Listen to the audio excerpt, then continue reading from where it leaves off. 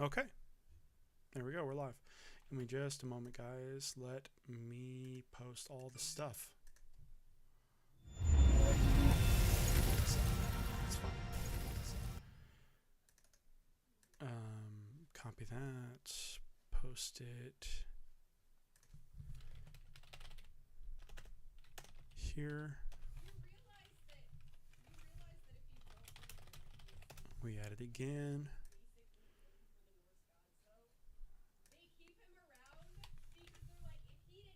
Oh, what the fuck? That's not what I meant to do.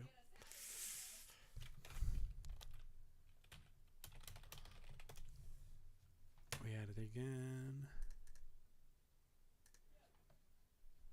And then we're going to move on to Twitter. We're going to post it there too. Because why not? Sorry, not super entertaining during this part. Oh, there we go. Posted that, and now what I'm going to do is I'm going to listen to this as I hit the button to make sure the audio was good. To make sure the audio was good.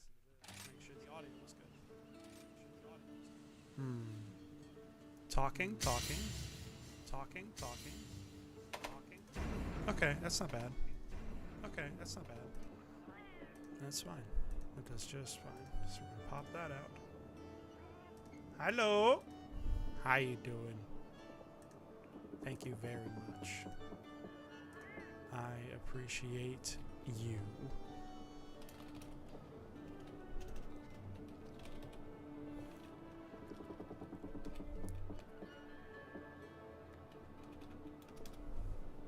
Alright, post that there. Move this over here. Okay. Fantastic. Ah, man. I'm going to tell you right now, boys. It's been a long one. I did the math on my hours worked this week, and we are about 58 hours and 40-something minutes. So, 58 hours and change. Have you had apple cider with Kraken? Literally just spike cider. No, I haven't. Hi, River. Man. We got a bunch of cute people in the chat, boys. Let's go. La victoire. No, I haven't had apple cider with Kraken. Jacob's the Kraken guy. Damn, off one Gring onto another. Gring? Wait, what?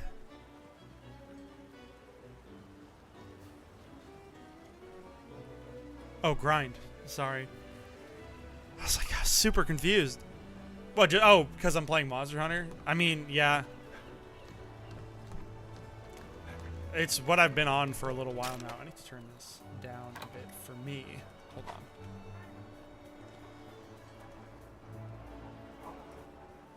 There we go. Goodness gracious. That's much better. I mean, I was thinking about getting back into Destiny soon, actually. Because, just us talking about it, and then River and I were talking about it. River was thinking about getting back into it, and, so I was thinking about doing that Daddy Titan thing I do, where I, like, help everybody out with everything. Bad influence, yeah. Yeah. It's okay. I'm a much more responsible gamer than I used to be. Back when I was in the Red Jacks, I was able to help out as much as I did there, and I was such a frequently tapped Sherpa and like assistant and like just general helper in the Red Jacks, because I was like giving way too many hours to it. It was a pretty unreasonable amount of time that I was playing that game, if I'm being completely honest. It helped that I joined the Red Jacks in the winter, which during the winter I don't work nearly as much, so it's a lot easier for me to give time. Yeah, that is where you met me. I was actually telling River about that earlier today, about how I met basically like a third or maybe even up to a half of more or less my entire server back in the Red Jack days of like helping people through like raids and grandmaster, or not grandmasters, but like nightfalls and doing dungeons, and very occasionally helping people out with PvP stuff. And I was doing a lot of Gambit. I was helping a lot of people through Gambit. That's where I earned my Reckoner tag and basically never took it off. A lot of that was with Naomi's assistance, actually. For the unfamiliar in the chat, Naomi's my girlfriend. And I met her mostly just doing Gambit stuff for the Red Jacks, actually. And she also was there with me during a lot of the raiding stuff, too.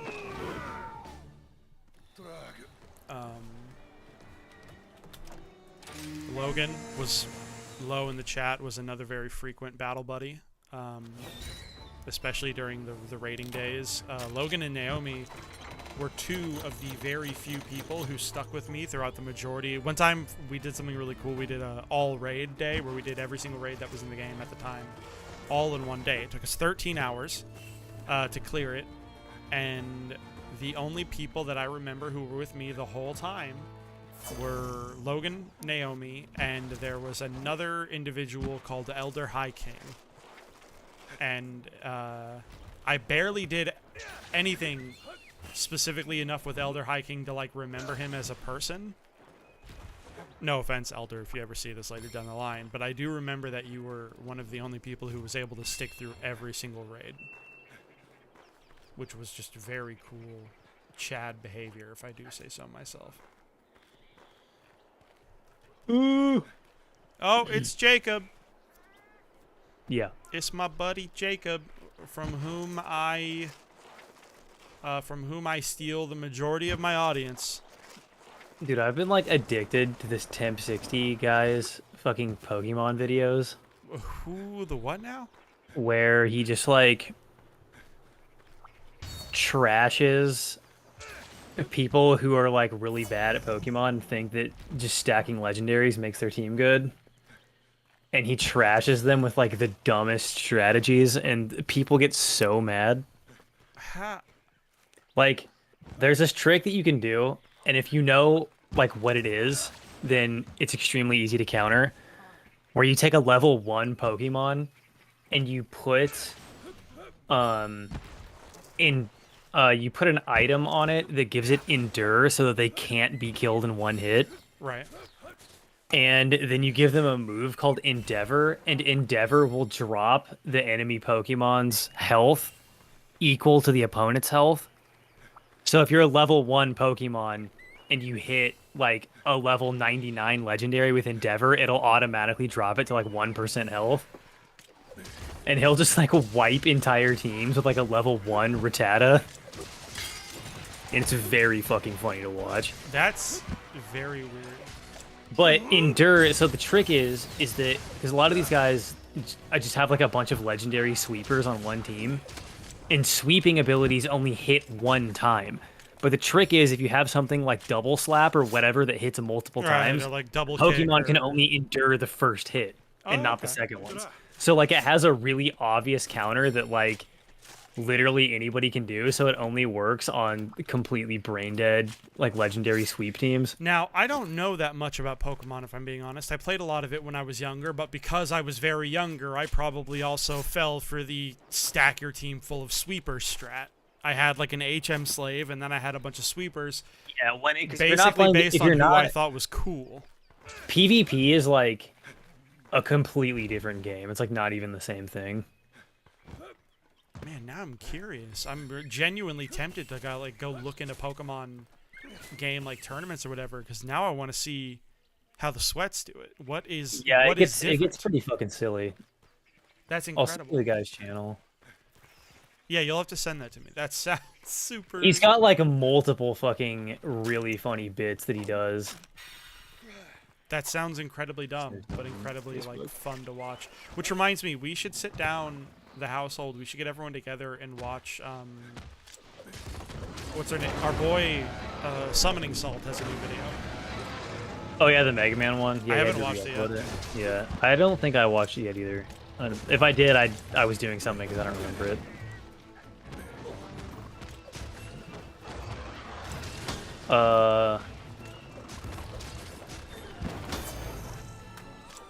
He also has another team set up where, and his teams like aren't actually good. Like he just does them specifically to piss off people who spam legendaries. He's got another one where like he has an Articuno with Sheer Cold, and the gimmick of Sheer Cold is that it's an automatic one hit, but it only has a 30% chance of hitting.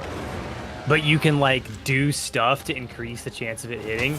So he'll like do a bunch of stupid shit to get like a fucking 100% sheer cold hit, and then one hit legendaries with like a fucking level 2. It's very funny. The only cool strat that I ever came up with was, because I played mostly in Gen 3, was there's a Pokemon there called Ninjask, which was very well known for having Sword Dance as a move. Yeah, and it also had Ninjask crazy speed. So I did the Ninjask Sword Dance swap, which I hear is a bit of a meme build, but I enjoyed it a lot. No, if you watch people who know what they're doing, they do a lot of like buff swapping. He also uses Zoroark, and the gimmick of Zoroark is that he has an ability called Illusion, so he can look like any other Pokemon on your team until he takes damage. So the Zoroark will be like illusioned as a Mudkip using like insane abilities that a Mudkip can't use. Like he was like illusioned as a Magikarp using Flamethrower. And That's people accuse him of hacking. So fucking funny. It's always very fun to do like just high strat stuff that's very obviously like, it's if you know type stuff. Yeah. And then just get immediately accused of hacking. It always feels kind of great. I've had people accuse me of hacking when I'm like absolutely on fire in like a Halo match or something, and it's like, look, man, I don't always play this well, but thank you. Yeah, I don't know what to tell you. We're going off today. Yeah, exactly. Like sometimes we're on one. I literally missed the Anjanath with the Ninja Kunai, dude. I should uninstall the game. You should put it on a chain. Like the Kunai, or? Yeah. I mean, you have an infinite amount of that. Yeah. Are you unfamiliar with the Kunai and chain meme? I mean, probably. Hang on, I need to figure out where it started because I actually don't know.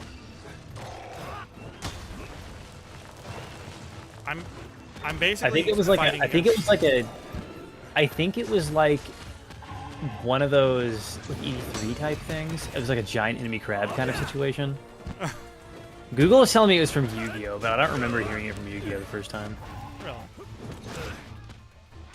I'm basically fighting this Anjanath on autopilot, which feels kind of good that I can do that.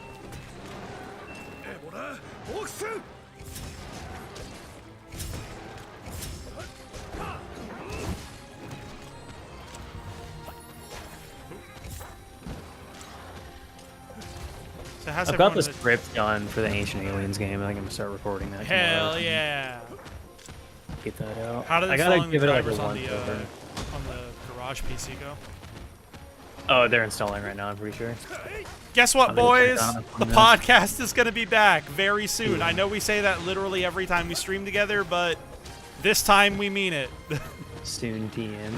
Yeah, soon. Mañana. I gotta read over this script a couple times.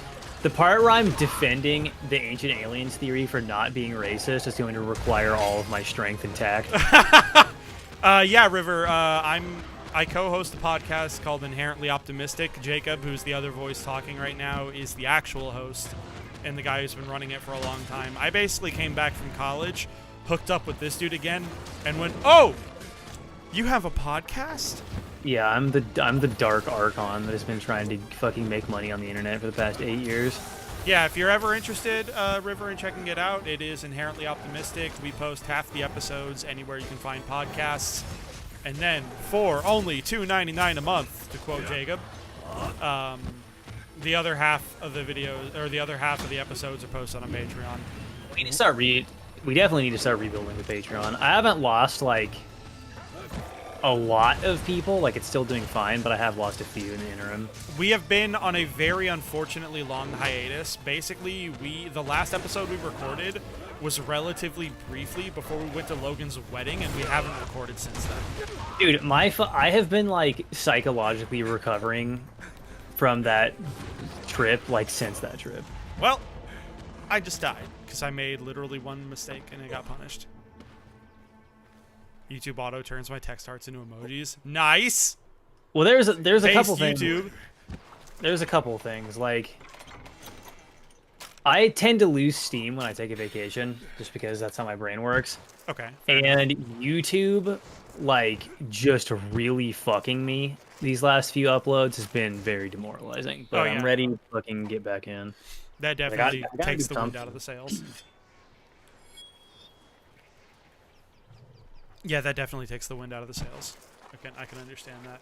I think my next step, after we get back into, like, a decent swing of me putting out, like, relatively regular videos and relatively regular podcasts, I think my next thing is going to be having a more optimal streaming setup, getting an actual webcam and stuff. Nice. Maybe sticking to a schedule. Yeah, I don't know, like, what kind. I mean, I guess it would be a little bit easier to schedule things if I had everything set up, but we'll see. For River or anyone here who's listening to this afterwards who's curious about the podcast and doesn't already know about it, if you only ever listen to one episode, please have it be the world's greatest villain episode. Yeah, that one's a classic. We worked We gotta very come up with hard. a plan. We gotta come up with a plan for another, like, Another big special episode like that. yeah. It was so good. It was so good. It was such a great time. We worked very hard. It was one of the few times that we've actually been able to put all of our energy towards something and it actually goes off without a hitch. Is this guy, dude? This fucking Barebow Facebook group is freaking me out. What happened? I never know who's recurve and who's compound. I don't know who the imposter is.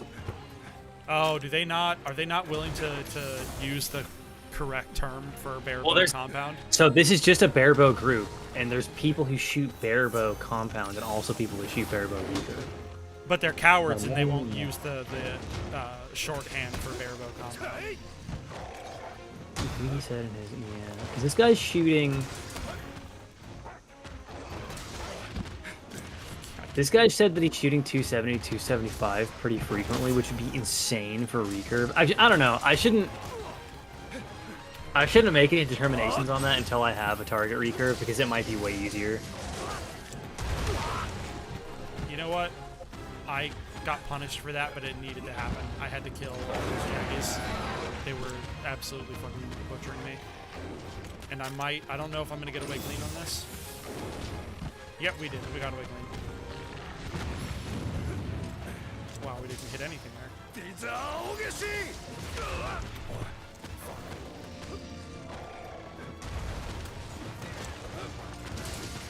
I don't really know. I haven't been able to figure out what the fuck the point of Barebow compound is supposed to be. Like, it's just compound without a release aid. Wait, really? It doesn't seem... Including the sights and everything? Like, I mean, I don't know, have to... Hang on. Like, does it have the peep sight? Because I know the rules for a recurve bow is that it has to fit through, like, a 12.5-inch ring. Okay, so Barebow compound equipment. Let's see what we got. Fuck.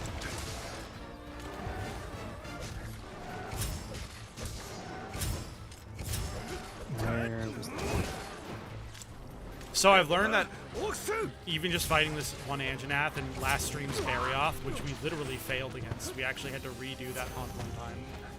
Something I'm very much learning is that in high rank hunts, I can kind of go on autopilot, but on master rank hunts, that's just not an option. So it says here, Barebow compound equipment. Any compound bow may be used. Bow sights are not allowed. Archers may string walk and or face walk in sighting. Because if I go on autopilot, then like that feint I had against the Anjanath, he caught me in literally 2 moves, one right after the other, which stunned me and set me up for the killing blow. Which I got caught by those first 2 moves literally just because I wasn't paying attention. This one has, I don't know what organization is, but this one has 5 styles. It's got recurve with sights, barebow recurve no sight, compound finger release with sights, and then compound release no sights. Which is quite a bit of stuff. I haven't heard of anything doing. What organization is this? Fucking Indiana? Suck my dick, Indiana. What do you even do? Is Grow Indiana corn? even real? Yeah, I'm not convinced. I know that at the Vegas shoot, Barebow Recurve and Barebow Compound compete in the same division, which is fucking insane.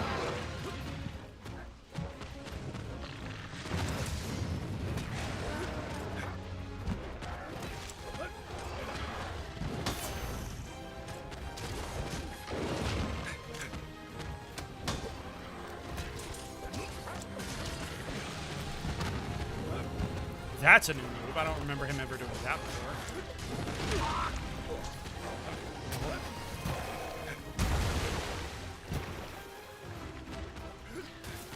I'm going to round up all of the people comparing the Fallout 76 release with the Cyberpunk 2077 release Yeah, how... and put them in some sort of re-education camp Genuinely, how are they even being compared? I don't... so we can figure out what's going on. So the thing that the problem is there's 2 groups of people. There's people who played the game on modern hardware when it came out and had like a kind of buggy but like mostly okay experience. And then there's people that played the game on old hardware when it came out, and like those 2 games are totally different games. So like there's 2 groups of people that are having a completely fundamentally different experience with a game that is technically the same game. Yeah, because you and I played it on, like, modern hardware. Yeah, so exactly. we didn't really have a complicated time playing it. Like, Yeah, not really. the gameplay is kind of boring and you got occasional bugs, but the actual story being told and the character writing and the character acting was also inherently excellent that we immediately recognized it as, like, a masterpiece tier title. But, like, yeah, I can imagine if you tried to play this shit on a PS3, like, you probably had a rough time. Yeah. Which, Also, honestly, if I think you- CDPR shot themselves in the foot even trying to, like, make the game available on last. Like, That whole decision just reeks to me of like corporate publishing psychos just being like, make it work or you're fired. Even though Which- it was literally impossible. which, yes, sucks, because it very clearly was not supposed to be... Wow, he was literally 1 hit. Okay. Man, this fucking state senate candidate Uh-oh. sure is trying really hard to hide what political party she's in. Uh-oh. What? Okay. I wonder why that is. Is this one of ours? Yeah. She's running against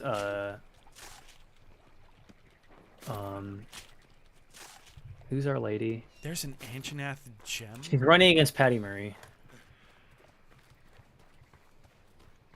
I've noticed that people who are... that, like, the local politicians who are leftists tend not to feel a need to hide the fact that they're leftists.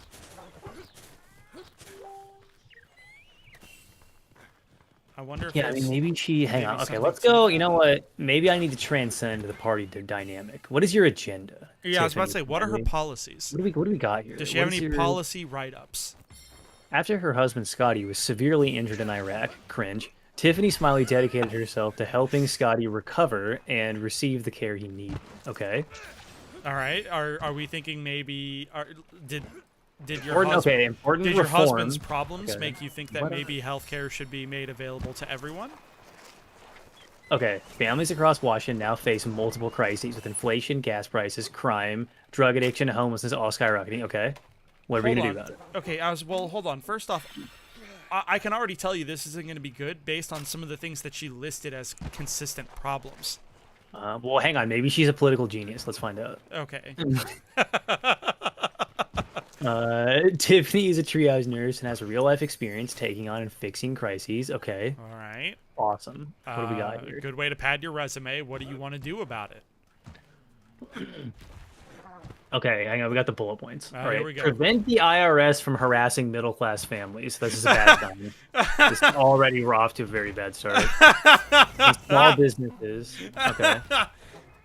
That's all right. Reduce wasteful spending that has caused inflation. Okay, not looking good. Yeah, I was about to Permanently say. extend the 2017 tax cuts for the middle class. Okay, that's technically right, but something tells me that that's not. Not Those the. that probably weren't for the middle class, if I had to guess. Yeah. Pursuing free and fair trade agreements. Okay. What does that mean? She's still, even when she has bullet points, she's speaking in vagaries. Enacting common sense paid family leave policy. Okay, that's What? and parental leave and childcare expenses. Okay, that one actually like kind of sounds good. That does sound good, but also, what does it mean? I think What is common sense in this context? Okay, hang on. We got like real specific stuff here. Prevent Title 42 from being lifted until real border security through physical barriers. Uh-oh. Oh no! Manpower and technology. You had us in the first half. What is Title 42? I actually don't know what that is. Yeah, this lady sounds like a libertarian, which is very boring. Yeah, so unfortunate. Like that's kind of my opinion on libertarians now, is that they're just boring. Like I would like somebody. Like, can you at least not be cooler about your like weirdness? Yeah, like you guys have been like just wrong for so long. Like we have to adapt and evolve. We have to adapt and overcome a little bit. Yeah, like who's the best guy you got nowadays? Jordan Peterson? Get the fuck out of here. Nah, I wouldn't even. Jordan Peterson's not even a libertarian. I don't think. Do you I think feel like Jordan they're- Peterson is the one classical liberal left to his? I mean, there's a lot of guys like like Peterson that are like just kind of like annoying Canadian conservatives. Yeah, the only real classic liberals left, you know, to his Yeah, shame. yeah, you're right. You're to right. his shame and detriment. All I know about Peterson is that he's the most wretched creature imaginable, and that is a philosopher who cannot live up to his own standards. Like the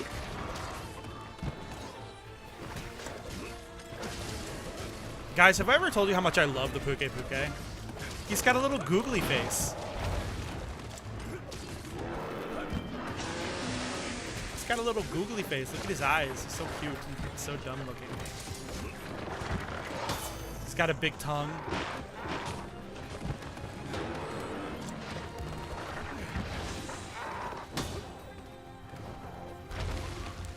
He uses a lot of the Yang Cuckoo moves that aren't, you know, like his specific element type shit.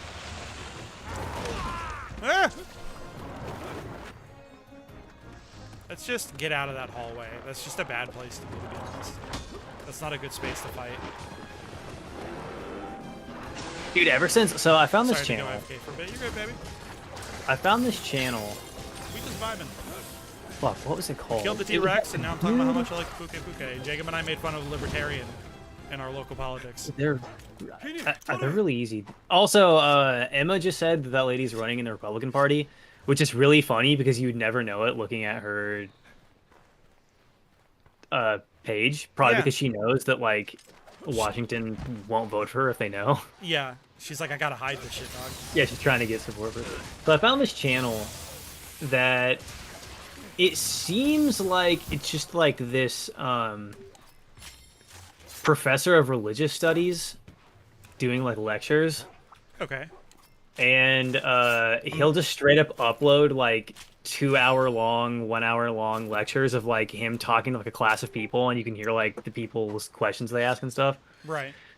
And he did one on early Christian writers that I can't stop thinking about. In about a good how way or a like bad way?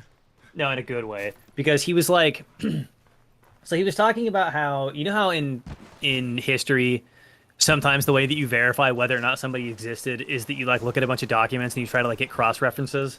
I have a history degree. I'm familiar with primary sources. Yeah. Yeah, well, I'm saying this mostly for the benefit of the chat who doesn't know. Right. Fair enough. My bad. So like if so, like for example, if you're trying to figure out whether or not Shakespeare is real, it's like, oh well, we have this like paperwork that he like signed a lease at this house that mentions him by name, and we've got like all this other stuff, you know. So part of the difficulty of proving that Jesus was a real guy is we've got like we don't have any writings from him. We only kind of have writings that like talk around him in circles.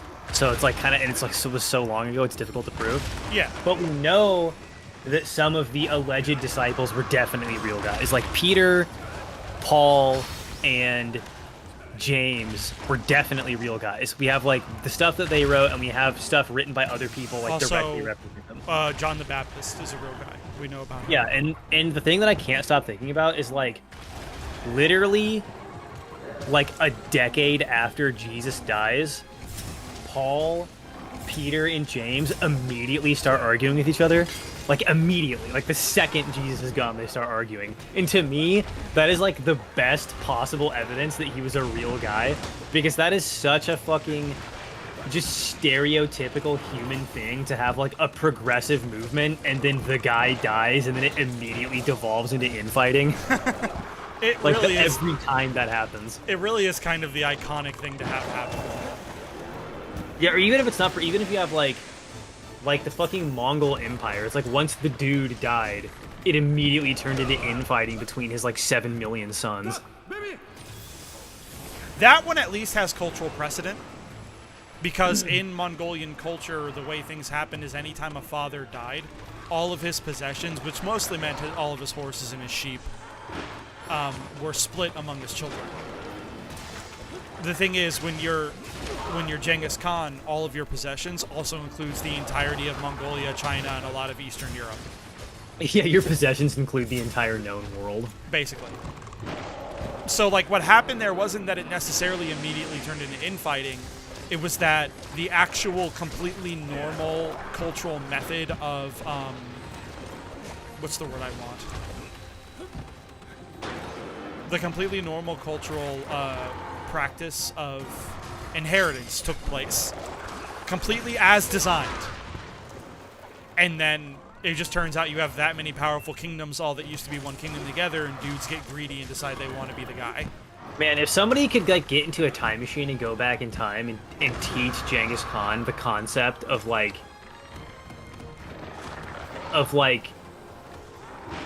what is the word I'm looking for?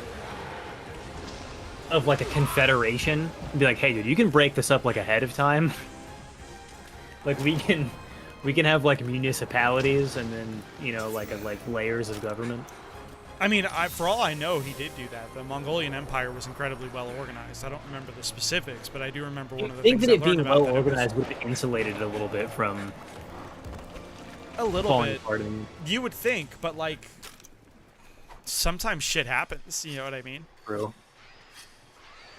Because when he was alive and when it was under him, it was an incredibly well-running machine. It was like Persian Empire levels of like well-organized. He notoriously wanted it that way. So yeah, because I guess what's gonna happen is like once he's dead, all the sons are gonna get like equal shares of stuff, but then all of them are going to want to be the guy. Yeah, well, that's what I said. None That of was the them big can thing that be- happened was they all decided they wanted to be the guy. And None of them can just be content with like. owning a massive section of the known world. None of them can be content with like being an extremely cooperative, like tightly organized confederation of nations. It's like, no, I gotta own the whole thing. Yeah, basically. Didn't make it through college somehow. Yeah, River, I have a bachelor's degree in history, but I made the iconic mistake of focusing on my major first and doing my required like freshman courses basically last in my senior year. So in my senior year, I took a geology course and I basically fell in love with it. I adored it to the degree that like if I had taken that in my freshman year, I would have switched to geology that like right then. I really, really loved geology. I loved it a lot. So that's kind of a wasted opportunity. You should become like the Dan Carlin of geology. I'm gonna take that as a compliment, I guess. Dan Carlin is like Dan Carlin is like a respected historian who has no formal training in history. Oh, really? Yeah. That'd be rad. Yeah, no, I loved it. It was such a good Like, time. I guess Paul Stamets is kind of the same thing, where he's like the fucking, where he's just like the guy for mycology, even though he has no formal mycology Right. education. And through no fault of his own, because nobody really does, because mycology educations don't exist, which, by the way, is fucking criminal. That is pretty criminal. I miss the fucking golden age of mycology by like such a small window, because Evergreen State College had the best program. Oh, yeah, and that's like right nearby. Yeah, exactly.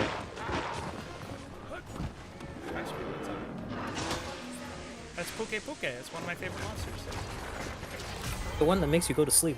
It is the one that makes you go to sleep. Is that Inky? No, it's not the one. Hello? Okay. No, Ink. That you're thinking of Paolumu. Puke Puke is the one Oh, that's shit. poisonous. Is it? Yeah. Okay, I forgot. I haven't played Status Monster effects Hunter in a while. are the same thing. He is doofy looking. That's why I like him.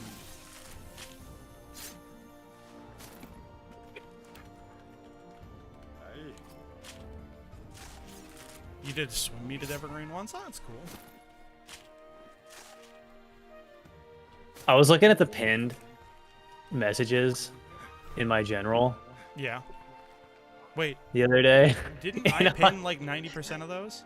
I don't know. I don't know who pinned this one. I know you've pinned a couple.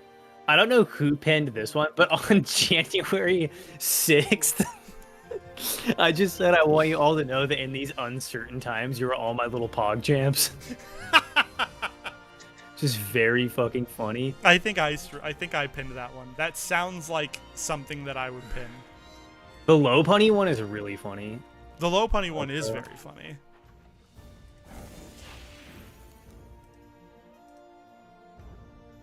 It tricks everybody into thinking that my hair looks good because I'm far enough away from the camera for them to get scammed.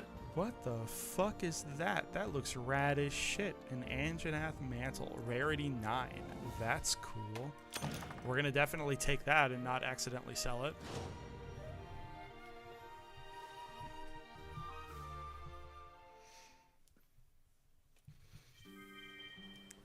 The Argosi's pickup box is full.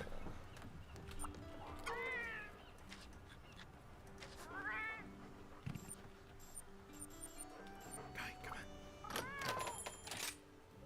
on. Mercenaries, take all that stuff. Mercenaries, select the section. Yeah, why not? We'll send them to the jungle.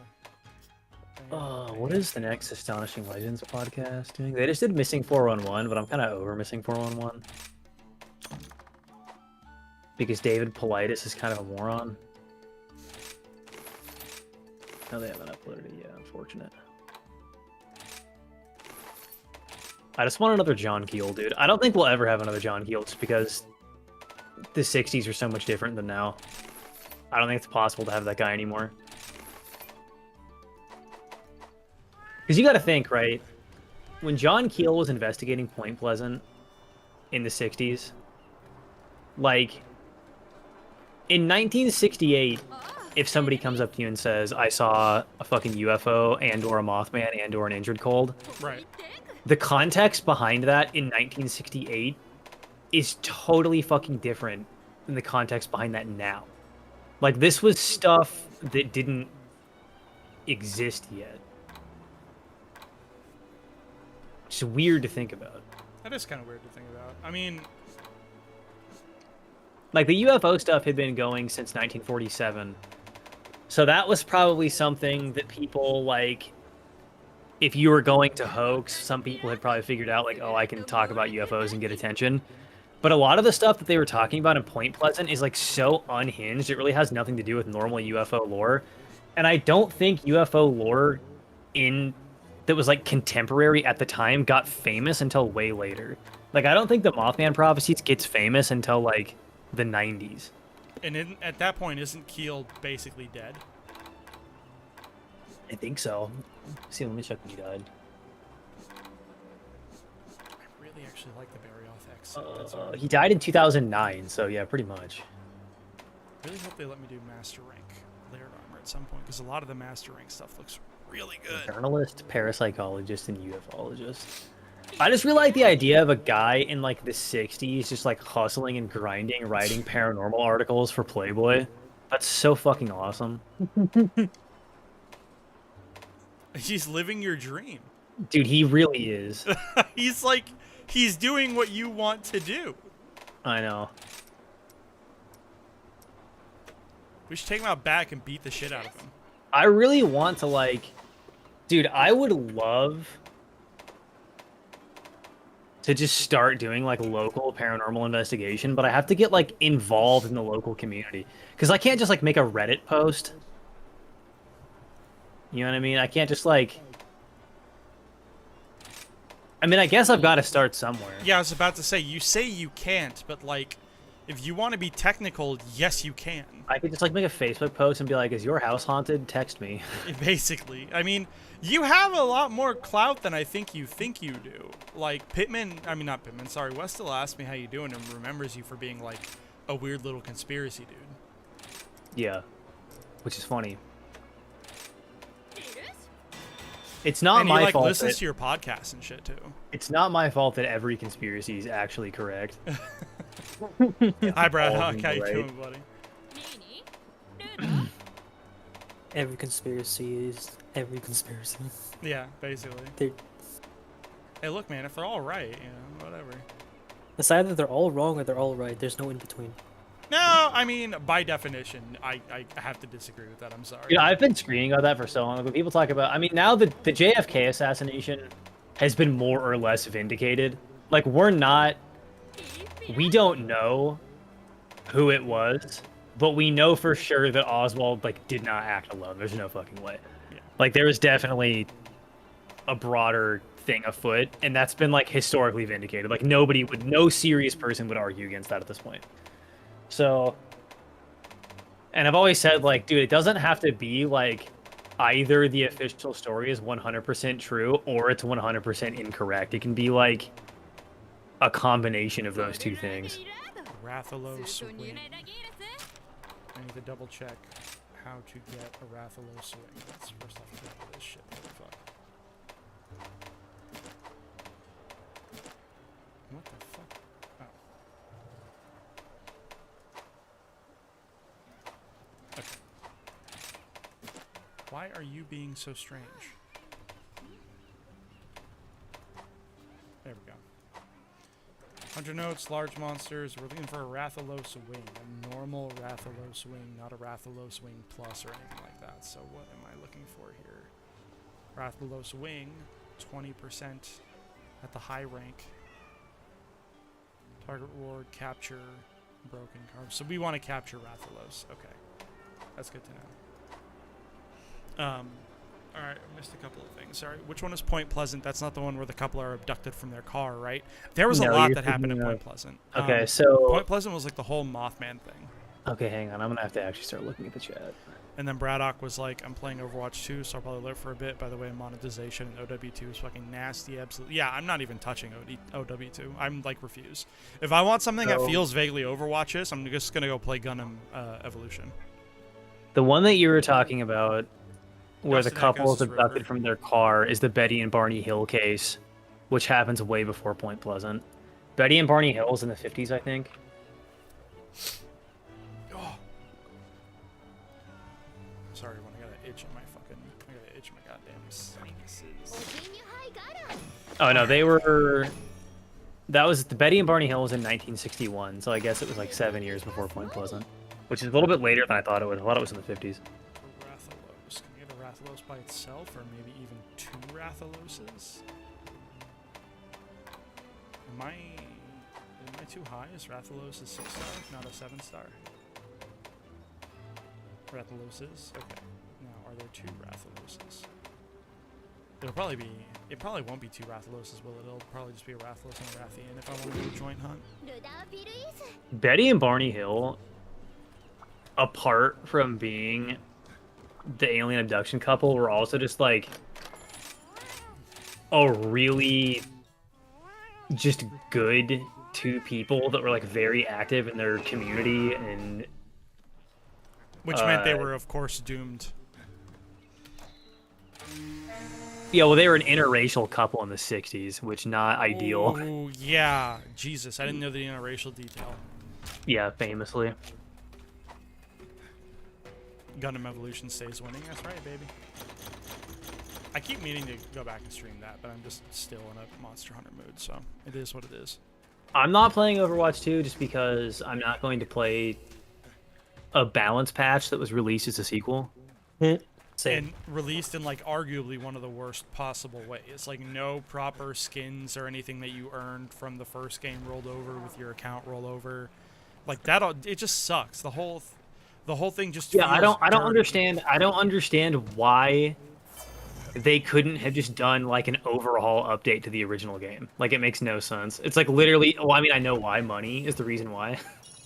But it's like usually people have to be a little bit less blatant about stuff like that nowadays. Like you've got to at least like create the fake appearance that you have some sort of like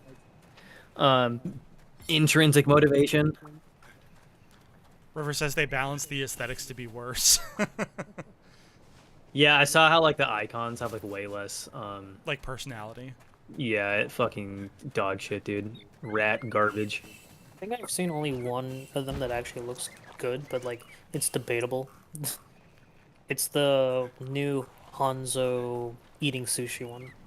Oh, the emote or whatever. No, that one's garbage because they don't even have him switch to another piece of sushi. The piece of sushi That's what he I'm saying, eats like, just I said that immediately it's- regenerates and like sucks. It's the only one that's decent, but after that it's just all garbage, and that's basically a low bar for. That's it. Yeah, that's like one single cosmetic in a game that's just like Utter garbage. you found the single piece of glitter on a pile of shit. Tim, Yeah, we gotta get you like a ring light or something.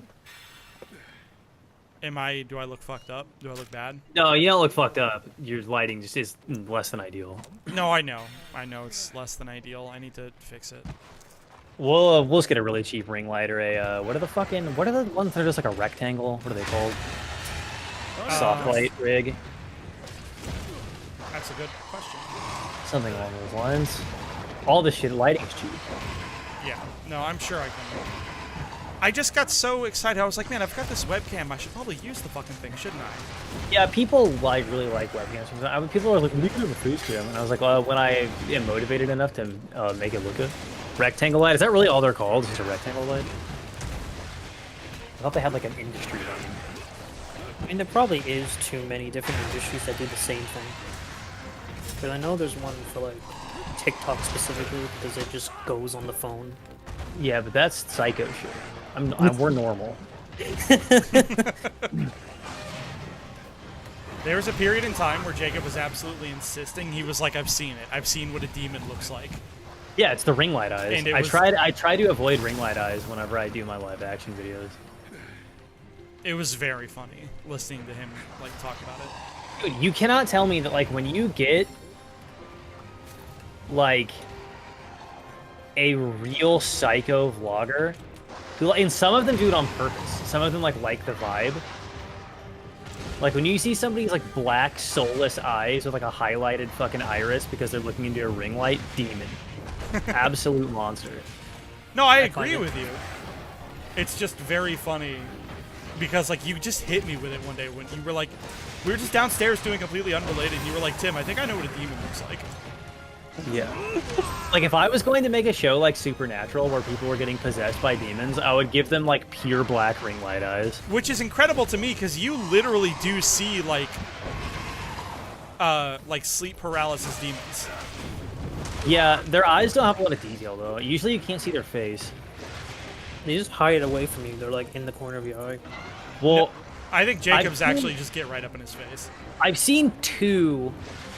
So I've had sleep paralysis like a million times. Usually I just like hear stuff or feel stuff. I've only seen like full body twice, and only one of them I think might have been like external to my brain. I think the other one was probably just kind of like a hallucination. But they didn't really have any facial detail. Have you guys seen the entire Mandela catalog stuff? I don't think so. What now, buddy? It's like a When are you YouTube. gonna do a video on that recently? No, it's not an actual thing. It's some person basically designed like a YouTube series around this kind of like niche horror kind of thing. It's similar to Local 56. It's like an Uh, analog. It's an analog horror series.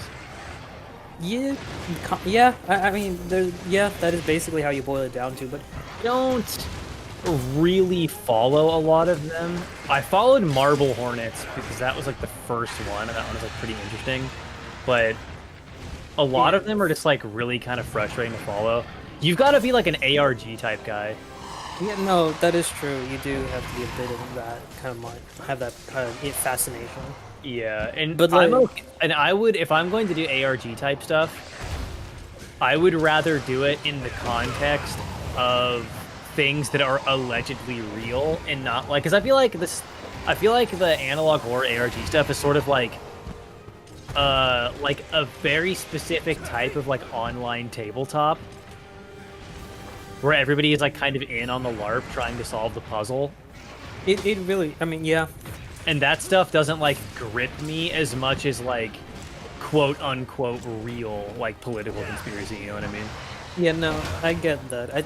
The reason why I brought it up is because the Mandela catalog, and I think Dustin Echoes probably knows knows about it too. Like, they kind of just take a picture of someone, and just Photoshop the hell out of it, so it just stretches and twists them a lot.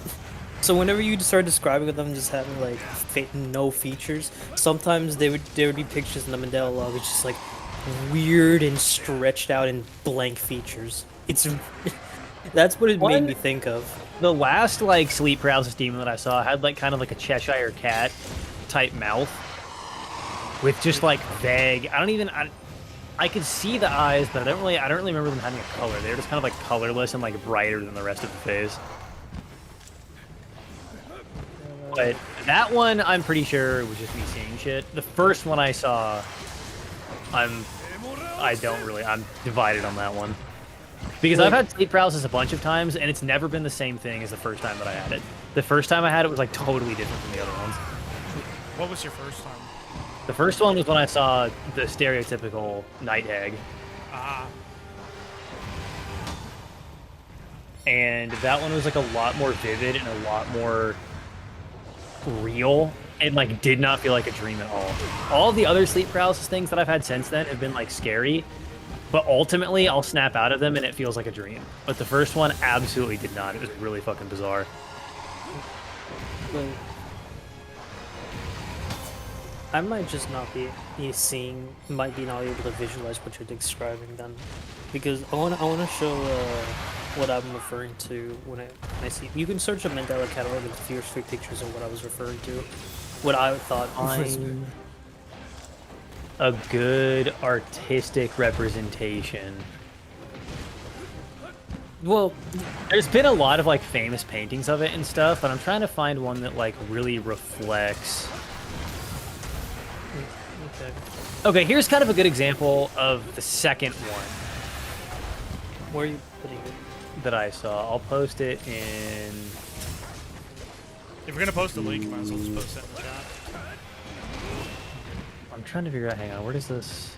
I just want to post an image though, because it's from Google search. We have. You should just have just a chat specifically just to show live pictures. Yeah, like a stream text chat. Yes. That would be such a pain to like actually do though. So that one's good.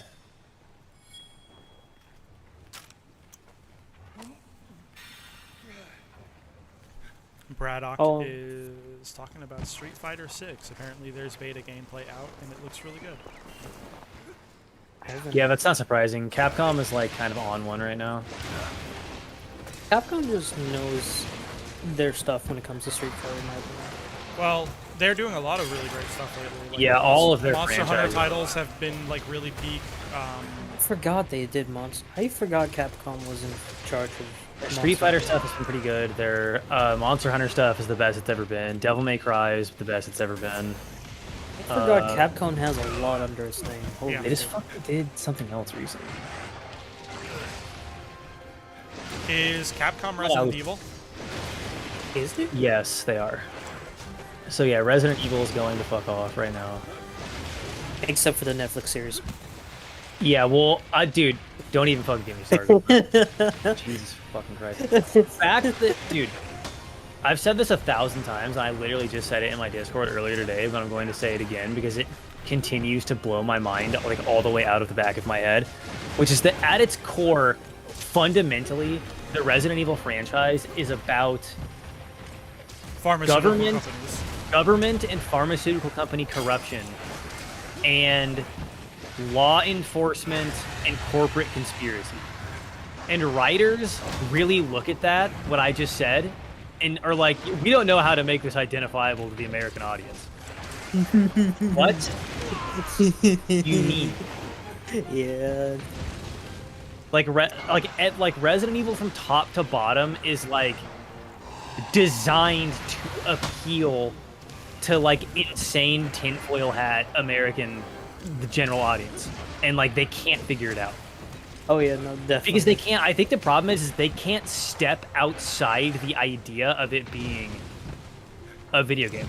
The reason that Arcane was so good and like blew everybody's mind when it came out is because Arcane steps outside of the idea of League of Legends being a video game. Well, Edge Runners did the same thing because Yeah, they do the I was same thing gonna with say. Cyberpunk. Like, they know it's a setting and not a video game. Yeah, exactly. Yeah. And like writers, this is a problem with like video game based media in general, like whether it's Resident Evil or something else. They have this fucking idea that they're like writing it for not only gamers, but like the dumbest version of the gamer stereotype. It's like, no, you have to fucking transcend the source material, dipshit. Lower version of the newbies. They can't figure out a way to pitch it like that and still have it be on Netflix. Okay, maybe. Wait. Like, oh, you're saying maybe that they can't, like Netflix just won't be like, we don't believe that Resident Evil is about all that. Like- I don't. But then that doesn't. I don't know. I mean, maybe. The Netflix HBO Netflix is not necessarily known for being incredibly good at business. I mean, I feel like you could pitch it to HBO. You yeah, probably could you pitch could. it to HBO. Yeah, you really could. Which one did that really fun Resident Evil like anime that we watched relatively recently? I think that was on Netflix. that There's been on a couple Netflix? of like the 3D animation animes that have been okay. Because I remember we kind of enjoyed that one. We only saw a few episodes, but we did enjoy it. It gets like it was close. It was like going somewhere, but it was kind of like missing. Like if I was going to do a Chernobyl or not a Chernobyl, a Resident Evil type series, it would be like like kind of a slower paced, depressing like Chernobyl style show. I think. River says Wait. HBO canceled Raised by Wolves, so I've lost all faith in them. I don't actually know what you're talking about. What there. is Raised by Wolves is pretty interesting. I watched like the first season of that, I think, or most of the first season.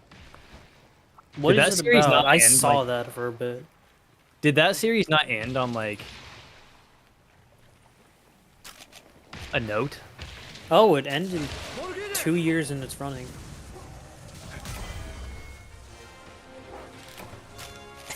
Looks like it did. He It really looked just like let it me kind of walk up to him and knock his ass out. Oh my god, you guys don't. Well, I mean, I assume that Jacob and Ink both know about Raised by Wolves. Yeah, I've but I seen the don't. first. I'm pretty sure I've seen the first season or most. Of it. I haven't watched. I saw it and I was just like, just looks like another like show that I won't really like. Yeah, no, But- I'm the only person here who doesn't seem to know about Raised by Wolves. It's a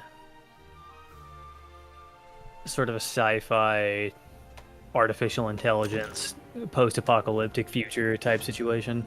Was that just makes me think of Westworld for some reason. Raised by Wolves is so good. It's this weird ass fucking show written by the guy who did Alien.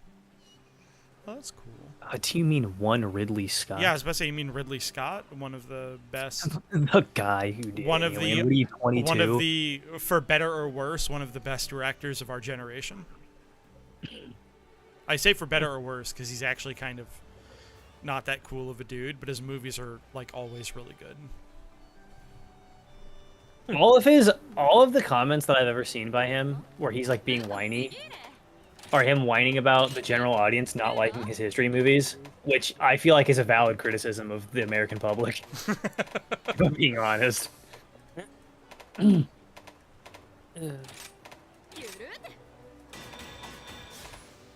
Like, yeah, maybe I want to see like You always the want. Siege of Constantinople on the big screen. Yeah, I would love to. I think that'd be cool. Bruce's always want to say Ripley instead of Ridley. I mean, that's fair. Ripley is the chick from Alien, so that Sigourney Weaver plays. So it only just now occurred to me. Holy shit! It only just now occurred to me that Ridley Scott directed a movie where the main character's name is Ripley, and I'm wondering if that was on purpose now. I don't know, but you know the Cocaine Bear is coming out soon? I'm excited for Cocaine Bear. I haven't seen a trailer. I don't know. what show? What? There's a movie coming out about Cocaine Bear. Okay, that is not something even I know. So in the 80s, there was a drug plane that crashed, and a brown bear ate like an insane amount of cocaine and then died shortly afterwards. But Cocaine Bear is sort of like a folk hero because there was like a 45-minute period before this bear died of an overdose where it was like the most powerful being on Earth.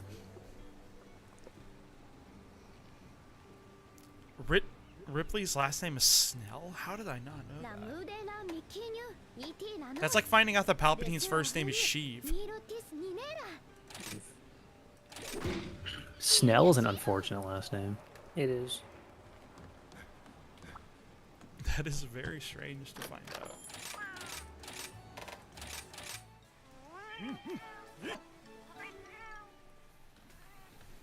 I should draw my hunter. That'd be kind of cool.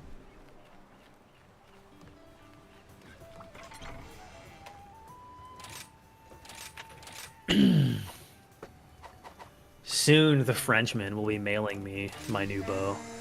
Oh, did you order it?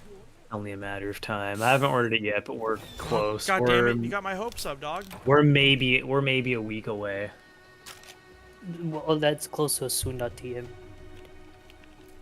Bro, I'm so excited. But yeah, I know, I'm pretty stoked on For it. people in the chat who don't know, Jacob is a very talented archer who is thinking of getting into tournament archery, which is very cool. Yeah, it's gonna be fun. I think it's very funny that you're very good at archery, and I am literally a medaled fencer. So, like, we have half a D&D party right there. I can virtually guarantee you that once I've got the competition bow, I will win first at a 3D shoot somewhere. It's very funny that I've been doing archery for longer than you, but you surpassed me just because you had the will to keep practicing, and I'm like, I basically went, yeah, I know how to shoot a bow. I don't need to do it again. A lot of people, most of like, well, I don't know. So the thing is going to be like, I think the barebow community might be built a little different than the traditional community. Because the traditional community is garbage. They suck. Like when it comes to,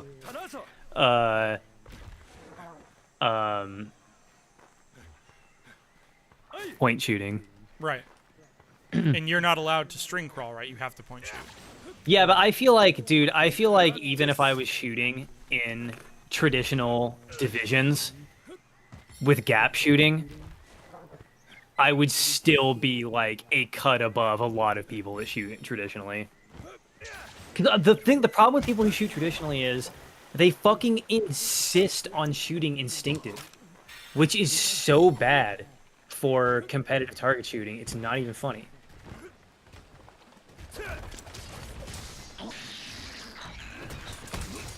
It's like, yeah, instinctive archery is really good if you're in the woods and you have to shoot a deer that's moving. It's extremely good for the thing that it's meant for. Yeah. But it is very bad for target shooting. And you're going to get smoked by anybody who's using an aiming method.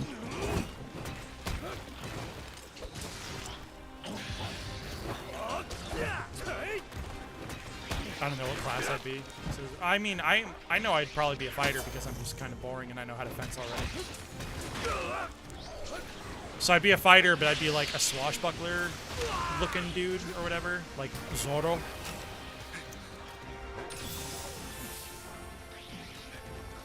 Which I guess goes with my hair.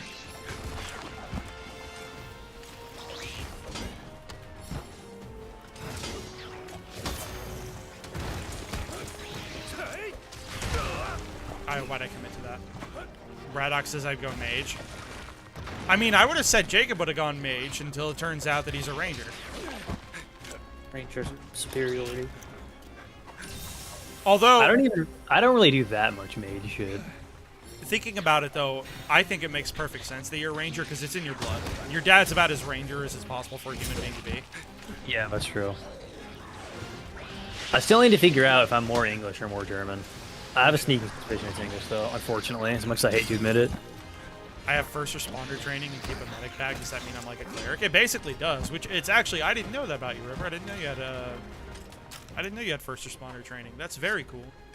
We need to go back to the just absolute Chad system of... Is this a fucking crab monster, by the way? What am I looking at right now? Yeah, it is a Shogun Hermitar. It is basically a giant hermit crab.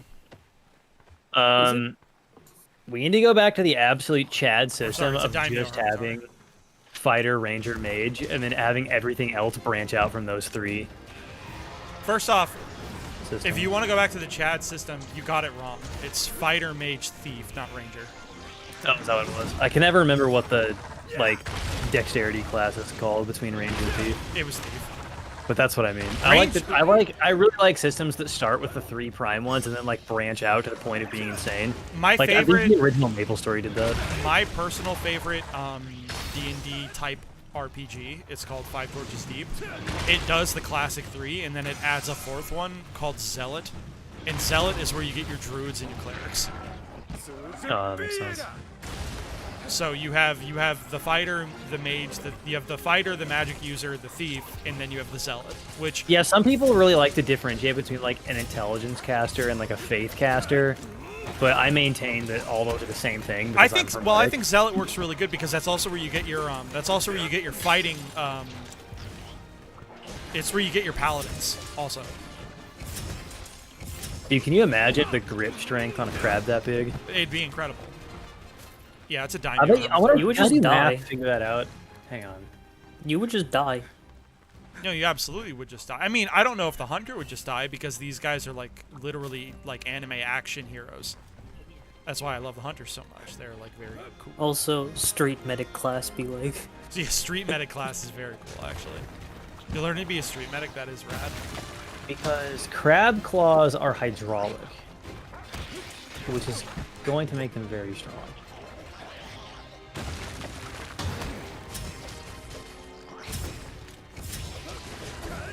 I don't know why when I first saw it, when I first saw the monster Tim, I just thought of what is it? The really stupid crab meme. Oh, the one where it's got like a knife. That? Oh yeah, actually now I'm thinking now that one too. I'm also thinking of the stupid crab dance Oh, oh fuck, I know what you're talking about. The crab. from rave. Crab Rave, yeah, from Monster Cat. Well, I killed it. All right, the crab rave is dead. Crab rave is over, people. I shut it down. Get your Never meme did. out of here. Do they ever give it like different skulls, or is it the same every time? It's the same skull, but there's a bigger version of this called the Shogun Hermitar, and I think that one is a different thing it hides in. Oh, that one is the Daimyo Hermitar. Yeah, the one I just killed is the Daimyo Hermitar. The rank above the Daimyo Hermitar is the Shogun Hermitar. Which I have not yet hunted a Shogun Hermitar.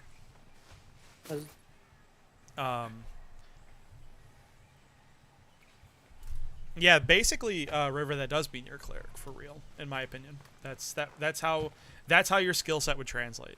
Is you're a cleric. What would IT translate to in the fantasy world? Mage. I mean, Braddock. Really? Braddock says I'm a tech guy, and I think and that means they're a mage, and I think that's. If you're gonna be like, yeah, it's like I an guess it alchemist depends type on- motherfucker. I would yeah, say I guess it depends alchemist. on if you're gonna have like an alchemist artificer, then I think it fits more into that. Like somebody who's getting their like abilities from artifacts. I would say if you're into coding, then yeah, mage. But if you're like, Yeah, if you're into coding, then you're like actually a wizard. Naomi's a mage. yeah, but like, if you're like what IT support and all that, you're more like kind of a step below. So it's like I would say artificer and alchemist are kind of step below because they're not. They need something else to make their magic rather than just it just spawns out of their hand. Yeah. Depends on which version of alchemist you're talking about. If you're talking about a hermetic alchemist, they definitely are mages. Right, but that's just a mage with different fluff. Mm-hmm. If we're talking about an alchemist, we're talking about a mechanical alchemist. Like they straight up just take herbs and They just mix shit is it- together and make potions Yeah. and whatnot. Yeah, just that. Family brought cookies, so yeah, well, you have a cookie, you know? But My opinion yeah. is that if you have an opportunity to like go to the gym or go on a run or do something for your figure, then obviously do it. I'm going to the gym 3 times a week, but at the same time, like there's no reason to like beat yourself up for having a cookie or whatever. You know? I drink sodas all the time still. That's the one thing that I just refuse to give up, no matter how much I'm. You set yourself up to have like a 100% perfect diet all the time. You're literally just setting yourself up to fail. Basically. Even like nutritionist like guides will tell you that. So It's like, well, I took that extremely I took not that to fucking heart. option. When it came to like going out of my way to eat healthier and whatnot, I was like, all right, guys, I'm gonna tell you right now, I refuse to give up soda. Even fucking guys who like look like Joe Rogan are like eating dessert still. Yeah. You know, have a good time. Have a cookie. Enjoy your cookie. You know, I have a bottle of Mountain Dew right in front of me. You guys can't see because I just. You just can't get stuck in the short-term dopamine loop of eating like shit all Yeah. day every day. It's one of those things where you unfortunately do have to exercise the discipline to like. You have to exercise the discipline to like actually stop yourself from doing it all the time, which is the hard part. The Lancaster Classic is coming up in January. I'm pretty excited for that. Hell yeah, buddy. What's your favorite soda? Oh man, I don't know if I'm being honest. Actually, you know what? I do know because I don't get to have it very often, but I love it every time I see it. Cherry vanilla Coke. My favorite just kind of depends on. I've got like different vibes. Anytime I I get don't really it, drink anymore though. I drink like almost. If I'm drinking something like sweet and carbonated, it's always a kombucha. anytime I see the cherry vanilla mix on either a Coke or a Pepsi, that is 100% my go-to. You see those so rarely; they're so nice. Every once in a while, if I get like, if I'm on a road trip and I'm getting stupid, I'll get like an Arizona tea, like something really sweetened. But Yeah. I usually dodge soda. I can't confirm. Jacob's probably the healthiest eater that I know personally, but when we're on road trips, even he just gets fucked up, and he's like, "Yeah, let's get Burger King." Justin is Burger. significantly healthier than I am. You know what? You're probably right about that. Actually, In terms of I diet. wasn't thinking about Justin, but Justin is absolutely. When I was at my peak, when I was eating like 4 eggs and quinoa every morning, I was eating gigantic piles of fucking greens for lunch every day when I worked in the kitchen. I was like probably on par with him, but he's definitely healthier than me now. Braddock's a programmer, so they'd be a mage. Yeah, there you go. I think they have more to say. They said if they'd be a mage, and it seems like. there's Oh, if more I'd to be it. a mage, I'd like to be an obnoxious motherfucker like the fairy tale or solo leveling dudes. I don't. Yeah. Oh wait, that I'd use magic to both deal damage and turn into tank. Oh, so Like you'd be buffing like, up my so body. you'd be the boring kind, basically.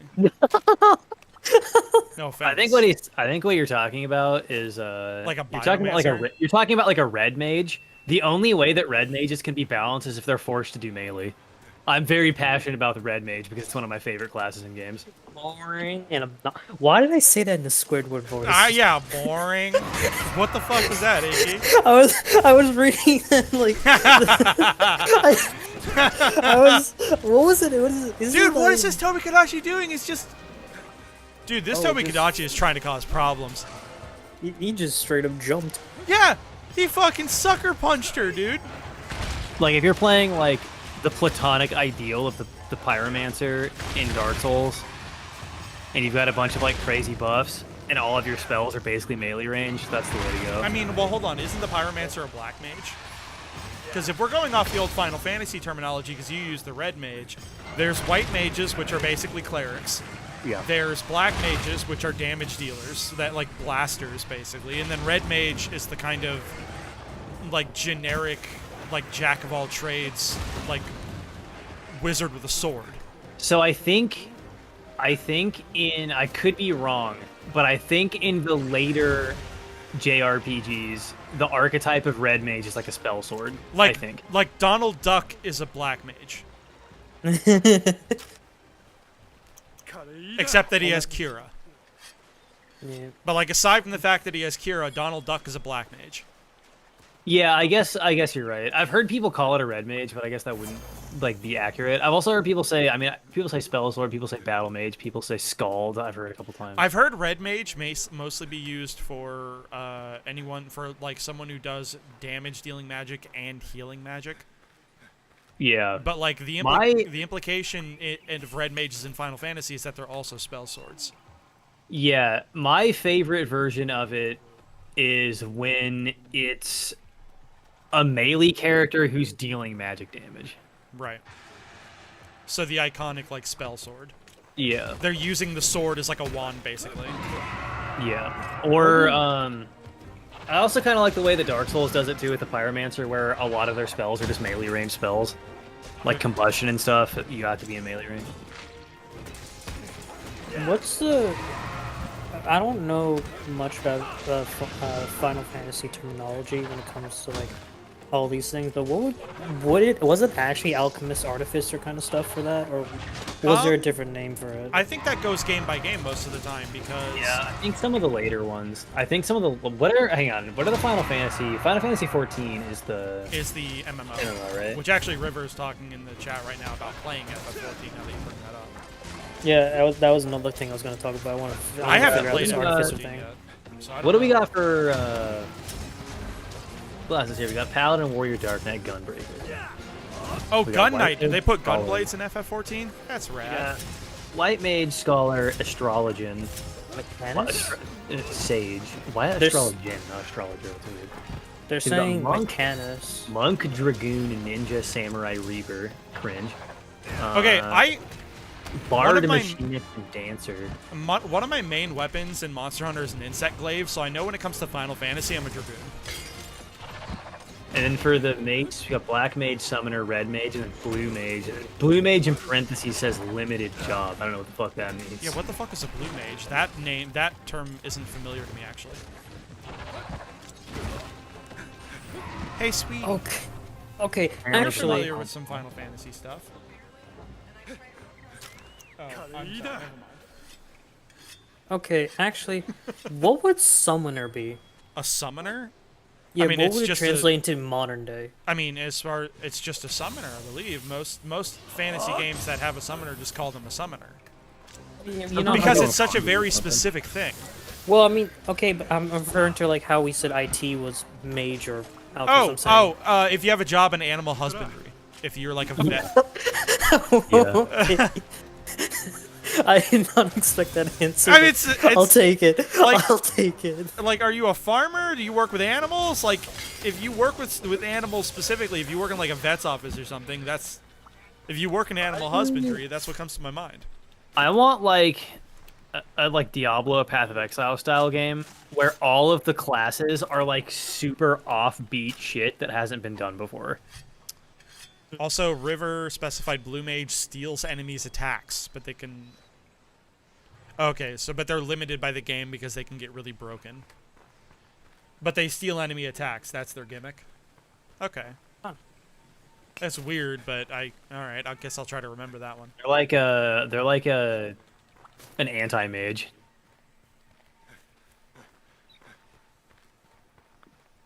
Wait, I'm reading the Machinist or whatever, and one of its weaknesses optimal play requires a low ping. I mean, I'd imagine that's the case for all the classes, right? Final Fantasy 14? I Yeah, don't. this seems like some fucking like early Hunter in World of Warcraft cope. Yeah, that's really weird. Optimal play requires you to have low enough ping to spam your one button macro. Why? No, I'm looking at other range. I'm looking at Bard. Hold on, I just saw Bard is No, they don't have something as weird as that. It's, what does that mean? That's incredible, actually. I love that. What does that mean? Oh, what is this? Oh, I'm now on. Because I feel like that's one of like the downsides of the sort of Path of Exile isometric ARP genre is that a lot of the time there's like so many grooves worn into that genre where they're like, well, we gotta have like the Lightning Witch, we gotta have the fucking big melee man. It's like, why don't we have one of these games that has like 6 classes that are just unhinged? I really actually liked Diablo 3 doing that. They were like, oh, we got the Demon Hunter, the Shaman. Yeah, the Witch Doctor was pretty good. I thought it was weird that they added the Necromancer later because I always thought that the Witch Doctor was supposed to be like the Necromancer but goofy. Basically. That's what I thought, too. Their Barbarian was like a Super Saiyan, which is kind of cool. The Monk was kind of interesting. He did like a couple of things that are a Now- little bit unique. Now, here's the other question I was gonna have about Final Fantasy XIV. I am genuinely curious of trying out the demo right now because I'm just checking out other games to burn my entire life into at the moment. Yeah, I'm gonna be really honest. I have no intention of touching that game because I just don't have the time to give it. I don't have the time to give like an actual proper MMO the time that I'm sure it deserves. There's so many games that I would rather be playing than MMOs. Like it's not even. I made a really funny joke in your server that a lot of people laughed at. I was like, Final Fantasy XIV is the closest we're ever gonna get to a non-creepy trans dating app. Yeah, that was pretty funny. Which I'm still kind of proud of that one. I mean, yeah, I know. I say non-creepy in the way that it doesn't like inherently like take advantage of the people that are trying to use it. Because if you go on an actual dating app that specifies trans people, it's full of like chasers and shit. Yeah, you'd have to have like a Bumble situation. Right. But well, FF14 is basically that. Yeah. It's no, I know Final 14 is basically it has a really good what is it, free trial compared to like most other MMOs. It's just that I'm getting bored of Destiny. That's basically why. I'm literally planning on getting back into it soon. Well, yeah, but you haven't been playing it. I've been fucking grinding the shit out of it just for a raid, and I was just like, Fair enough. I'm actually really excited for Lightfall. I'm like That on trailer bridge. amped me the fuck up, dude. That trailer did nothing to me. Really? It Dude, did nothing. That trailer hit I just me right in the spot, man. like, I just saw that and it's just like, okay, so we're gonna, because the thing is, I think just Stasis kind of ruined me in a sense. Oh, dude, I know. I remember the dark days, but like it's actually in a really good spot now. I actually really like using Stasis. Well, yeah, it's good now, but like back then, no. Yeah, no. Now that it's balanced, it's great. But no, I remember the dark times. Like that's why I'm just like, okay, so we have a grappling hook. All right, we're gonna. That's gonna. There's I mean, no probably such not gonna thing be as we used- just have a grappling hook, Inky. No, listen, listen. All I'm saying is that in that it just looks very okay. Okay, you want to know what I think about it? The Warlock is basically has another Nova Bomb. You are Titan. You're basically that one character, superhero character from Big Hero 6. Hunters actually have something interesting, but then like, that's it. Wait, hold on. Do we know that the Warlock Super is going to be basically like a one-shot like the Nova Bomb is? Because from what I understand, their Super revolves around summoning a bunch of fairies. Then no, that is it because on the Yes! trailer video did not show that. Well, that's what they said in the TWAB. I didn't read it. I didn't read that well then. I guess I maybe probably missed it then. But if it is summoning fairies, then never mind. That is actually kind of different. But but then like another point, my other point is, it just feels like it's just gonna be another stasis moment. It's gonna release really broken. It's gonna get everyone to be like, oh my god, it's all broken and stuff, and gonna pop the hell off, and then they're gonna nerf the shit out of it and then fix it again. It just seems, I'm just don't feel interested in going through that again. It Yeah, just seems. You sound like you're just really tired, and that's fair. I'm not trying to tell you to stay. I'm just saying Oh, that. Like, no, I am tired. Also, the fucking seasons are monotonous as shit now. Have you guys seen the trailer for that new Velma show that's coming out on HBO? I've not seen the trailer. No. Velma show? It sucks so bad. Velma show. Yeah. Don't know. No. I'm actually very Good. excited for the. The only title. thing I know about Velma is the the entire I'm really thing with mad. the. I'm really mad that they're like, oh, she's a lesbian because like she's bisexual, guys. She's been bisexual. It's for always literally been. Okay, It's that's, a I don't care. funny- Listen, I don't care about any of that shit. As far as I'm concerned, Velma is like Jesus Christ. She can be any race or gender at any given point. Right. My problem is, it's very fucking obvious that this show is supposed to be like an original series, but they couldn't figure out how to pitch it without attaching it to an IP. So they're like, okay, we're Yeah. gonna use Scooby-Doo characters, but then they were like, okay, well, we're gonna take out Scooby-Doo because the talking dog isn't serious enough. That, And then if which you is watch lame the and trailer, countless. if you Is watch it? the trailer, it's literally like 40 full seconds. Hang on, let me look at that I overcommitted on that one. I'm just one. looking The trailer at this. is a minute and 30 seconds of the show basically being like, you're a sweaty, dumb nerd if you think this is a bad idea and change is good. It's like, no, I just think you're a hack and a coward. And that people with creative integrity should have been in charge of this idea. Braddock is a good. It makes a good point. We're gonna get a lot more media, I think, that's designed basically to appeal to Twitter users, which is really weird. Yeah, I don't know where you've been because we are already in the era of the tummy ache show, which is exactly what you're describing. We've been doing that since the beginning of Steven Is this the Universe. same art direction as the reboot of Scooby-Doo that was on I don't know. Cartoon It's like a Network? significantly worse art style. Is it? I can't tell. I can't really tell at the moment. Scooby-Doo gets rebooted so often. What's like, which art style are you talking about? I think Mystery Inc. is the one that has Mystery the Inc. best art style. It is the Mystery Inc. one. I think Mystery Inc. is the one that everybody agrees is the best version of the show so far. I remember Yeah, I remember when Velma was super into both Daphne and Johnny Bravo. I cannot get behind Daphne fans. Daphne fans, get out, dude. How? Why? Daphne looks like a girl who would refuse to suck dick, and I'm tired of pretending that's not true. Always holding Fred blue balls. Daphne's one of those girls that, like, you start making jokes about it in the bar, and she's like, yeah, I don't do that. And you're like, bitch, get out of here. Grow up. God. Come on, lady. We all do that. Yeah, grow up. That's funny as shit. I don't know. This Velma. I don't. Why would anyone want to watch a show about just Velma? I don't No, know. I mean because Velma rocks. I get that. Hang on. Velma's Hang cool. on. She's like the central character, but the other three are like also in it. Yeah, that's kind of why I'm just like. Because Velma's cool. No, I get that part. That's not the part I'm confused about. Yeah. I'm just confused about why they're I'm not confused about it. I'm just upset that they're cowards about Scooby. Have you guys Yeah. ever seen the episode of Venture Brothers that parodies Scooby-Doo? I think so. Yeah. I think I remember that. I Where saw like. fucking Shaggy's like a schizophrenic and Scooby Oh, talks to only him like the son of Sam. I saw a few clips of that. I just watched the full episode. I was like, this is beautiful.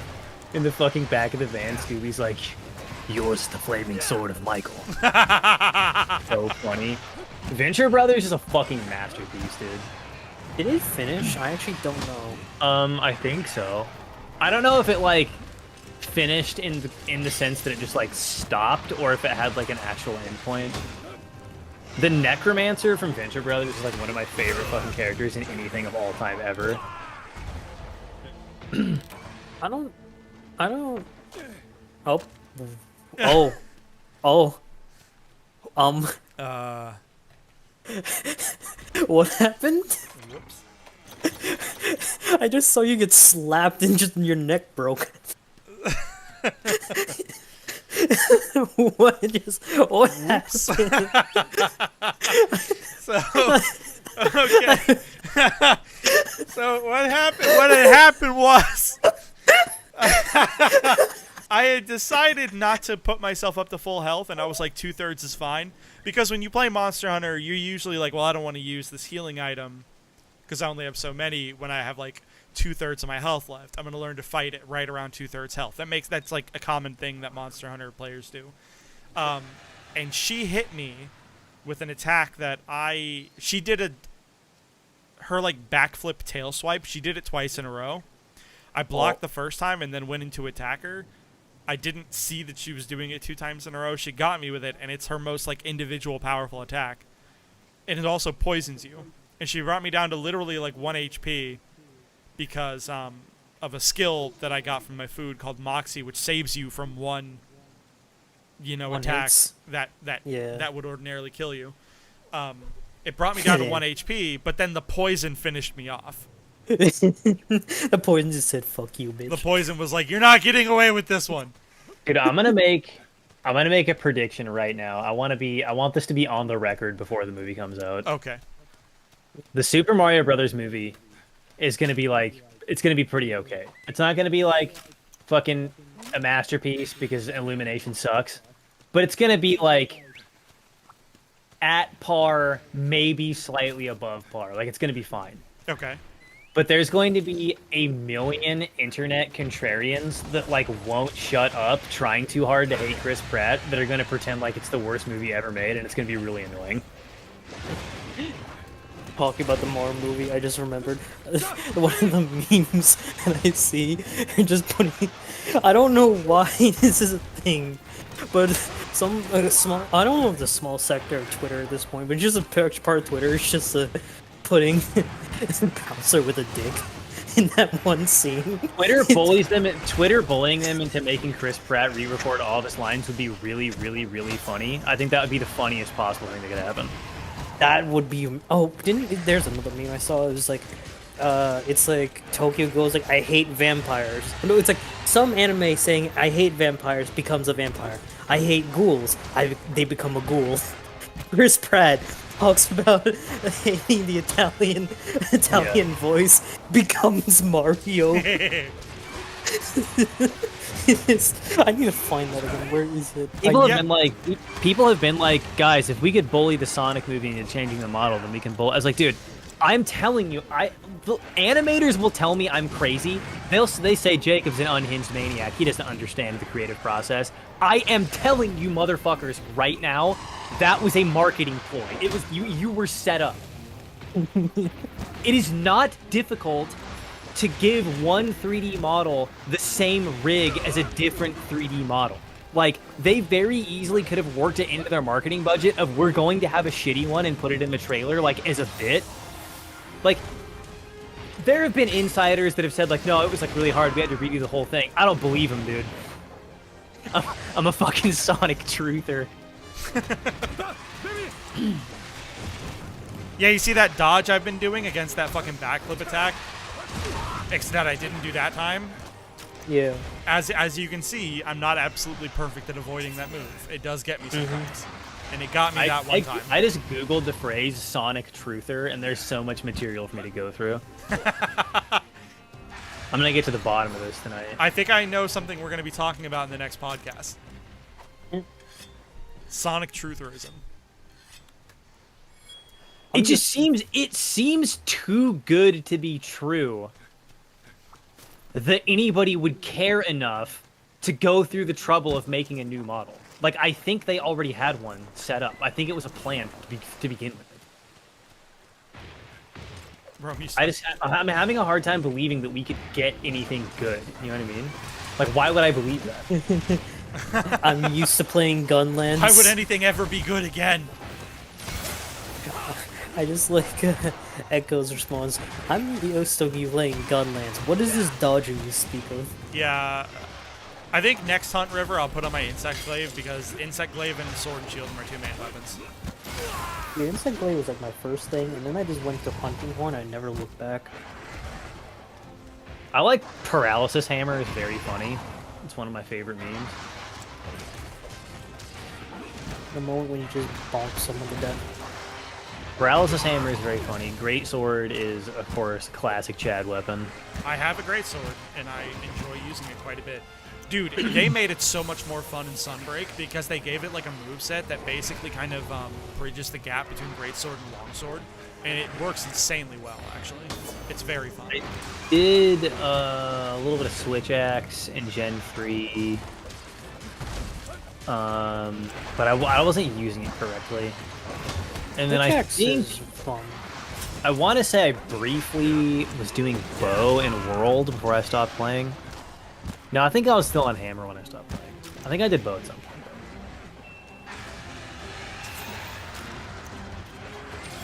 Explosion. Oh, that was close.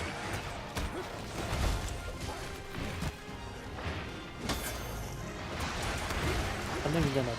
I know Low plays dual swords. I'm a pop off now. I can't get Alright, over the Stop. aesthetic of the dual sword. Wait, like you hate that how like Naruto it is? No, like it just seems dumb. Like imagine you're charging a black bear with like 2 4-inch like chef knives. You know what I mean? Like it doesn't make any sense like narratively that you. Okay, but like sword and shield is the same way. Yeah, sure. Sword and shield is also like that. Like, But with the sword and something about, shield, like- I'm like, it's like imagine going after a great bear with a machete.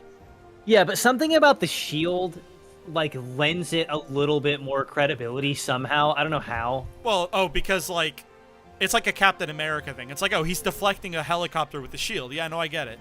Yeah, and it's like, and also the shield is sort of like flavored to be an implied, like kind of like leaning into a tank support playstyle. So like it makes sense that it would be like a less aggressive looking weapon. But the dual blades are supposed to be like a dedicated hardcore DPS weapon, and it's They like, are. okay, if I was going to be like fighting a dragon, I don't know if that's how I would want to do it.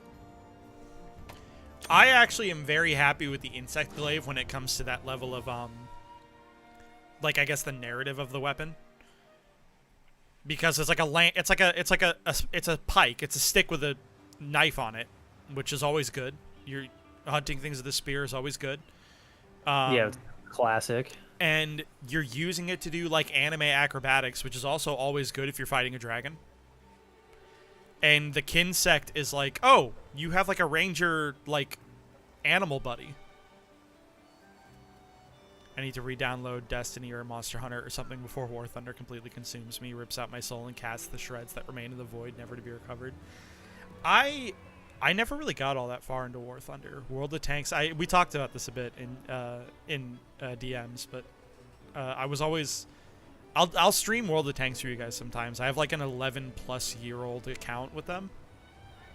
And I have like a tier 10 tank and like a few tier 9s I'm working on. Like I have a lot of time in World of Tanks. Dude, I am very, very interested in the inevitable AI art Oh, lawsuits that start rolling out. I need to change my outfit because I usually change my outfit because this is like my base. This is like my generic like village warrior outfit that I use for sword and shield. I need to switch to something. I usually use either Anbu Slayer or should it be custom? Should it be custom? Yeah. All right. So let's hunt something with the glaive. We'll go down and hunt something smaller. Yeah, we can do this. Great Azuchi into Rathian.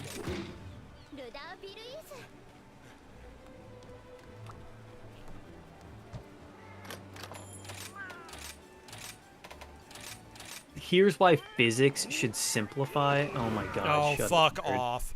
Shut up. You know what? I'm actually going to switch off the Puke glaive. And I'm Maybe gonna it's go not easy. Dude, I'm so excited about the 2022 Nobel Prize in Physics, by the way. or 2022. There we go. We'll go with Chimera Warrior Brave. I'm waiting for one of my like preferred physics channels on YouTube to put out a video explaining it a little bit better. This is this particular hunt is going to be my audition for the Party Dragoon. Oh shit! I'm such an idiot. I forgot to update. I forgot to go back to my item box and grab a whole bunch of new and like refresh all my items. It's insane how many people I know are physicists, says River. Oh wait, how do you know a bunch of people who are physicists? Like, that's cool, but how do you know a bunch of people who are physicists?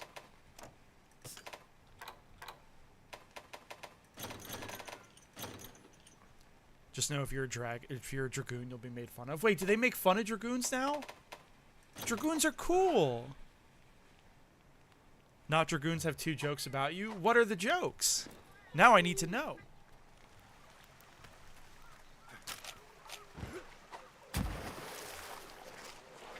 You're either a floor tank, i.e. lying dead on the floor. Oh, that's upsetting. Is Dragoon the classic class that exists in every MMO where it has a really low skill cap, so a bunch of players who are absolutely dog shit play that role and just like give it a bad reputation? Or you're going to be backstepping off the edge into a pit. No, well, Jacob, Dragoons are a Final Fantasy thing. They're like Lancers who, they're basically insect glaive mains, like unironically. They like do a bunch of acrobatics and shit, and they use spears.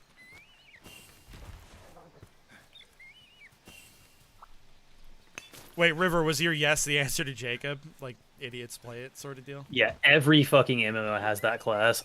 No. For World of Warcraft, it was the Hunter. No!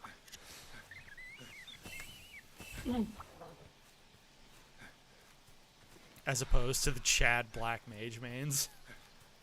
I mained a mage in World of Warcraft for a while. And then I did a shaman for a minute. And then I think at one point I healed on a paladin.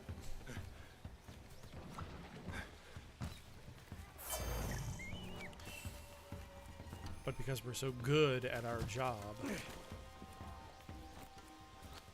DPS always gets bullied. Yeah.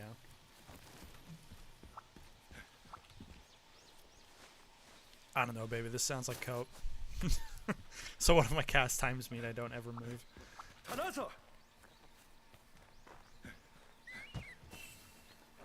So what if movement mechanics make it so I can't actually interact with the game? So what if I have no support abilities? I do big number. That's what I'm saying, dude. I really you'll never do as big number as me. I don't have to worry about snaring the enemy if I one-shot them with Palm Pyro. I really love that. I don't play FF14, but I really love that FF14 video where it's like the most important advice you're ever going to hear on FF14, and it's just a guy going, "There are lines on the floor. Are you wondering how to get away from that big attack? There are lines on the floor. Do you not know what to do about the mechanic? There are lines on the floor." Dude, a lot of people so the social fiber has been so profoundly annihilated to the point where like if you're in a raid with people in a game like that, just the mere fact that a person is like technically in a group just like shuts their brain down. The same thing fucking happens in WoW where people get like really fucking anxious about like dying in fire, and I'm like, you just hold A and walk out of the fire. Like, this is like, relax, buddy. Destiny raids are very fun because the group cap is like 6. Yeah. It's 6 players in a raid as opposed to like fucking 40. So there's a lot more. It's a lot more personal. Well, yeah. I think I haven't checked in on World of Warcraft in a while, but I think they mostly discontinued the 40 mans. I think it's 25 was like the normal amount. I think they brought back the 40s for some stuff. I think 40-man raids are usually like one boss now. Let's see. What fucking expansion is World of Warcraft on? Hey, River, I have a question for you actually about FF14. How many FF14 characters does it take to fight Behemoth?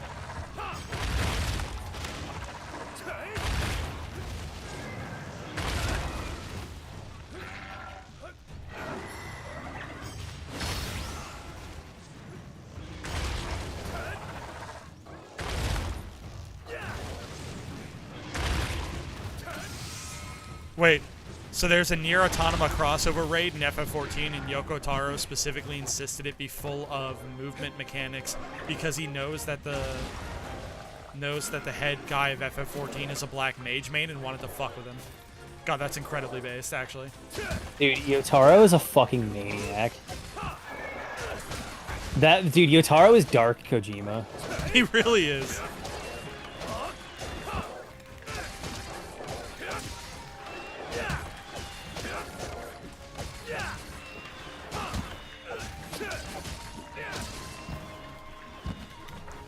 Depends on where you fight him. He shows up a few times. I think his few is 6. Well, I'm asking because during the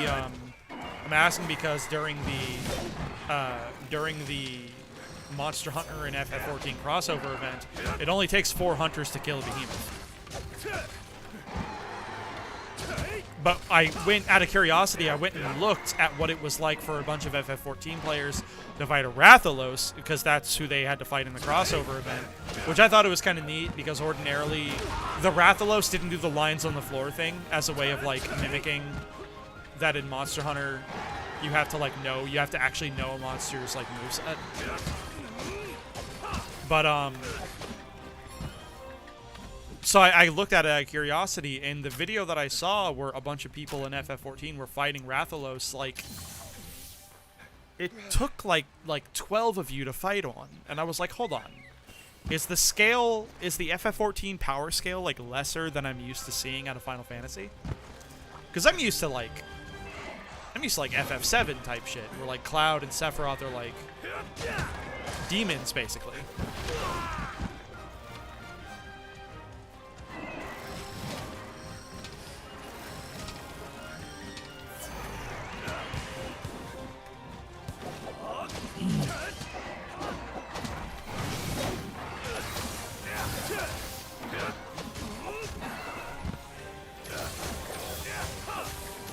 You guys want to eat 200 milligrams of marijuana and watch Little Witch Academia? Specifically Little Witch Academia. Yeah, dude, if I'm on 200 milligrams of weed, the vibes better be we still need to watch as non-hostile as possible. Well, I mean, yeah, theoretically you can fight Behemoth by yourself as well. In Monster Hunter, I mean, but like the typical party size was 4, I believe. Oh, that was close, boys.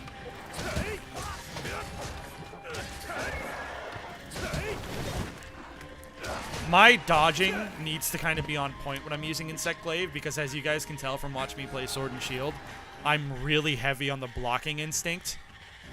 But I literally can't block with the Insect Glaive, but I love playing it.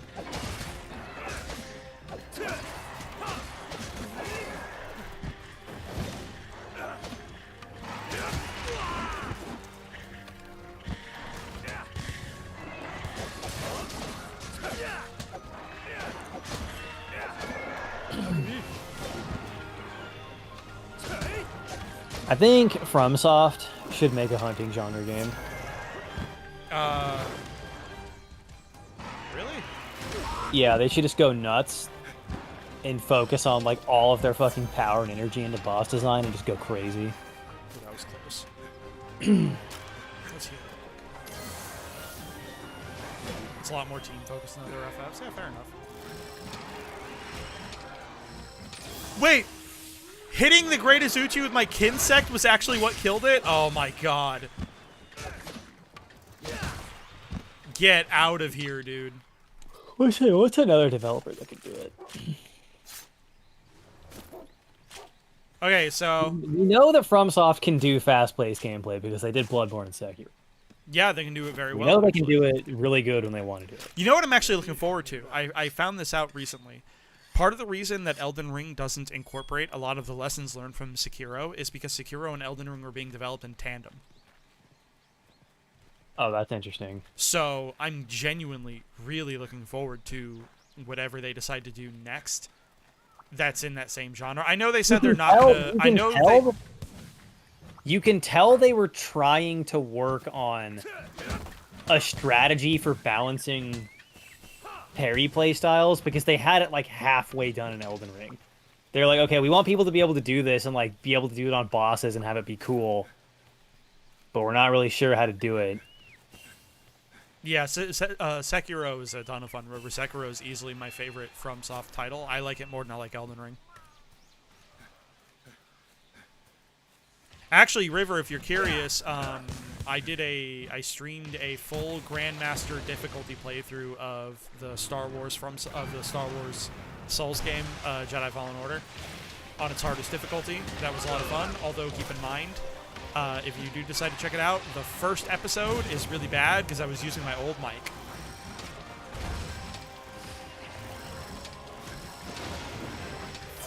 I feel like people don't talk about Mortal Shell enough.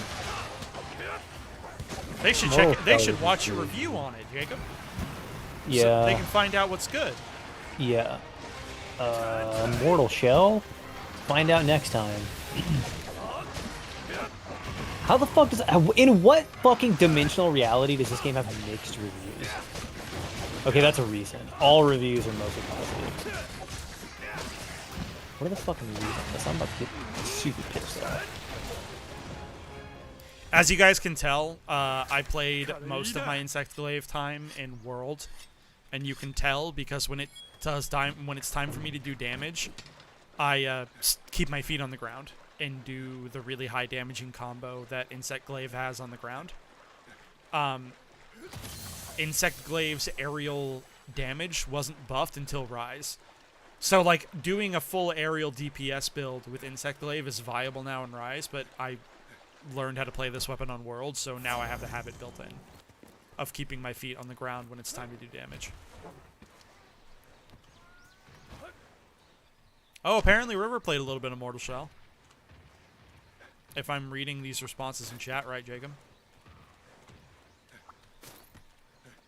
I still need to play Neo. I've heard that Neo 2 is especially really good. Yeah, but like I've heard that overall, like the whole Neo series is really solid. I don't know how. Some people just have like insane standards on stuff. They can't like. This is the problem with the fucking gaming community is they can't like. Because if you watch an indie movie, you have a different level of expectation than you would have out of like a fucking $300 million budget blockbuster film. You have like a different like level of what you're expecting. But I feel like with fucking video games, everybody is expecting the exact same thing. It's like, well, if I'm playing like a AAA game from Capcom, or if I'm playing like an indie game from a development team of 4 people, I'm expecting the exact same thing.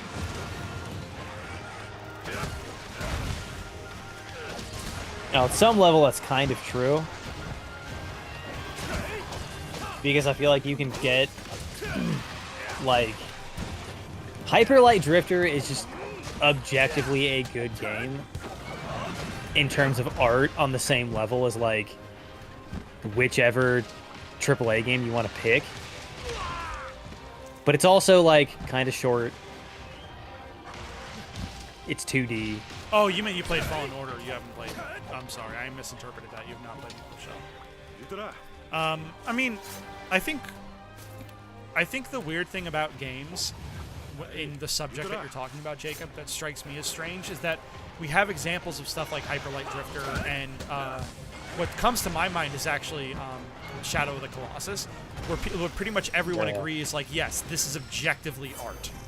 Yeah. And then, like, for some reason, gaming companies just don't learn from that.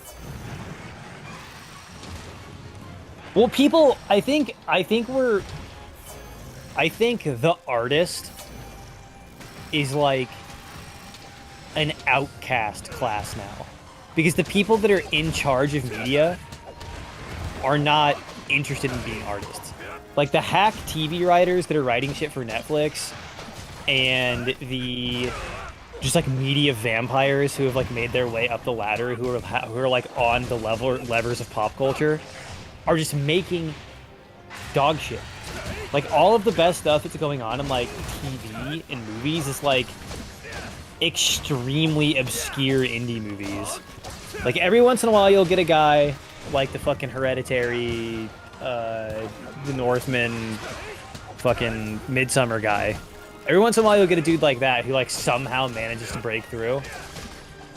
But I feel like the overwhelming majority of people that are interested in getting into this shit are just hacks.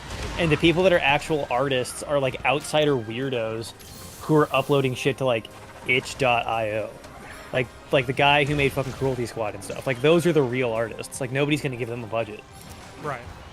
Oh, howdy, Snake.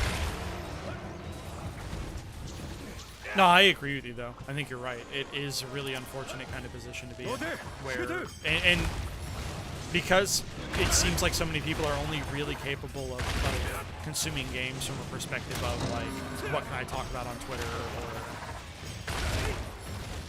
I mean, the general audience is just kind of dumb. Like anytime, like, and people will fucking get mad at you and like say that you're like gatekeeping or like being a hipster or contrarian or whatever. But time and time again, anytime an art form is made broadly accessible to the general audience, it gets worse. Part of that is like capitalism, we live in a society. But part of that is also that like the average person who isn't an enthusiast in a specific thing just has rat shit taste because they haven't spent the time developing it that other people have.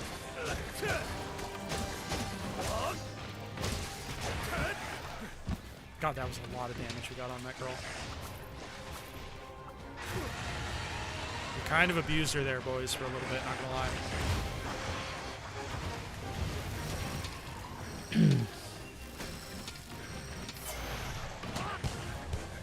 And we immediately got all of our essences back, so we're right back in the fight. Yeah, this thing is spending a lot of time on the ground. Well, it's Rathian. Rathalos is someone that flies a lot. Rathian. No, I mean like flopping around on the ground. Oh, yeah, no, I'm kind of beating the shit out of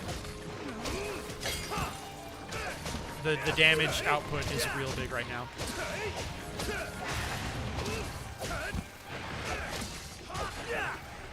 There we go, she's running away. I'm not gonna lie, I unironically think I'm a pretty good Insect Glaive player. I like it a lot. I think, if I'm being honest with you guys, it activates different parts of my brain than playing Sword and Shield, and I like that. I like that different weapons in this game activate different parts of my brain and like genuinely encourage me to play in different ways. Oh, the Iranian state TV got hacked. Uh-oh.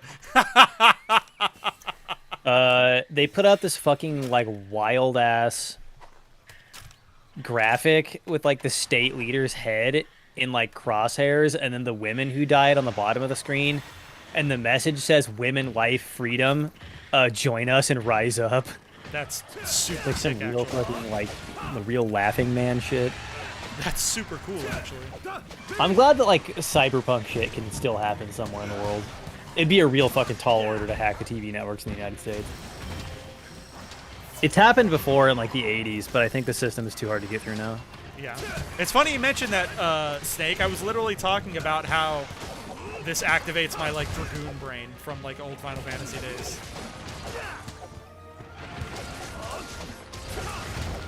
I feel like that's the only... Oh, did you guys see that 438 damage? Holy shit!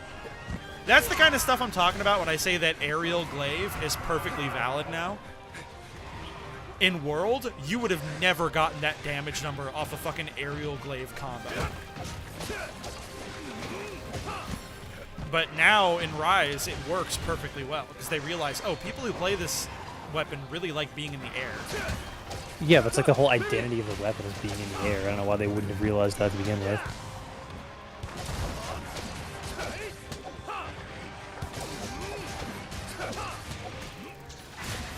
$247 off that combo. And we killed it.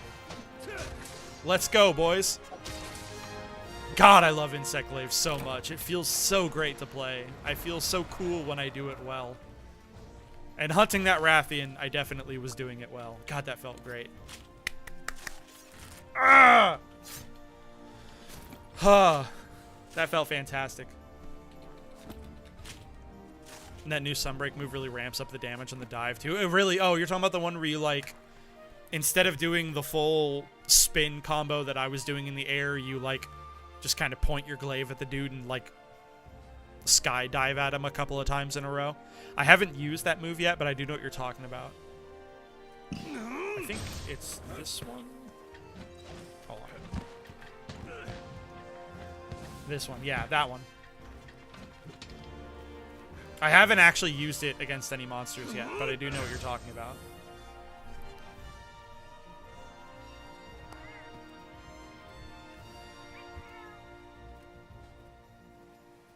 God, that felt so great. Especially against that Rathian. We just absolutely abused that poor girl. Yeah, Jacob, for a second I got confused. I thought you were talking about, like... Yeah, she's spending a lot of time on the ground. And I was like, well, the girls do.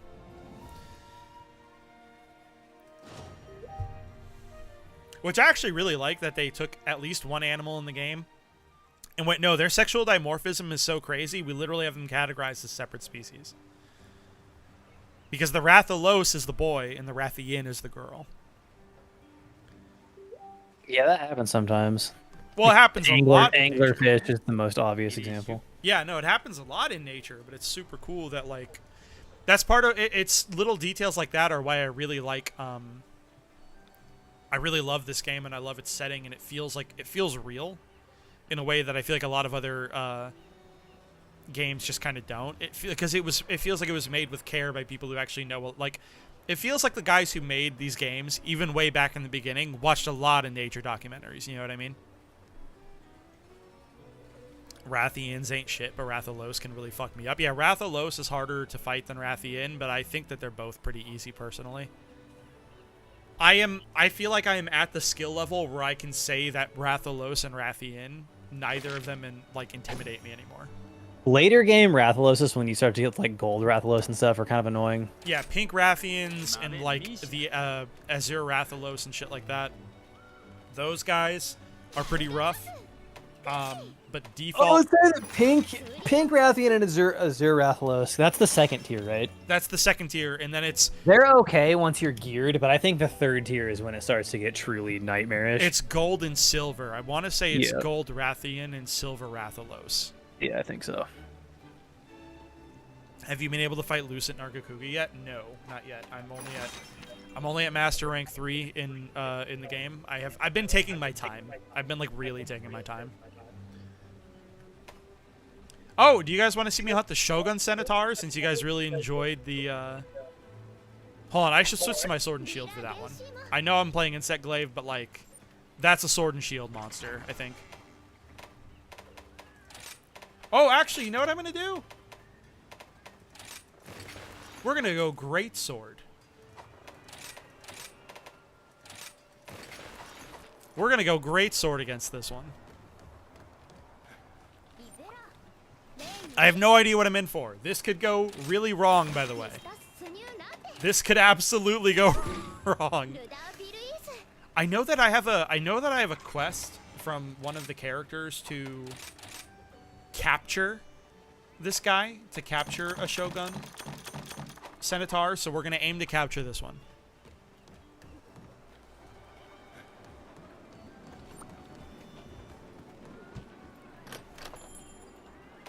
We're going to aim to capture this boy.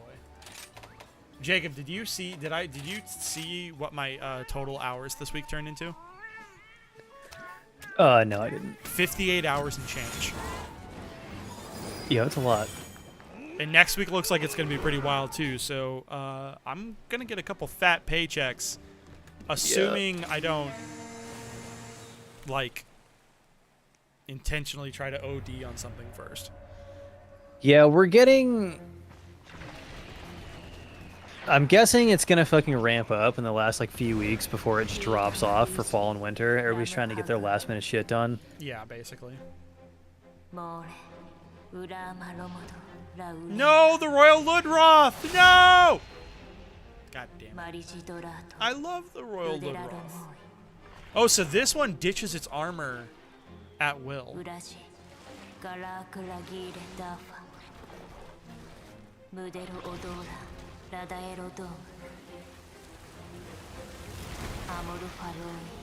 Okay, so it ditches the old armor and then finds new armor.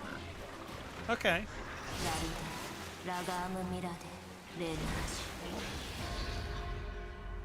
Alright. And it's really fast, apparently. That's the lesson I'm learning from this cutscene, is that this monster is very fast. Did you know that there was a Canadian-made live-action Gundam movie? I feel like... Don't ever say that to me. I feel like you're What trying are you to tell saying? me things that are going to hurt my feelings. Why would you say that to me? I'm just gonna say that's racist. Yeah, this feels like a hate crime. I'm not gonna check. I'm just gonna assume. What are things that aren't racist but definitely feel racist?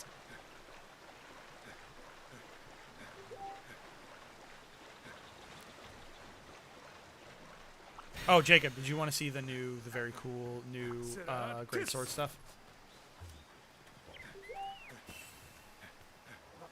Jacob? Hang on. I've got a message. I'm doing a thing. Oh, I love being fucking tired all the time. Being in your 30s is awesome. Yeah.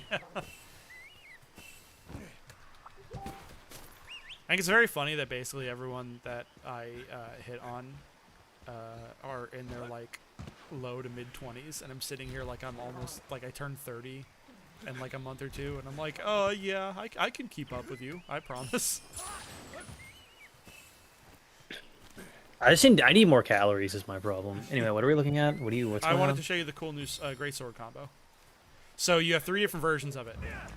This, and the second attack, and then the third attack. Or the wide sweeping version. Or the uppercut version. And you can mix and match any of these at will. So, like that, and then sweep, and then uppercut. And then from there, you go straight into the second level of the charge. Right? But the first level of the charge is always replaced by three attacks from those 3 combos. So any 3 attacks from those 3 combos replace your first level of charge now, which kind of is cool because it makes the greatsword play completely different. It no bullshit plays like a weird mixture of the greatsword and the longsword now, if you want to do that.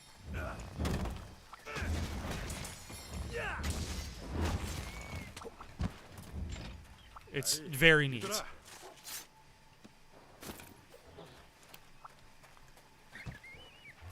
I'm in need of calories since I left being a baby. I'm fucking skinny. Jacob is also very skinny. Jacob is one of those dudes who's kind of on the verge of ecological collapse at any given moment. Dude, people always talk about how, like, oh, I wish I was a skinny too, blah, blah. I'm like, dude, this is a fucking monkey's paw curse. Like, I'm so it's not as good tired as it all the seems. time. Food is so expensive.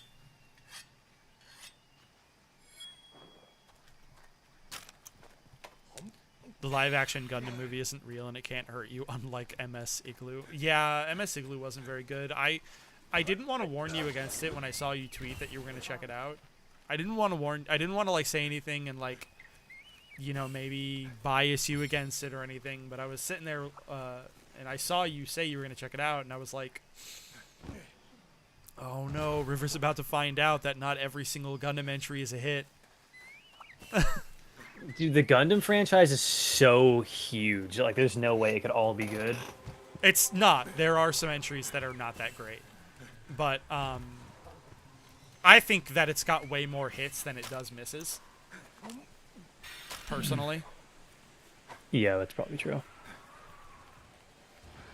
I think it has way more hits than it has misses. It's just that, unfortunately, there are some misses, and you do have to just kind of find out yourself.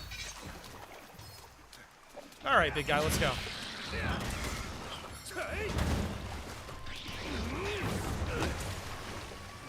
Oh no, I fucked up the. I didn't actually. do the combo entry correctly. Oh no! Wow! Oh, I'm bleeding! How do I crouch? I don't know how to crouch. Never once have I crouched. I don't crouch in this game! I don't know what my button input is!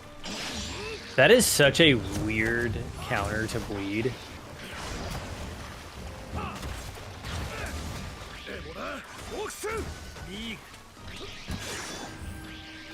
I wonder who came up with the idea of bleeding limiting mobility first. Because a lot of games do that. Well, it doesn't limit mobility. Oh, you mean like in order to fix it? Yeah. Okay, that's what you mean by limiting mobility. I got you. I need to watch Stardust Memory tonight. Oh, baby, you're in for a good time. Stardust Memory rocks, actually. Stardust Memory is one of the big hits. You're going to have a great time with Stardust Memory.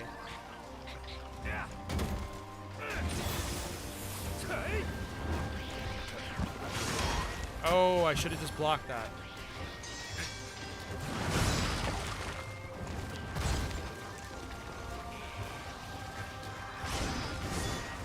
Alright, you guys ready for the tarot card vibe check? Hit me Okay, with it, dude. You haven't heard anything about it, actually? Oh, man, it's so good. We War got in the forward Pocket board. kicked a ton of ass. I'm really hoping that what inspired you to check out War in the Pocket was me telling Chase about how good it was. Because you checked it out like right after I talked about it, and I love War in the Pocket so much. It's so insanely good. Oh my Christ. Man, this guy does big damage.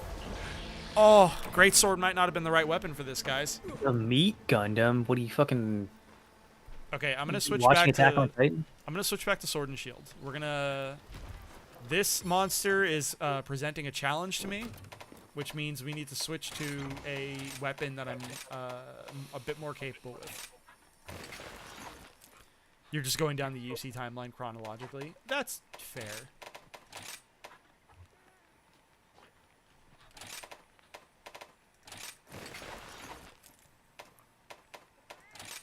Equipment loadouts, poison, sword, and shit. And War in the Pocket comes after Igloo. Yep, sorry guys. I hate to switch it up on you literally halfway through a hunt, but it's this thing is more difficult than I thought it would be.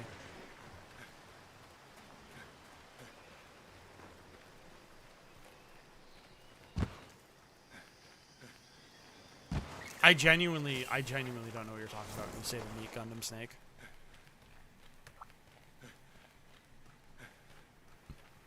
Braddock says I just finished playing Overwatch 2, now I can chat freely. When you say I just finished playing Overwatch 2, does that mean you're not going to play it anymore? Yeah, like permanently. I hope and pray for you that that is what that means. You deserve to treat yourself better than playing Overwatch 2.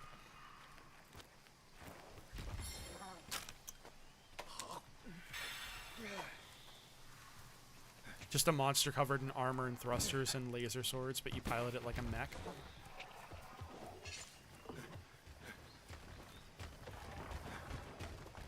Alright, you fucker.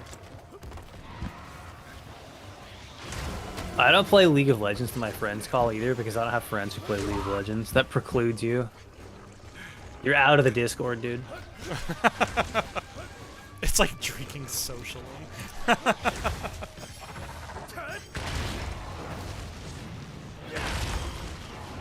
You do it to get into the group. I mean, fair enough. If your friends play it, then I guess if you play it because your friends play it, like I can't blame you for that.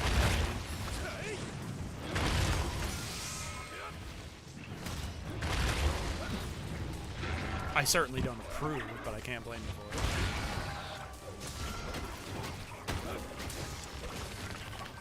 Oh, we broke the shell, which I'm guessing is a mechanic of this monster.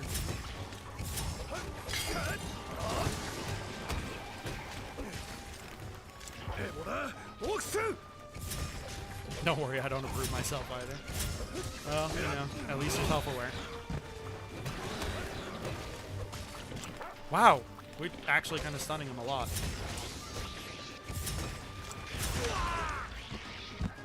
Oh, I forgot to look up what my fucking crouch button is. Oh my god.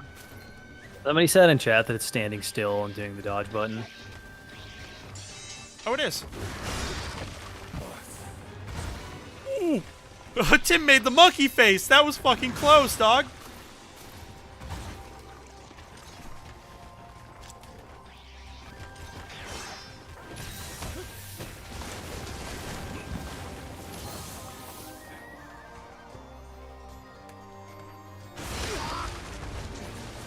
As soon as I was like, oh, I guess he's not coming out under. God, they got the timing on that attack just right. Holy shit.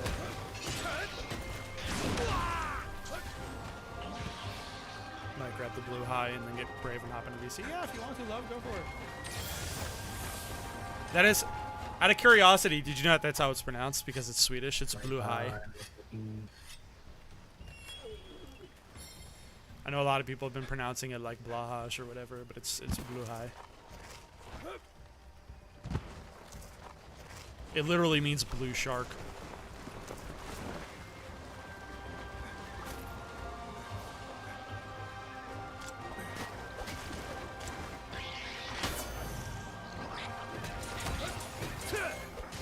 God, this thing's design creeps me out. I'm not like a big pro crab dude when it comes to their visuals. I mean, this is designed after a rock crab, which is one of the uglier crabs. Swedish is a strange alien language. I mean, you're just speaking Norwegian, but if you like had a mouthful of potatoes. The crab is hard to look at. Yeah, dude. Ooh. Oh, okay. The bleeding does actually stop really quickly if you do the crouch thing. You only need to do it for like a second or two, which is good to know. Some Starship Trooper shit. It is kind of, actually, now that you say it. It does remind me of the Starship Trooper arachnids.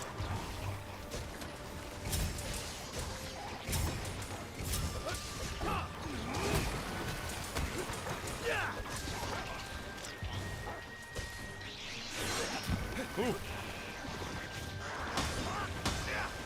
I just completed the quest in which a Max TAC officer tried to recruit me because I soloed a Cyber Psycho. That's cool. I don't remember that one.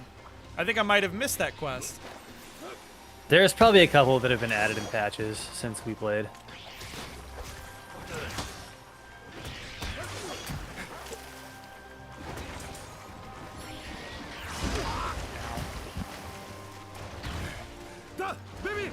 I don't think I finished the Cyber Psycho quest line with Regina, but I don't remember. I don't know if there's like an actual good finish to it. I think you really do just keep on doing Cyber Psycho, like you keep on like hunting Cyber Psychos down like you're playing Monster Hunter, and then like eventually Regina just kind of runs out of dudes to send you after. Yeah, that would make sense. And she like, and it's very clear that she's really upset about the whole thing. Because like she seems to understand that cyber psychos aren't like a real thing, and that all of these cases are like very specific. Yeah. Hello. Hey, River. How you doing, buddy? I'm hanging in there. What happens if you like non-lethally take down all the cyber psychos? I was doing that my last playthrough, but then I burnt out, so I like didn't get the last one. I don't think there is any real. I think her like text that she sends you is a little bit different. Oh, really? That's it? Yeah, I think that quest line, like a lot of the side quest lines, is like very obviously not finished. Well, they're like very old school tabletop RPG game where they're like really heavily text based, and there's not a lot going on there, as far as like cutscenes and whatnot, because that just. I guess kind of what Jacob said. They just didn't really have a shit ton of time. I would imagine that. So apparently they're only planning. So they already have announced that they're working on the sequel. Okay, hold on. I do have to complain about. Hold on. Stop. Hold on. They didn't say that they're working on a sequel. They said that they are working on another game in the Cyberpunk universe. At no point was the word sequel used. That's just Twitter shit. Okay, well. So that could mean a couple things. That could mean it's a completely different genre of game in the same setting. It could also mean that it's a spiritual successor. We like really don't know. Yeah, we don't know, Right. but like I don't like all these people like, oh, we're getting a sequel. Like, oh, okay, you don't know shit. My guess, based on CDPR's track record, is that we're probably getting a successor. And they announced that they're only doing one DLC for 2077. Which And we're already getting. And allegedly, that one DLC is supposed to be, like, huge. So I'm hoping they tie up some of these. Well, I think that's the one we saw the trailer for, where we go into the arcology. Yeah, I hope they tie up some of these, like, random side quests in that also. Braddock says Regina loves it. She hates it when you kill them because she's actively trying to cure them. Okay, cool. Yeah, I remember my first playthrough. I just like killed all the Cyber Psychos because I didn't have anything on me to like take them non-lethally. Yeah, they are kind of a mechanical challenge where they're all like presented as boss fights, but the game doesn't. It's not like Metal Gear Solid where the game automatically gives you non-lethal like ways of taking someone down. My second playthrough, I had a lot more quick hacks, so I basically played the game like John Wick. well my I liked that blunt damage counted as non-lethal, so you could just beat the shit out of somebody with a baseball bat and it counted as a non-lethal takedown. Incredible. No, go ahead. My first playthrough, I did like blades mainly, and that got really boring because blades are like really powerful in that game. Well, they're really powerful, and you only get like a couple of movesets and animations. So you're like, oh, okay, I've seen everything like a million times now. Yeah, the Manus Blades have a lot of like canned animations. I think somebody on YouTube said that in one of the patches that's coming up, they're reworking Manus Blades to be more interesting. Well, but katanas and whatnot too. They have really good animations, but they've only got like 4 of them. Really? Yeah. When I played, it was only 1. So you just did the thing where you like cut their head off every single fucking time. Yeah, So, Braddock said they're overhauling all melee. Okay. I have a lot of like the patches that are gonna lead up to the DLC are gonna be huge. I will never not use Gorilla Arms as my melee option in that game ever. The Gorilla Arms are way too funny. I would only ever use Nanowire if they let me do Spider-Man shit. If they would let me just do mobility shit with them, I would use Nanowire arms for like literally everything. I can't use the monowire because I'm a straight male. I mean, I'm incredibly bisexual, so I am perfectly capable of using them. Yeah.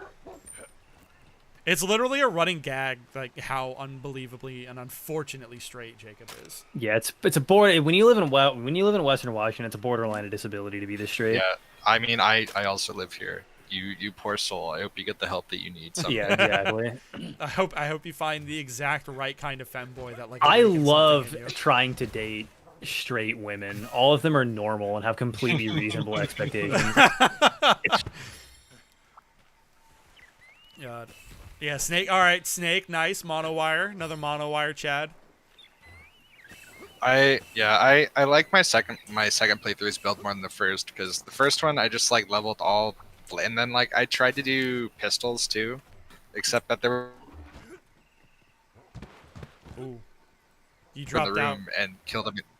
Oh, sorry, my mic's not very good. Oh, okay. If I do start to get like staticky, just let me know because that means I just need to like replug my mic and then it'll be okay. Well, you just, Are you on Push to Talk right now? Yes. Okay. okay. Well, you just dropped like a whole like half of your sentence. We missed, like half shit. of what you were saying. Okay. Oh, Snake. As far as the rep, there's a mod that you can install very easily that just removes all the street cred requirements for basically everything in the game. So you can get literally anything in the game now, as long as you have the eddies.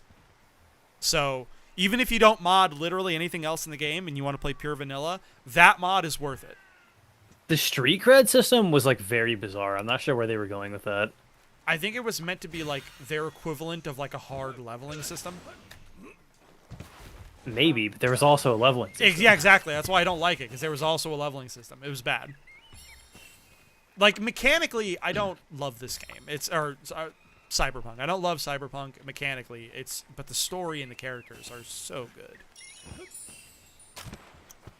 So basically, anytime I want to play Cyberpunk, I just mod the fuck out of it before I play it, so it plays like a better game. That's why my second run was like John Wick style, because I got that mod that makes it into like an actual shooter.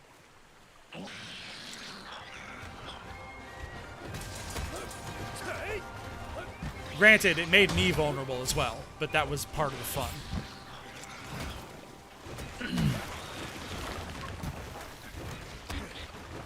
You broke your butt!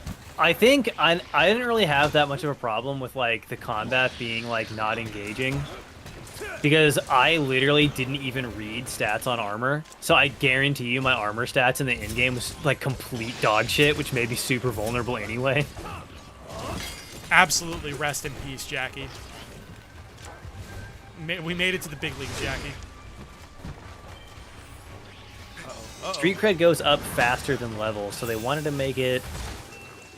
They wanted to make you need to level up without gatekeeping you. They could just do. They had What? that. They had a way of do you doing that mean? already. It was Eddie's. Whether or not you can afford something was already a massive like way of gatekeeping you out of a shit ton of gear until you were late in the game and could afford it. I think street cred could have been used to like. You'd think if it was going to be like some weird separate progression thing, it would have been like, okay, you need enough street cred to like get access to certain fixers or get access to certain like bars or whatever. Like something like that would have made way more sense. Yeah. Oh, we killed it. Yeah, you see, guys, I'm sorry. I tried fighting it with a great sword and it didn't work out because I didn't know the moveset or how to fight it. Like, I didn't know what the monster could do, but I can fight basically any monster the first time with a sword and shield and be just fine. Did you mess with your mic at all, River?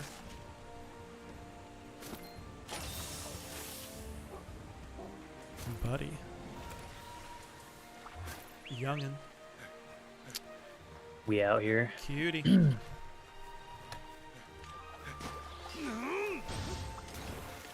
Silence.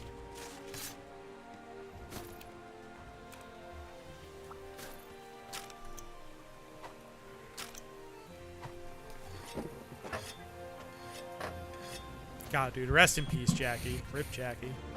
Our boy. The cold silence of push to talk. I know. It's rough in these streets. Hey, I'm going to read you guys something, and I want you to tell me what franchise this villain is from. Oh, no. The problem with humanity is its blindness to sin. People cannot see their own guilt and the coming judgment of God. As a result, they do not repent and cannot trust in God to make them righteous. God must intervene to save sinners. Without his eye-opening grace, we are doomed. All right. So my first guess, Muppets. Okay. That'd be funny. River, do you have a guess?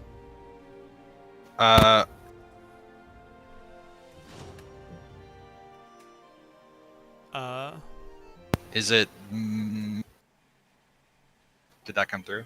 No. Is it Metal Gear? Metal Gear. Oh, it does sound like a Metal Gear thing. It does sound like a Metal. No. Yeah.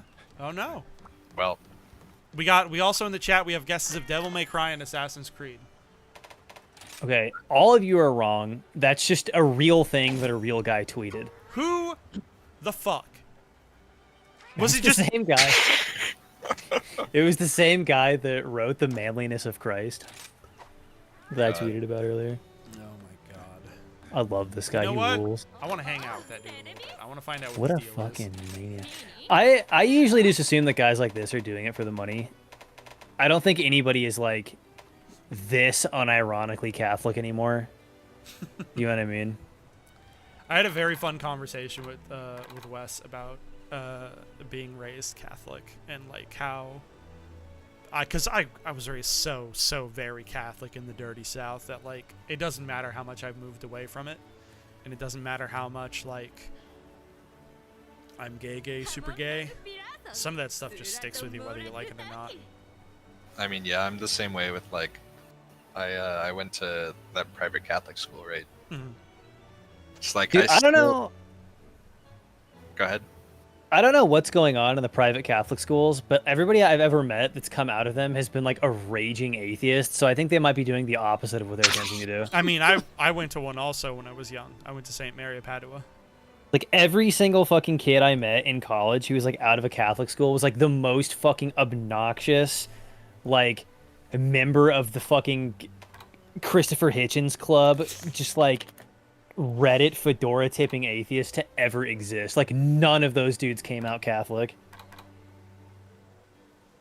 Man, that's so. I don't tip fedoras, so I skipped that part at least. Proud of you.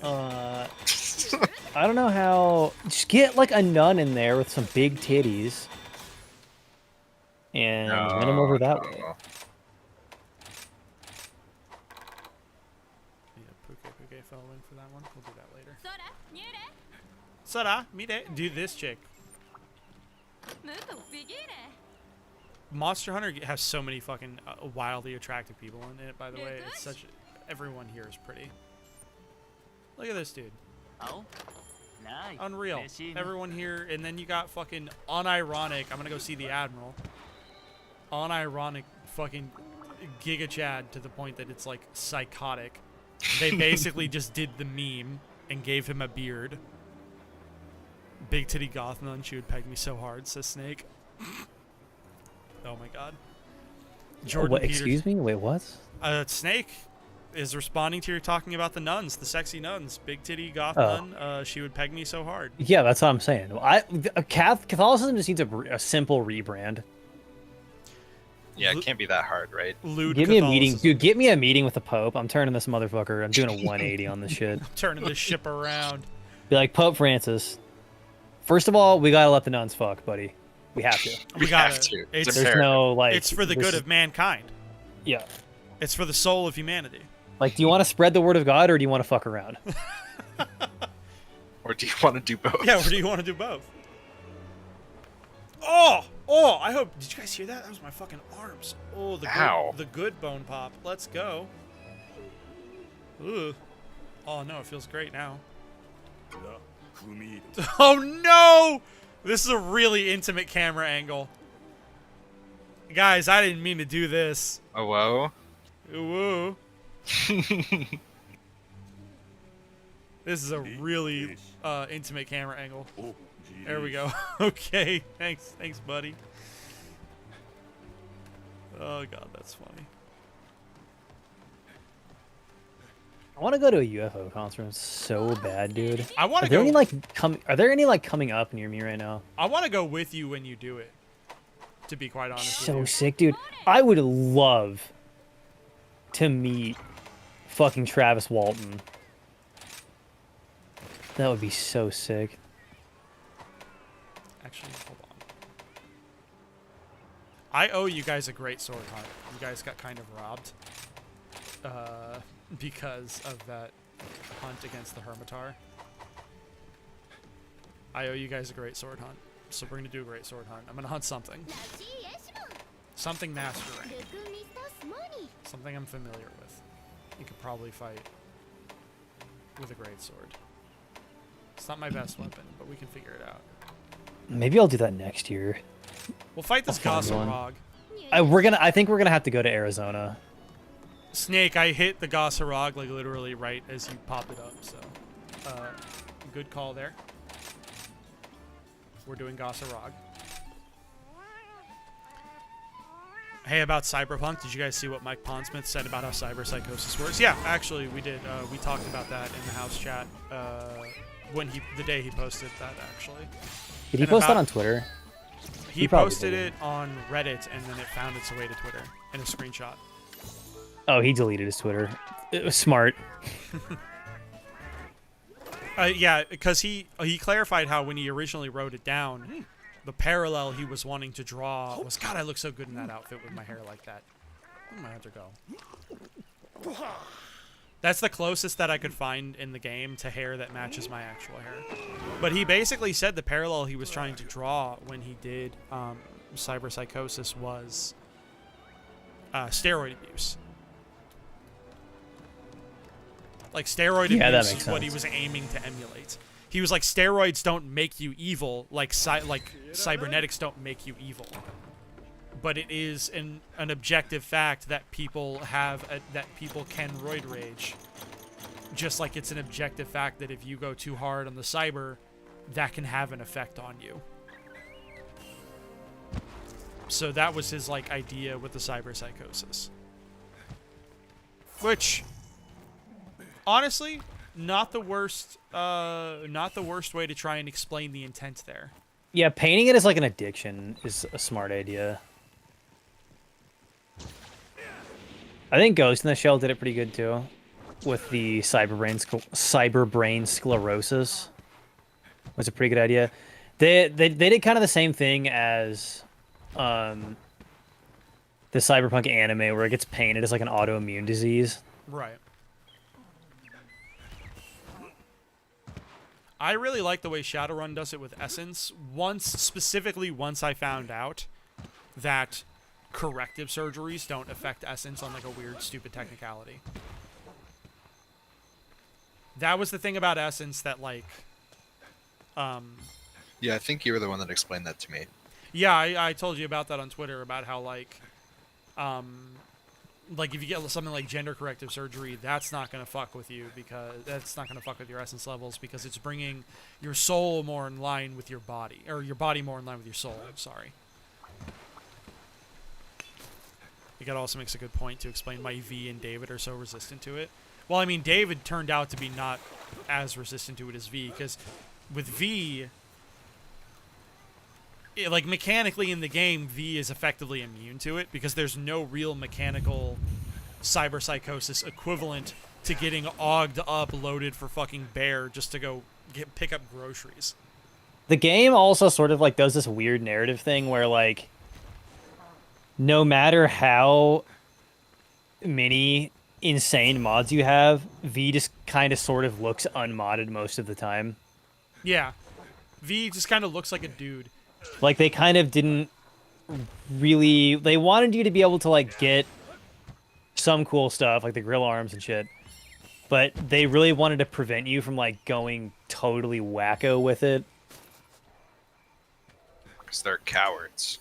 Well, I guess I think And it's... I mean, like, you know, not to model all that. I bet you, Yeah. I bet you if we knew how much shit ended up on the cutting room floor for that game because of how much fucking time they wasted trying to get it to work on last gen consoles, we would be like pissing and shitting in our pants right now. Yeah, no, I Like, definitely see... The amount of fucking dev time and money that was spent being like, we have to get this to fucking run on PS4.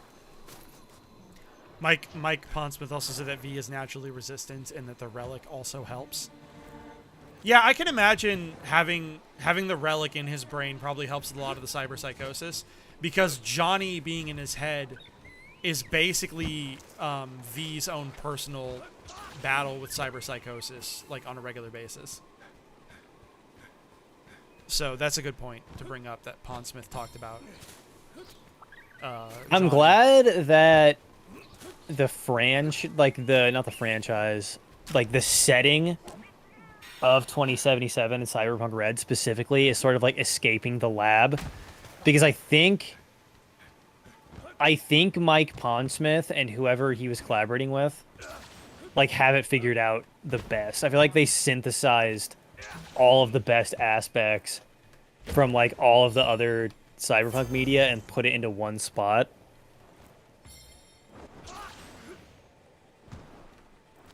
Oh, okay. That's the route. I have to go get up there. That's good. Plus, V is dying, so I guess it doesn't really matter if they would go insane mechanically or not. Yeah, that's a fair point. And then Braddock says they don't want to turn you into Atom Smasher. Which, like, yeah, fair enough. I mean, that's kind of what's weird about V not being very physically affected by the amount of AUGs they have on, because you can turn V into an Atom Smasher level threat. But he doesn't look like it. And like when David was an Atom Smasher level threat, he looked like a mecha. But when V looks like an Atom Smasher threat, he just doesn't, because they don't want to. They wanted to be able to use you in like cutscenes, like the sex scenes and whatnot, and not have like your model do weird shit because you're the size of an Abrams tank. Well, and they don't want you. They don't want to like alienate you too far away from, sort of like identifying with the character.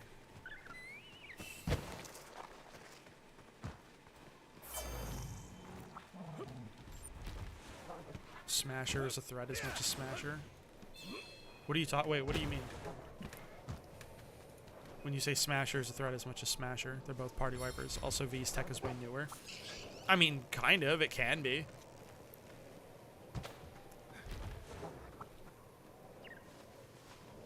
Oh, V is as much a threat as Smasher. Yeah, that's what I mean. Like, V is as much a threat as Smasher, but V doesn't look like it.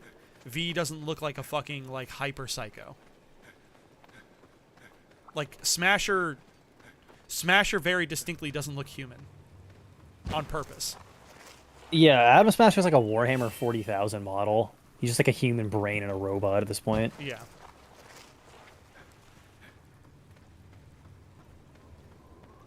I should probably go look for that Gossarog now that I've actually, like...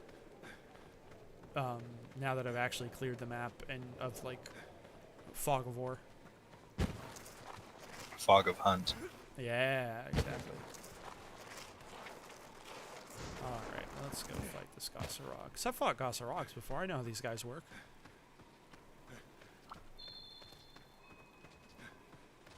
Oh, there's a Lagombi here. Okay. That's fine. Hey, big guy.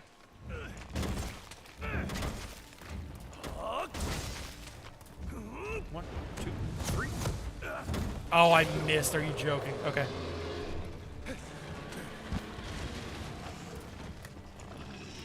Oh, they're immediately aggroing on each other and not me. Alright, that's fine.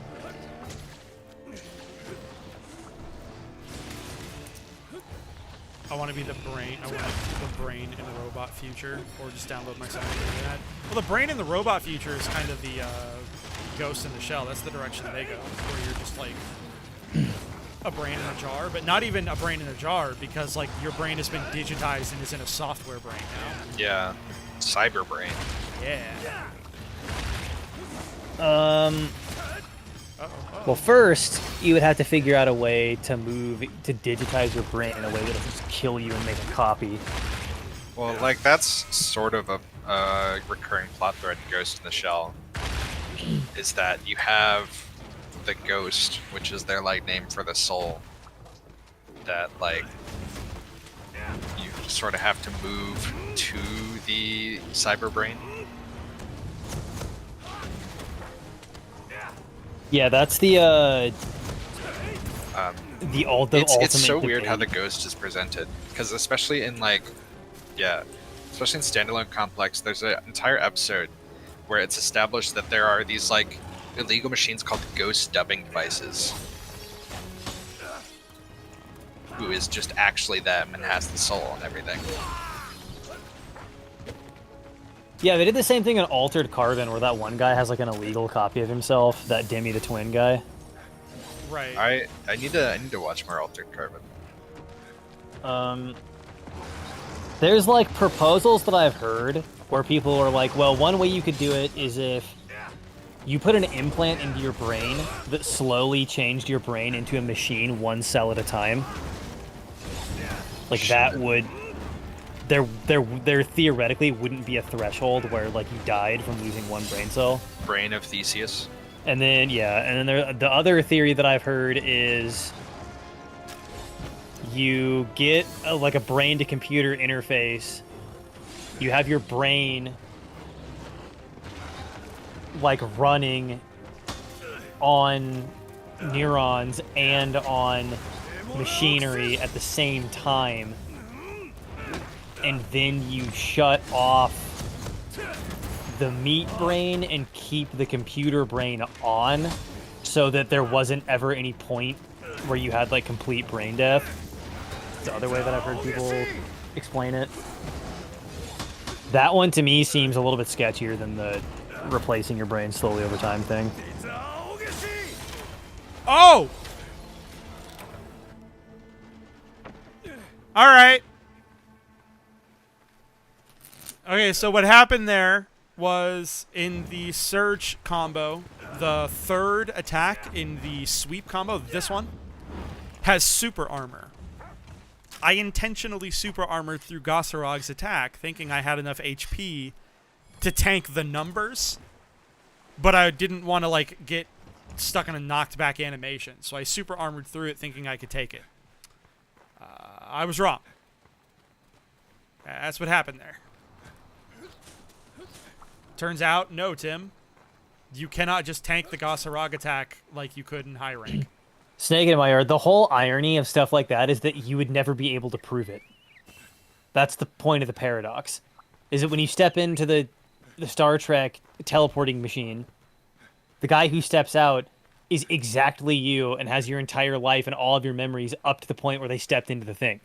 So like there's everybody would keep using it because there's literally no way to ever prove that you died. I know, and it's a no-go for me, dog. I mean, I have no doubt in my mind that in the lore of Trek, there are people who feel the way that you do, where they're, like, considered basically Luddites, and it's like, oh, you're not going to use the transporter? And it's like, no, why would I use the transporter, you fucking psycho? And it's like, I don't even know. Like, I don't man, what even are know you if stuck fucking in 2001? What are you doing? I don't even know if like the transhumanist immortality thing even makes any sense. Like, first of all, from what we understand about the universe, it's like no matter how immoral you think you are, you're still just buying time. Second of all, high-level theoretical physics is getting so fucking wacky and abstract that every day I feel like we're like 1 inch away from actually proving that we're in some sort of weird fucking simulation or some sort of weird quantum reality where like death doesn't even matter in the first place.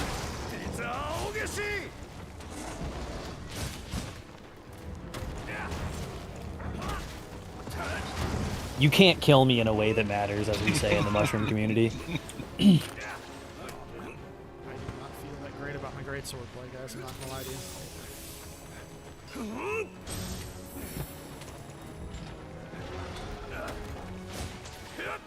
Do the charge up.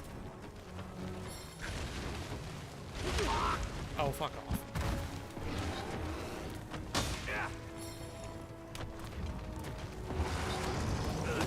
No, I did it too early. Oh, am I gonna hit it? Big hit! Oh, he missed! Fuck you!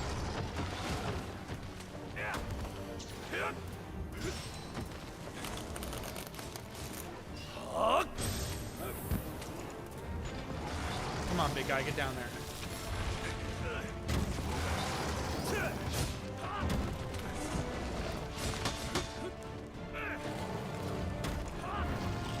By the way, me and Amy watched the new Hellraiser last night.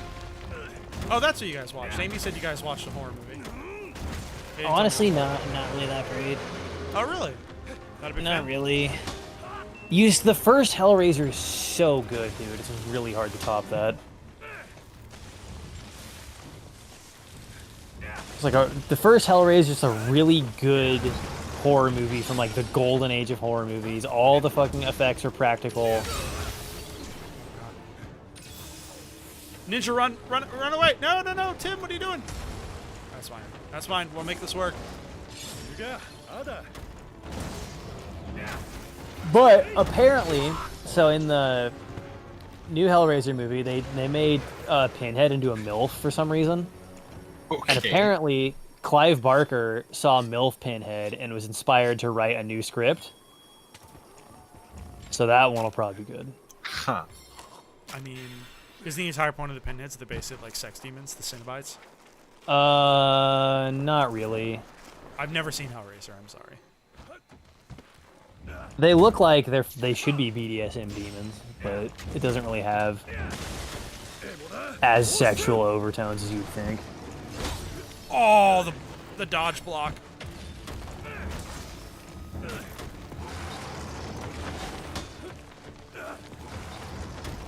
I've mentioned this before. Another time I've played Greatsword on screen. I'm sure like actual hardcore Greatsword players absolutely get infuriated if they would see how often I like actually block with this weapon. Because you're like really not supposed to. my like sword and shield instinct gets the better of me. And I'm like, well, why? If I have the option to just tank it, why wouldn't I just tank it? I think most Monster Hunter players aren't really like on meta anyway. Most people are like, just do whatever, none of the shit matters. Okay, so I didn't hit him with that big attack, but I did tank his one hit with the fucking, I did tank him that one time with the shoulder check, which means that in my opinion, I won that exchange. I got the morale victory by getting the shoulder check counter off.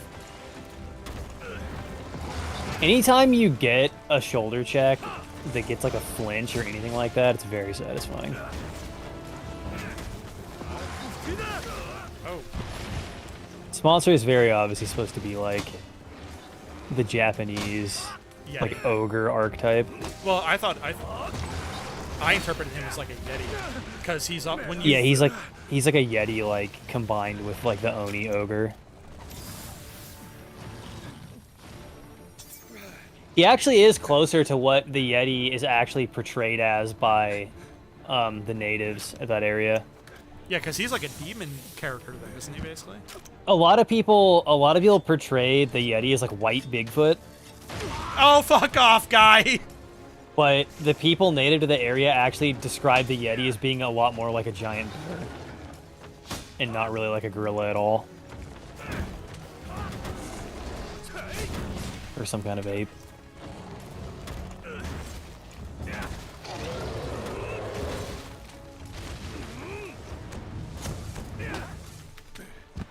So what I'm hearing is that our turning him into kind of a monkey is basically our Bigfoot DNA, our Bigfoot-like background radiation being like, okay, I don't well, really know. I don't really know how it happened, because like the original like white people that went over there called him the Abominable Snowman, which doesn't really imply anything ape-like.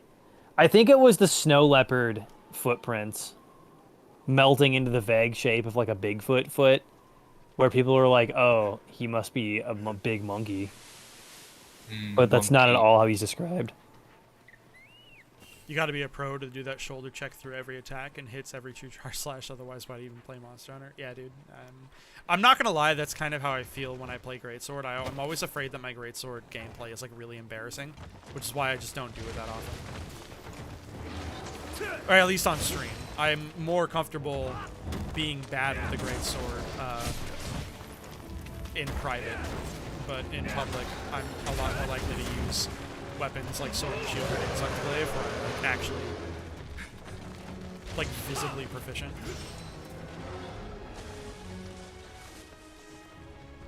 It always fucking annoys me when like every once in a while you'll see like the new hoax video come out where somebody tries to do like a CGI video of a gray alien, and it always fucking drives me crazy when like the alien they put in the hoax video is like not even close to what's described by witnesses. It's like, dude, you like didn't even try. Oh, we're gonna dodge that. Like there's so many Oh no, people he's that have gotta been follow up.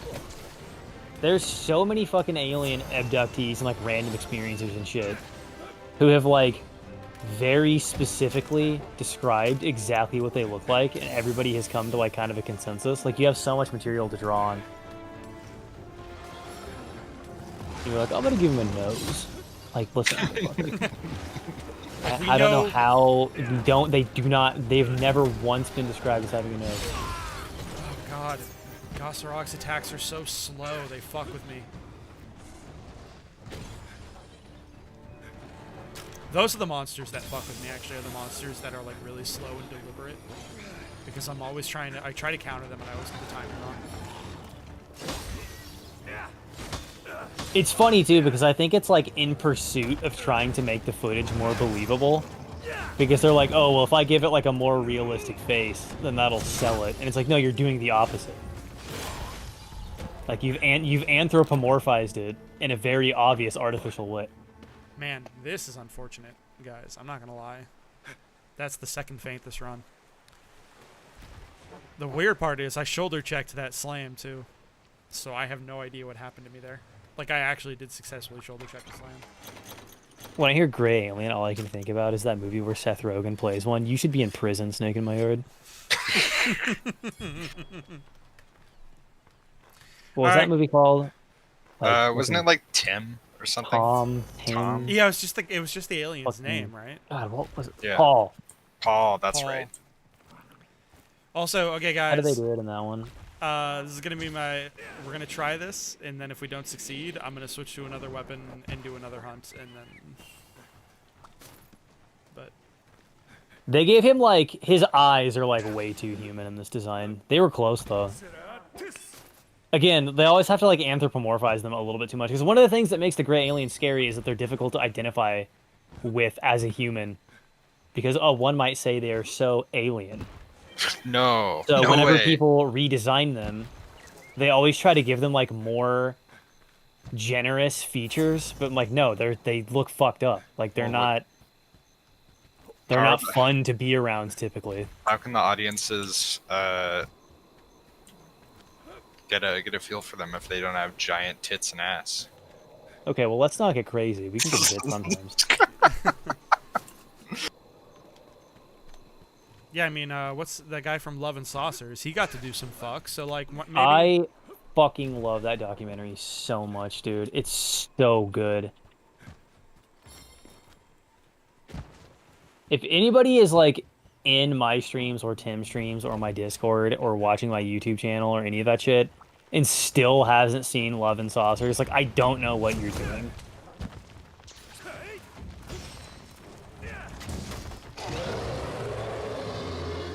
Oh, shit. He now perceives me. I'm also really looking forward to Fire of Love, but I can't fucking find it. Oh my god! Wow, this hunt almost just got ended right there. I don't think I've ever seen him do that ground slam attack before. That was wild. It should be on Disney Plus soon.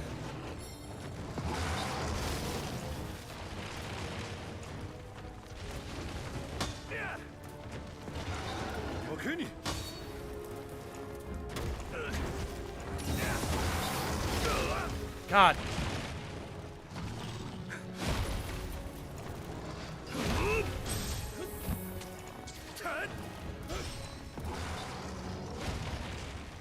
I'm gonna do another retreat and heal. We're gonna try this the old greatsword way. The amount of time it takes to do the strong surge to do the strong surge combo. Fuck. It's like actually getting killed.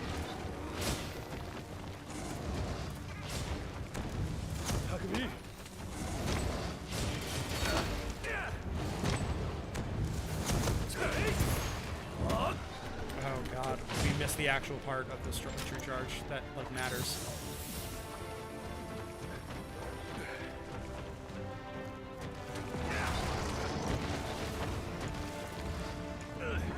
Oh wait, that button doesn't do that now.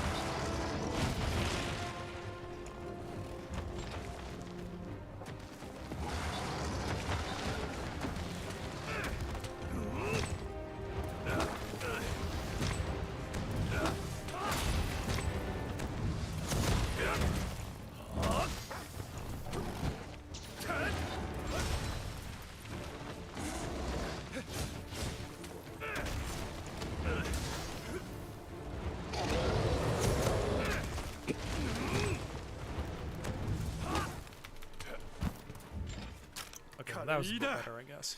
We didn't die. Sorry, I'm not talking that much in the Greatsword run. This is the last chance I have on this individual hunt, It's alright. and I actually. You're focusing. It's all good. Yeah, this is not my main weapon. Clearly. I basically have a leveled up Greatsword because of the obligation that all chats have a Greatsword. Oh fuck! I did the shoulder checks too. This guy hits so hard that I can't do that thing where I fight at 2/3 health and just be okay with it.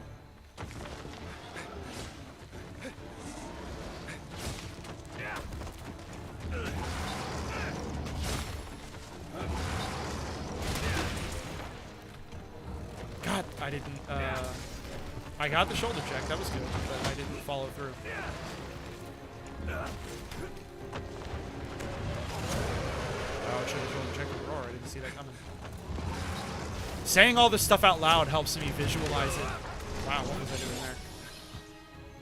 Saying all this stuff out loud helps me like keep it all in mind so I can do better in the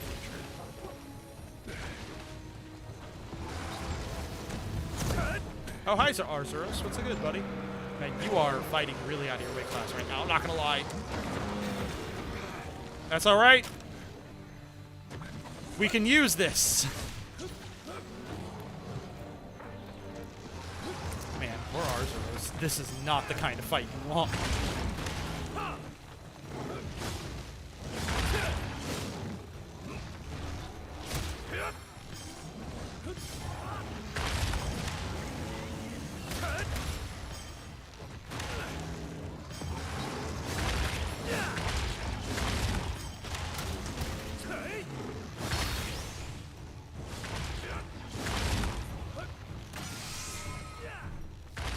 Incredible that we won that fight.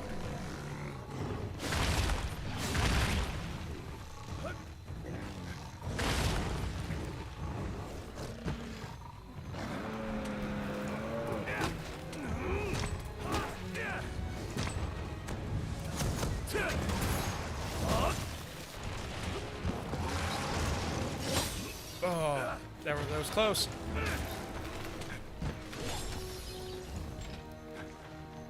That was a really close engagement, actually.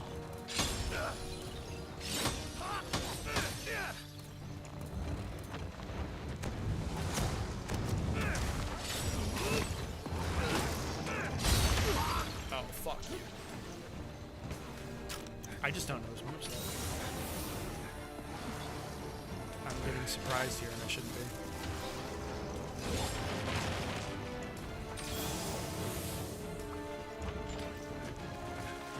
What the fuck is Curtis doing? Did he ever come back? I think he's been still besides us. Ow. I shouldn't have done that.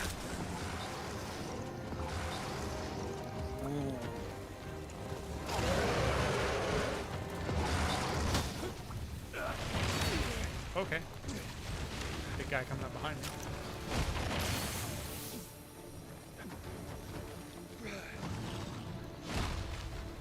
Does that have a follow-up? That does have a follow-up. Okay.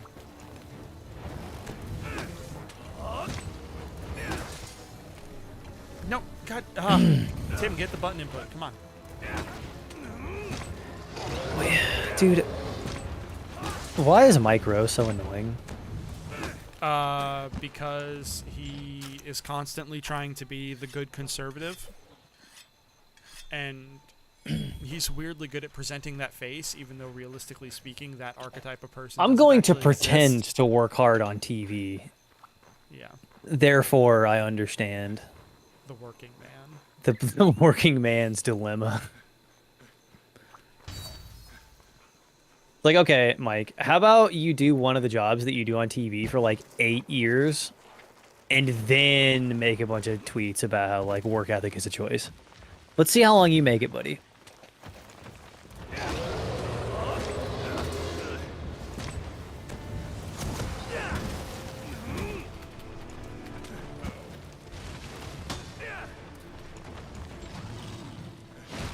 That's got a follow-up. I remember that. Oh, he's doing it to the buddies, not to me. I should have shoulder checked it. I saw the swipe coming. I should have shoulder checked it.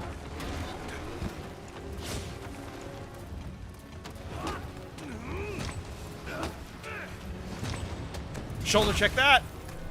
Get the button input in. Shoulder check it again. Get the button input in. There we go. Yeah. And then get away from that guy because he's mad now. Oh, I'm mad at fucking. About to get back into my Borderlands 3 grind. Okay. I just could never get into Borderlands, dude. Micro, more like micro penis. Wow. Damn. Got him. Got him. Yeah, I played Borderlands 2 and I enjoyed it a lot, but like I tried playing 3 and I just couldn't get into it. I played 1 and 2, I should specify. I never got around to playing pre-sequel, but I didn't like 3, so I doubt I like pre-sequel. I think pre-sequel is notoriously the worst one. Oh, is it? That's unfortunate. think 'cause so. The trailer for it was very fun.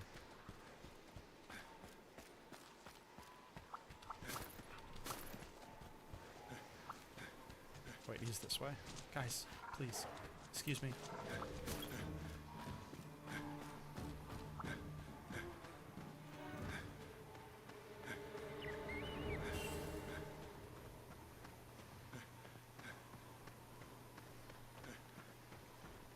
Where is this fucking guy? Oh, there it is. Hi, Okay, buddy. that is enough for Thunder for today. Tearing my hair out. What are you flying? Right now I'm doing tanks. Uh, I'm grinding tanks because I want to get my favorite tank, the M60A2 Starship.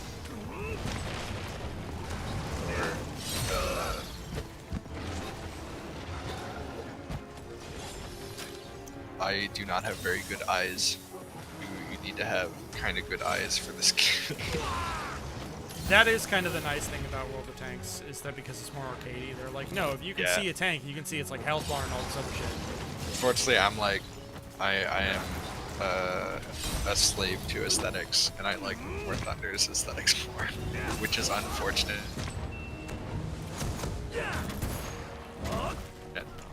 Because like, World of Tanks is very much the better polished game, the more polished game. I saw this tweet earlier where like Russia, like somebody had like footage or like a sighting of like Russia's newest tank. And it's like, bro, Yeah, it's like the T14, isn't it? yeah, but it's like, dude, like tanks aren't even really all that useful for Modern Warfare anymore. Like you might as well be talking about your like newest black powder rifle. Like who gives a shit? Yeah. Also, sorry guys, the Gossarog got me. No. Master rank Gossarog took me out on the Greatsword run. It's really not my main weapon, and you can kind of tell. I'm probably better than someone who's never picked up a Monster Hunter game before. I had a couple of moments of brilliance there when I did the double shoulder check and got the true charge slash off. But I don't have the consistency that a Greatsword needs. I'm a bit too anime.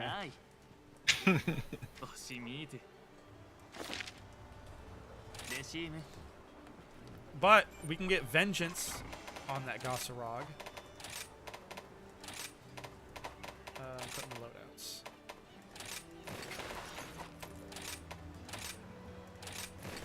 We're gonna get vengeance on the Gossarog, and we're gonna do it with the Insect Glaive. Hell yeah.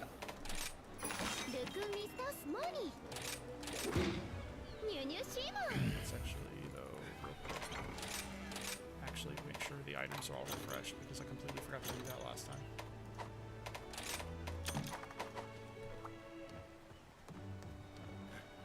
Yeah. Yeah, sorry, Snake. I tried my best there.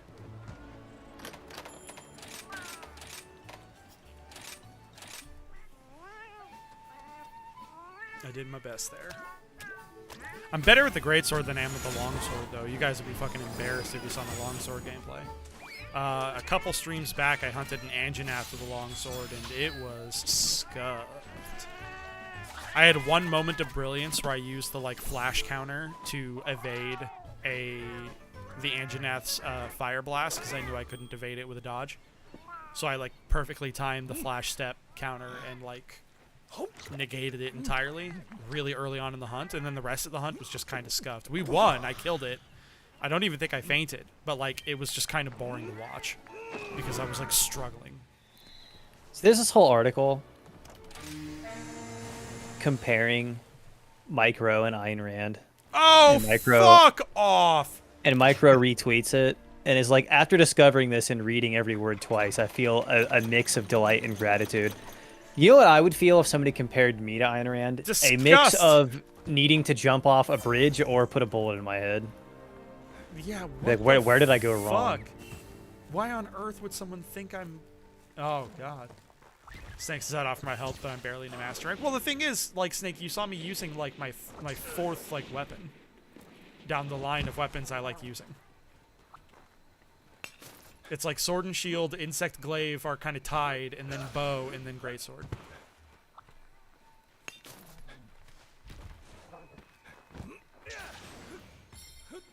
You guys know I'm feeling. You guys know I'm feeling super queer when I do the bow. Is that the scale? Is that how, like... Yeah.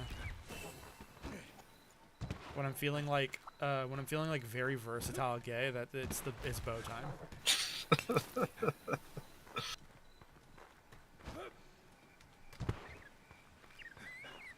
Sword and shield and insect glaive are my top weapons.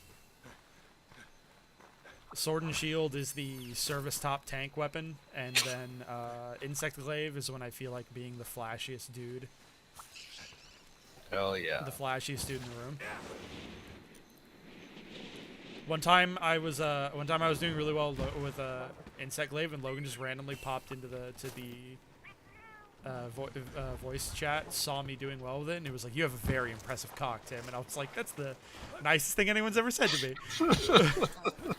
I was bullying a Rathalos. I was really going after him, and it was just an incredibly funny thing to say in the moment.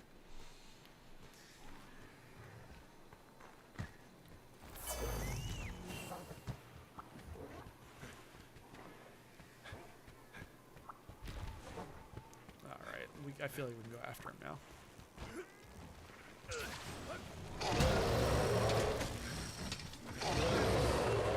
Well, we don't have the earplugs yet because we don't have the full... Okay, so he gives us a lot of white. There we go. There's the red.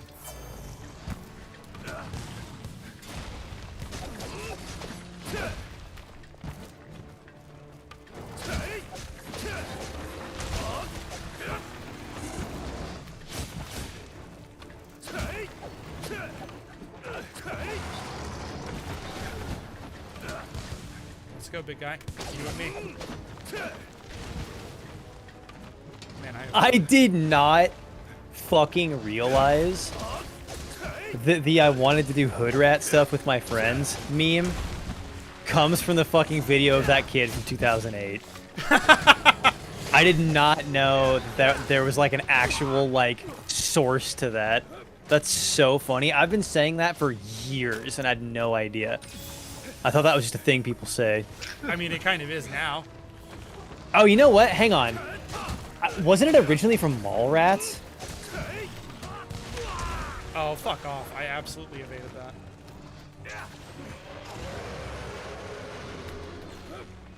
Come on, go. I think we have to go deeper on this. You must learn the truth.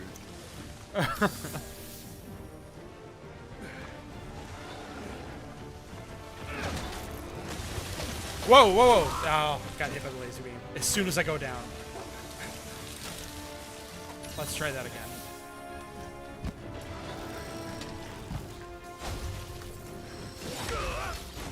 Oh god. Good Christ, Tim. You talked all this shit.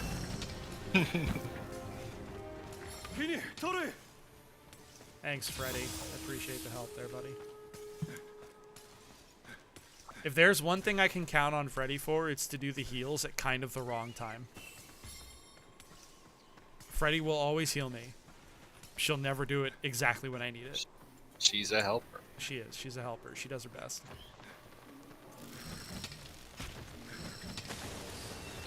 We're not gonna, there we go. We're not gonna commit. Let's let him get that attack out of the system. Whoa! I got over eager there.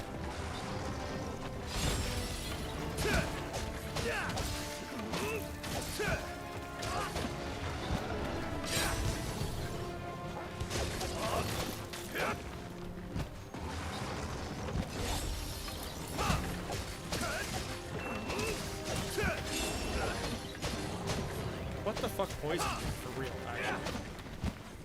I genuinely don't know. What? No, for real. What poisoned me? What? I genuinely don't know what happened. Was it one of the little flyers around there? Oh no, this is embarrassing. I need to kill this Galsarog. I'm gonna take my time. I'm gonna go around. I'm gonna collect the fucking birds so I can actually go after him with like proper health and stamina levels instead of half-assing it like I just did because I paid the price. I got all over eager and I paid the price for it.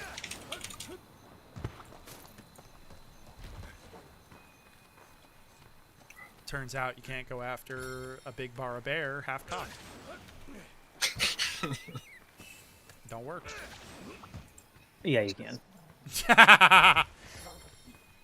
Jacob's Yeah. very confidently, yeah, you can. You definitely can do that. Maybe someday I'll shoot a black bear with my recurve bow. Not what I meant, but I appreciate your enthusiasm. I know what you meant. I'm here. I understand. Yeah, you got me. I can always trust Jacob to take any phrase I say and interpret it in the straightest way possible. I also wasn't listening at all, so I missed all context. Literally all I heard was the word bear. There's like nothing else in my brain. Jacob went on fucking autopilot and just started talking archery. Yeah. That's what happens. Crispy, dude. It's either going to be archery or like that time I saw a ghost once. I'm still genuinely upset for you on your behalf that you have not yet seen a UFO. I feel like you deserve it. I honestly have not spent very much time actively trying to see one. There's like a lot that I could be doing. I still kind of feel like you deserve it, though. True.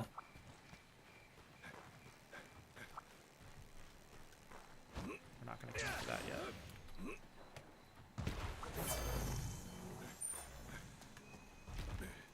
I need to get, if I got like a decent pair of night vision goggles and I started like going up to my dad's house like 3 times a week, I'd probably see one eventually.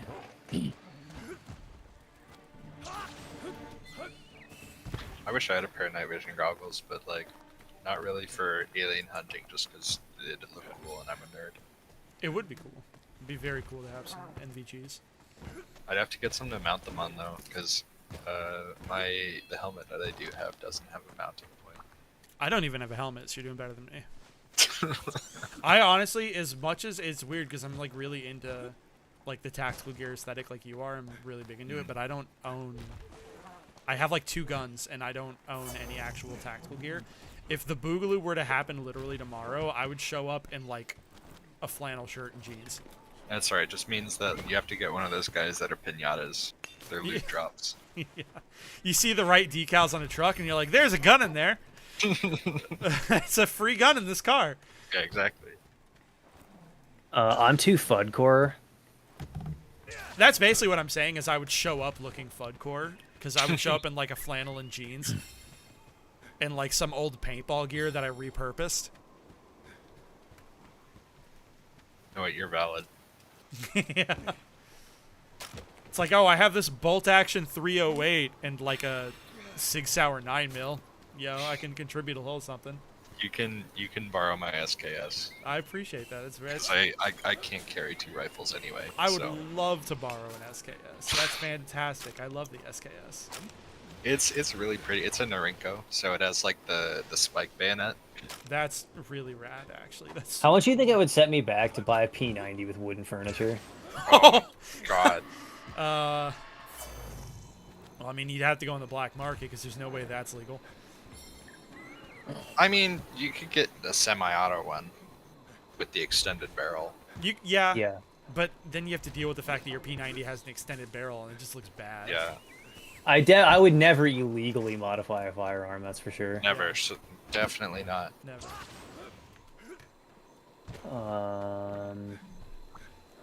Is there even any like I don't think anybody has been enough of a psychopath to make this happen. No, there's We for we sure. might be in uncharted waters here. It would take a lot of effort because you'd Okay, wait, here's one. Here's one that like Yeah. kind of looks okay. Because you would basically have to handcraft the entire, basically the entire furniture of the gun out of wood in order to, and it would have to like be hand carved to accept the full guts of a P90. I mean, you could definitely do it. You could do it. It would just be a huge pain in the ass. So what you're saying is that I need to get a real artist on this job. But yeah, you need like an actual legit gunsmith and someone who's interested in carpentry. Like this, you need a guy who has 2 very specific interests. I'll find him. He's got to be out there somewhere. Oh yeah. No doubt he's out there somewhere.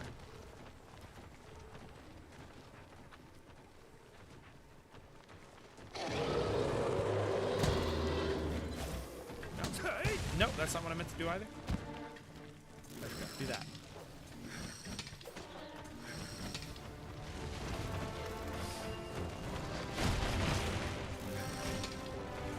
Okay, there we go. Full up on essence. Oh, that was the wrong button to put. No, that's fine. We didn't like lose anything because of that.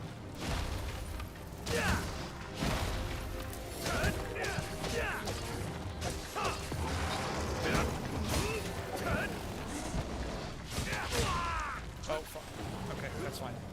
That wasn't like a fuck off moment. That was just me not noticing the attack he was doing. I did that leap so dramatically. Okay, Tim, you need to start focusing a little bit. You've got to focus. Tim! Alright, Freddy's got you covered. Every now and again, she does get it right. Not a lot of stamina, so don't jump in the air. Just keep your feet on the ground. Just time your dodges right. There we go. Just like that. I do kind of like this this CS:GO P90 skin where it's like got like a leather glove, like a leather sleeve all around the whole thing. That's getting close. That was a pretty good exchange. I kind of had the better of him there. Although we are about to run out of essences, so I'm going to have to top up on those in a bit. I wish I could top up on them ahead of time instead of having to wait for them to run out. That sucks.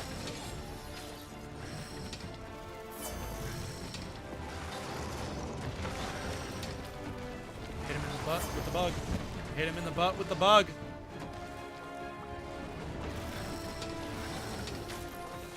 No, I don't want red and white. I want yellow. There we go. Does he have a follow-up? He's got a follow-up. That looks like a big commit follow-up.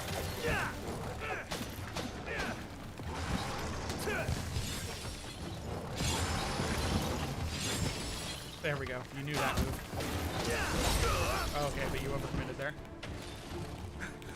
Oh no, I'm stunned. Uh-oh. Uh-oh. Guys! Pets! Pets! No! Oh, fuck off! What were you doing, Louie? I can, like, Freddy at least was playing a horn.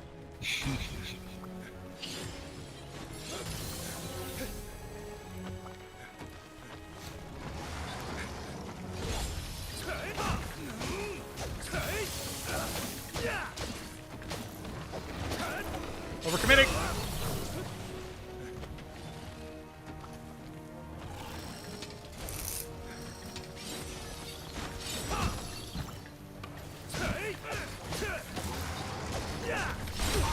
God, I keep hitting the dodge and I keep overcommitting and doing attacks that I can't dodge out of.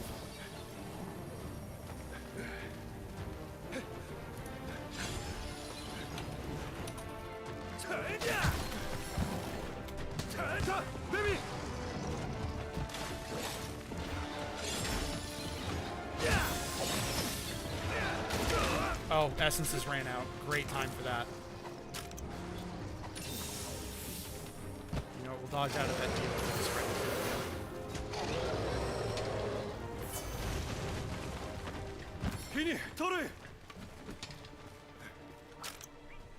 Now, hold on. Dodge out of this. Get on the dog, because you can sharpen on the dog.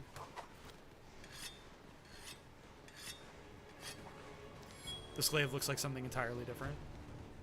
It's the Kimura blade. It's the village native, because each Monster Hunter there's village native here that has like its own cool, unique aesthetic. And the Kimura village that your character is a native of is a ninja village, which is actually super cool. I love it a lot. So all the Kimura native gear looks like something kind of out of Naruto, if I'm being completely real with you.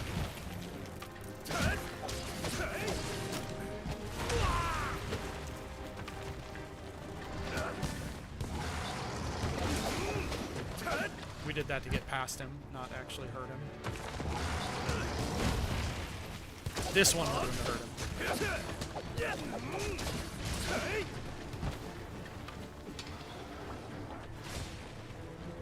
I guarantee it's those little flying fuckers that made that poison me last time, so we're gonna have to watch out for those guys.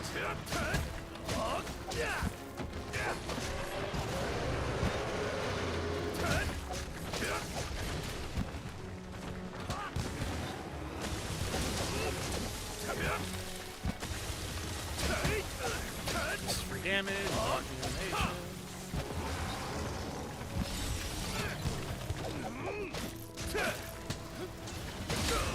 Oh, okay.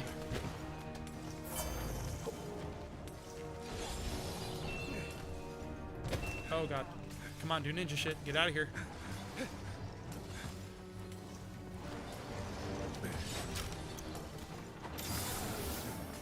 There we go. We needed a second to breathe there.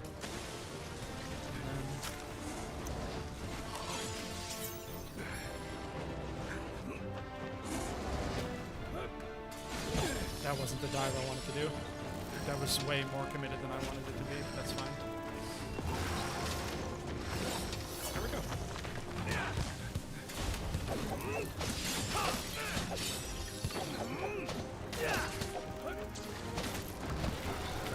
Dodge, dodge. I keep forgetting how much of a commit that is. You're stuck in that animation for a while.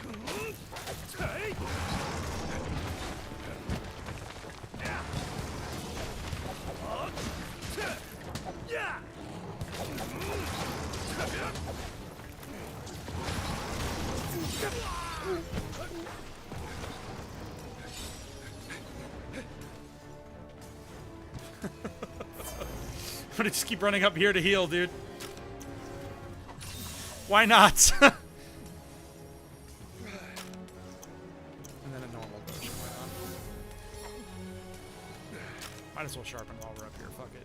Give that. Do I go into like a craft beer arc? Holy shit. Are you asking me if you should? Yeah, yeah. I mean, don't you hate craft beers? Don't you think they're like obnoxious dudes? Yeah, that's why it'd be funny if I did it. I suppose it would be funny. In a way.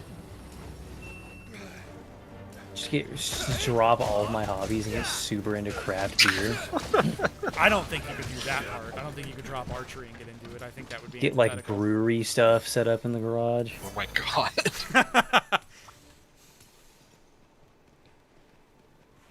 You just fully gotta commit to the bit. Yeah, dude. If I'm setting up brewery shit in the garage, it's gonna be for kombucha, not beer. Now that I could see you doing. That is on brand. I did it for a long time, but I stopped in the fucking summer of 2016. Was that the happening? Yeah.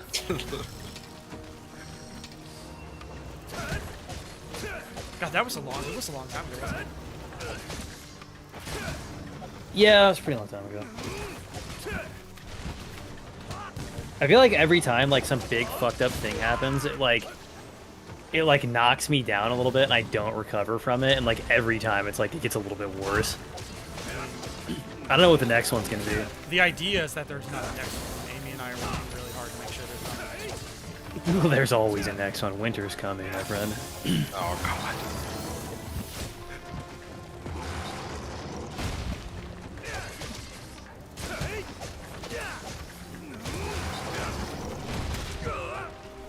That's fine. We can recover from that, no problem.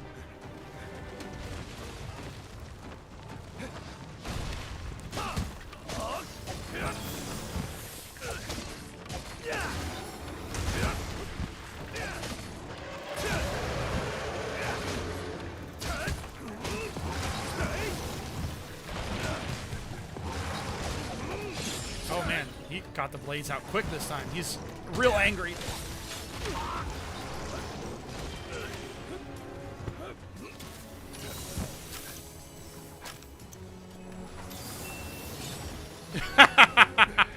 Love seeing a little pop up like that. Man, Louis got his ass busy.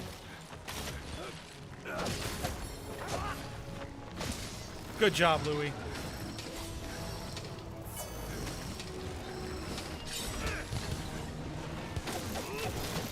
Par excellence. Shouldn't have done that. Oh no, you're stunned again. Dogs! Louis! Louis! Thank you, Freddy! Holy shit! Oh, wow! God, that was a close one, guys.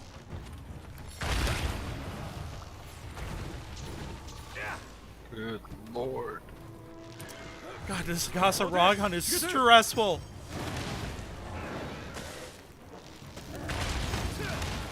I might go to range tonight or something.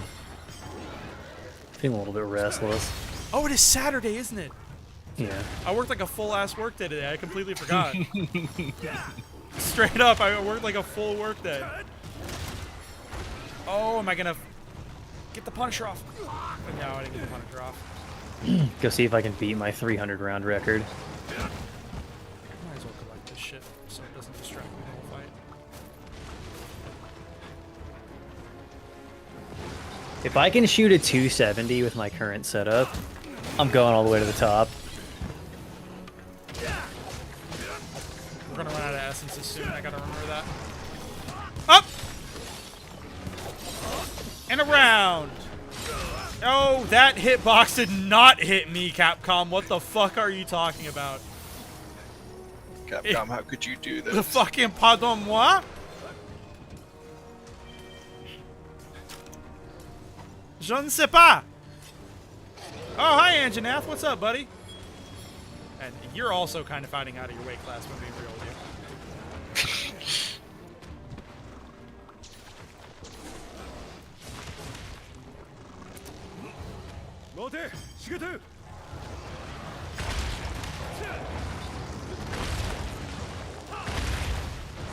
Maybe I'm wrong, actually.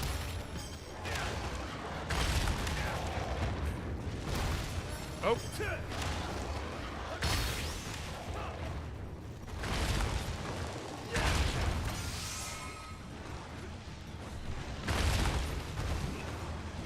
Man, Anjanath has a really good moveset for the Women Rider. That was really good.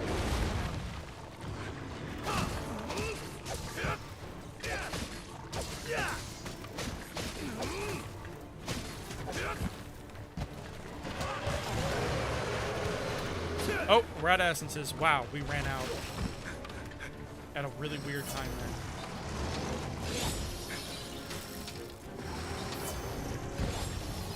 There we go. Hit him in the butt with the bug.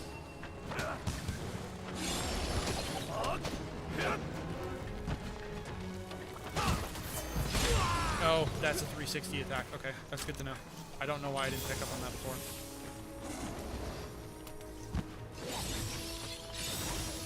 Does that have a follow-up? No, but you're tired. That's fine.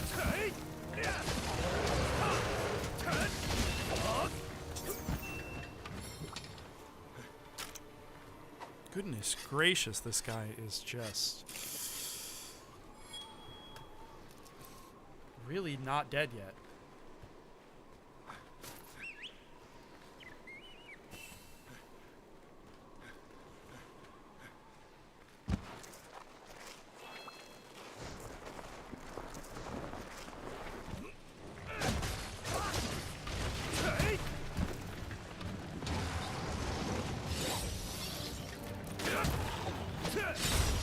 Overcommitted.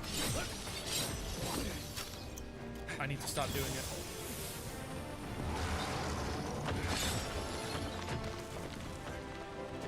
That's a big one. That's a big 360. He's gonna go. He's stuck now. Alright, hit and fade. Hit and fade. You need to do the fade part.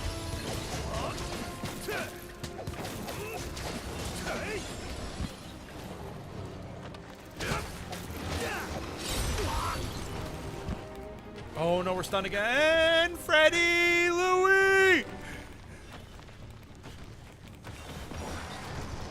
Good job, guys! Holy shit!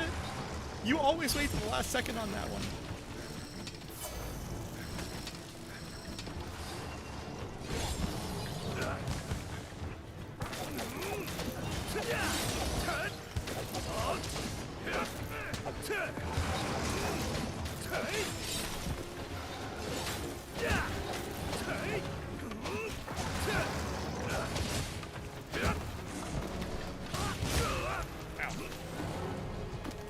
let's do a bit of a heal. That's.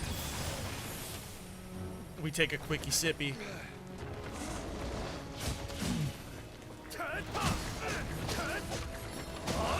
Alright, need to do the fade part. Yeah, do that to go past him. Get the Wait, hang on. stamina Is back. Boogie 2988 having another meltdown? Wait, who? Boogie 2988.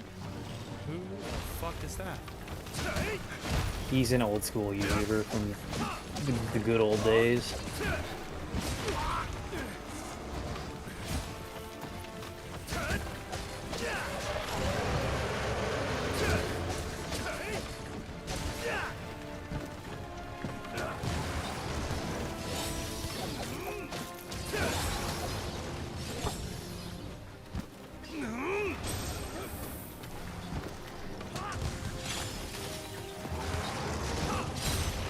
Oh!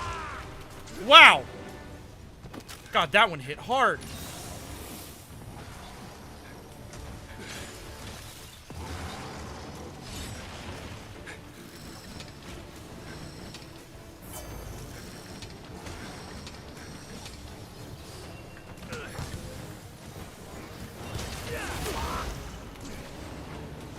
Okay, wow, Tim. Almost out of mega potions here, buddy. Oh, thanks for the extra heal, Freddy. Appreciate it. You know what? You knew that attack wasn't done. Why'd you go in? You were feeling brave. I was really feeling myself on that one. Okay, using the blue scroll is not. I need to go back to what I know.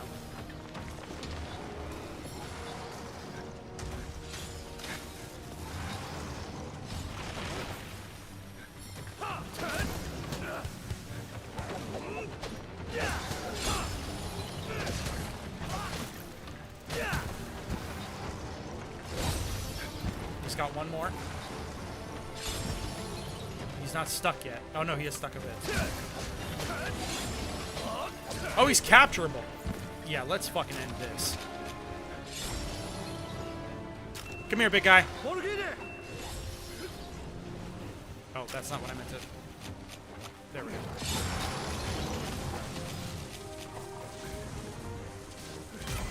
Holy shit. Apparently that's the biggest Gossarog I've ever hunted, which makes a lot of sense, considering how much of a fucking problem he was. Good God. Oh no! Boogie invested a bunch of his nest egg into crypto and lost it. Uh-oh. No! Ah! God damn it! Ah! Amy's gonna be like, why are you yelling upstairs? No! And he was like, he said that it was under like the direction of one of his friends too. God, that fucking sucks. God, kill I that hate friend, seeing, dude. I hate seeing people get fucking crypto scammed. Oh no. This shit is so painful. God, that is fucking unfortunate. I don't even know who this guy is, and I just feel so bad.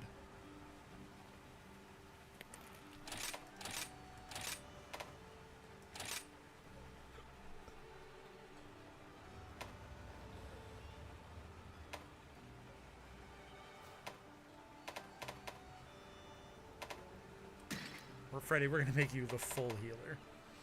He's so cute. Oh, right, Meowcenaries, they're back. He's just a little guy. That's my baby girl. That's the one. Both She's of a these. little girl. Both of these. Both Freddy and King Louie are named after two of my favorite pets I've ever had. Freddy is the cat, the one I showed you the picture of. I was napping with. She's still alive. And she's my just baby. a little girl. Louie is dead. Oh. He was probably the best dog I ever grew up with. He was I also remember. probably the longest lived. He died at like... How old was he when he died? Like 16? Which in Basset Hound years is a very old age. That is very old. In World, I named my Palico after my first cat, Jasper. I feel like everyone does that, because I also have a Charlie and a Chaplin here. So, like, I feel like everyone's, like, Oh, I get a cat, buddy? I don't really have a cat I identify with. Jacob, you would have Be named your honest. first one Ouija. Shut the fuck up. No, Ouija was fucking Liv's cat. But you love that animal. Yeah, but I never like used him as a template for my Monster Hunter cats.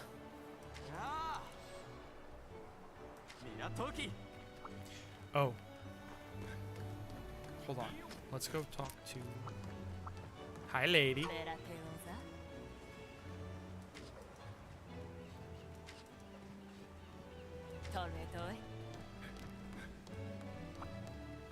And you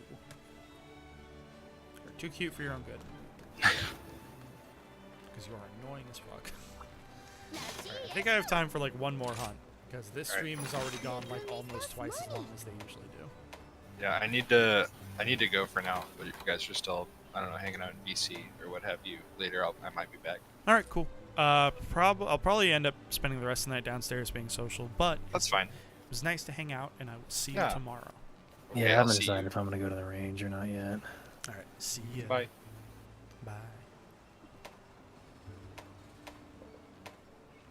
My favorite thing is making fun of Emma's champion show dog for being ugly. Let's hunt this Almudron, guys. I've not hunted an Almudron in a very long time. This is gonna fuck me up. That reminds me, I intentionally commented on one of her pictures to try to bait her dog show people. Did I get any of them? Wait, for real? Yeah, I always talk about how I'm gonna eat her dogs. Oh, right, yeah. I remember you brought that up.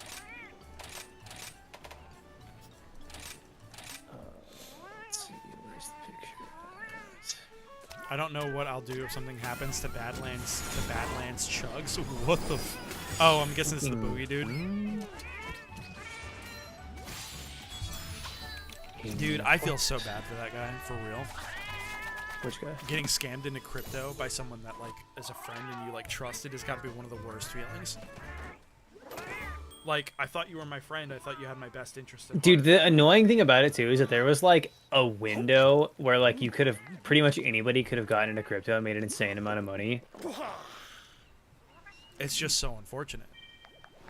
Cause like, And a lot of the guys were like, "Oh, well, we just like keep investing." yeah, it just, What is the Bitcoin value right now? it's just rough, man.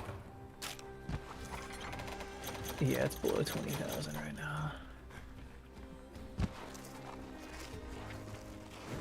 At least the whole NFT scam has kind of blown over, I think.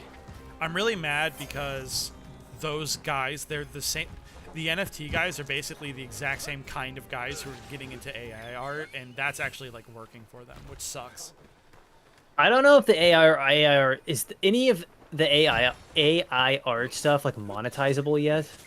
There Are are they even, like, literally making artists money off of posting it? screenshots of communications they're getting from their jobs where like they're losing out on commissions. And one guy posted a text conversation with his boss where the boss was literally like, "I'm thinking about firing you because the AI art thing is working out really well for me right now, like putting in prompts for like stuff for the work." Yeah, but what I mean is like, are all of these are any of these AI art programs like paid license yet? I don't know, but if I'm being real, I don't think it matters that much. What matters? Well, because what I mean is there's a difference between because when you say like the NFT guys are the same kind of guys that are doing the AI art, do you mean they're like running some kind of like art scam? Like, what do you mean? I mean that they're the same type of guy. Like, the AI art guys don't care if it's monetizable or not. What matters to them is that, like, art isn't something you have to, like, be an artist to do anymore. I guess what I'm trying to okay, I was trying to figure out how you related those two things. Like, NFT guys were just a bunch of weird crypto bros. I and thought you scammers. were talking about it some sort of like new hustle that was coming up. No, it's not the hustle. It's just they're the same kind of, like unfortunate, like, bad kind of dude. Yeah, just like Silicon Valley bug person. Yeah. They're That the same fucking kind Nerd of, they're City the same kind dude. of just inhuman guy. That Nerd City dude, who was actually like historically a really good YouTuber that did good like journalistic stuff, went super fucking deep into NFT shit. and it just has not like really said anything about it. Like For he a was getting suspicious into amount doing of it, or time. was he like researching?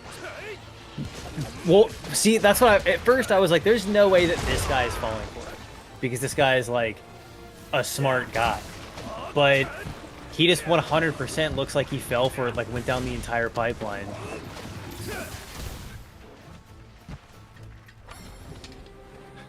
And so I'm looking at like his project Twitter right now. They haven't tweeted anything since July 31st, which is not good. What's going on the YouTube channel? Because I honestly thought he was like doing a bit. I was like, there's no way this guy's falling for this.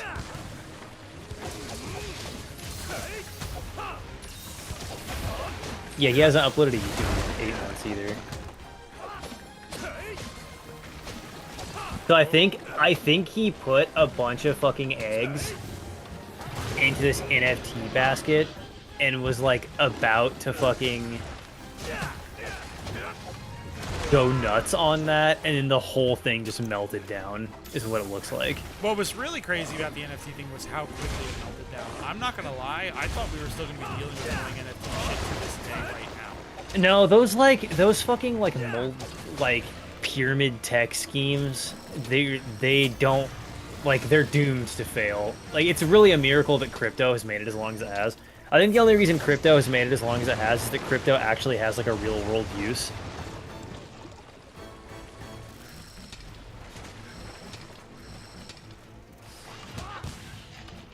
Because I think crypto will always be around on some level to some extent. The thing that was weird about crypto is that it transitioned into a speculative asset, which makes no sense because it doesn't like provide value. So why would you be investing in it? Like, there's nothing there to like Yeah. increase. Doesn't make any sense. I feel like that's one of those random dice rolls of history. Yeah, I think if people would have treated it like a currency instead of a speculative asset, it probably would have like stabilized and been useful quicker. But because we had to get through the arc of everybody fucking treating it like some kind of crazy investment, it's gonna prolong the point where it like stabilizes and becomes useful. I mean, I'm wondering if we're actually past those days, because it was stable and useful in like the days of like Silk Road and stuff like that. And I'm wondering, No, because the value is always going to increase, like, exponentially once it got mainstream adoption. Now I think we're to the point where like somebody just needs to figure out how to make the security aspect of it. I mean, the thing that's kind of self-defeating about it is that like, how are you supposed to have something as important as like a currency decentralized? Because you kind of need, you mean decentralized?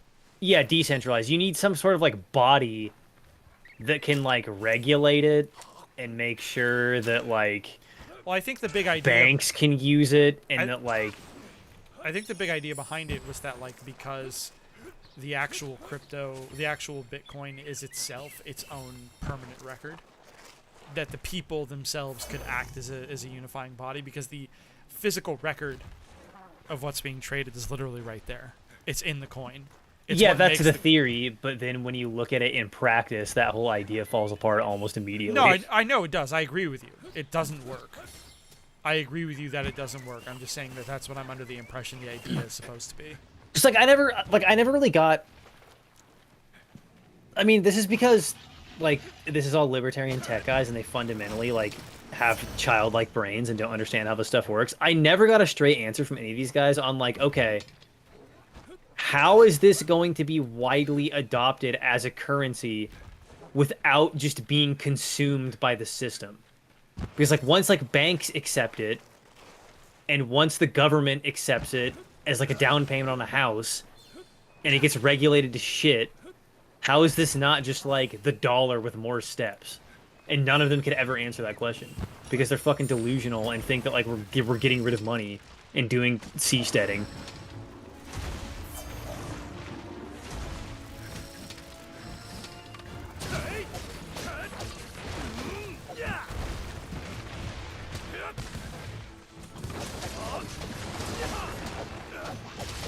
I think it's incredibly funny that if you want to do optimal damage to a monster, you're going to spend a weird amount of time looking at its like ass. Or like it's just in the area. It's funny. I can see why they're very specifically Monster Hunter focused in that context. What? What are we talking about? I brought up that if you want to be in a position to do optimal damage to a monster, very often you find yourself in a position where you're just like kind of staring at its groin area on screen for a long time. Yeah. And I said in that very specific context, I can kind of understand why there are Monster Hunter furries. It's like in Dark Souls, whenever you're fighting a bipedal enemy, you always just going for the dick shot. Yeah, exactly.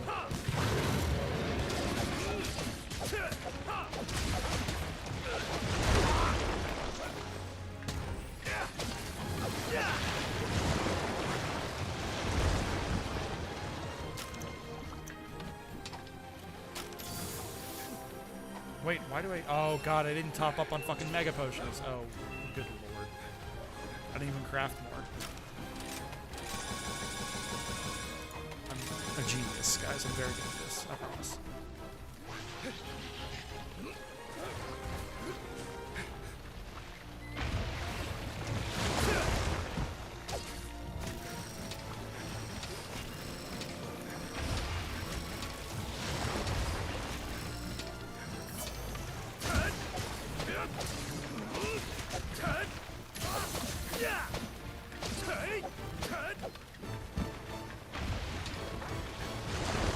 What's up? What's up? Sweet.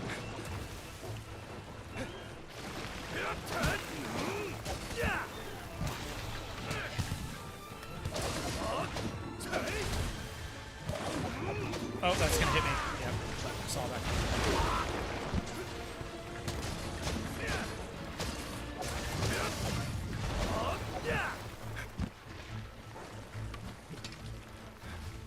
Dude, I don't know how that fucking liquid death shit just like became like just the most popular thing. I see it all over the place. I swear to God, this is like a quantum like Mandela effect universal shift thing where like I swear to God, I just woke up one day and that shit was everywhere. I don't even know what you're talking about. Liquid death, it's fucking water in a spooky can What? so that you can look like you're drinking beer, but you're really drinking water. That's so dumb. It's extremely dumb. It's for like the most insecure people on earth.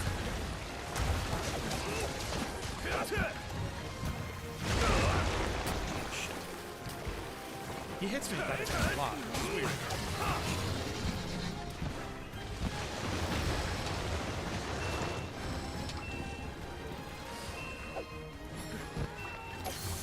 How come he?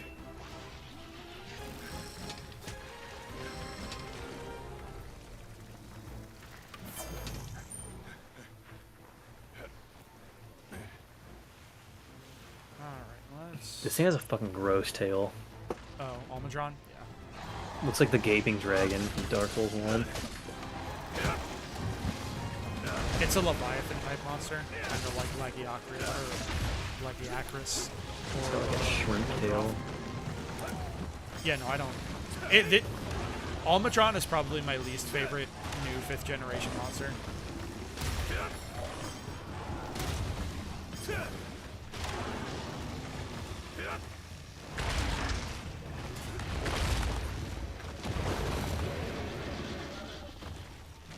Zarius, come on.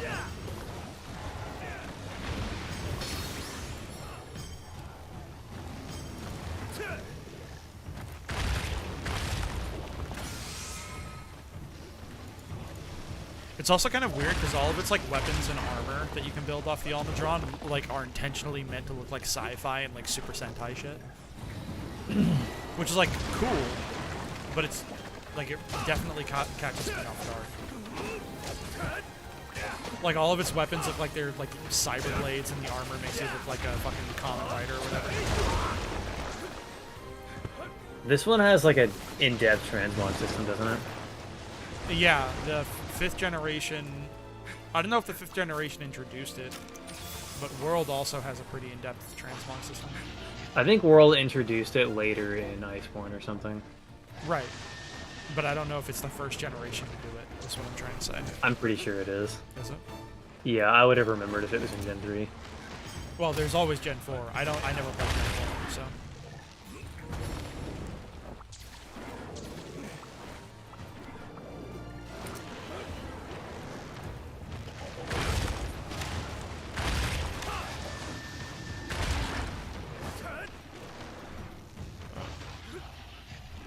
Come on.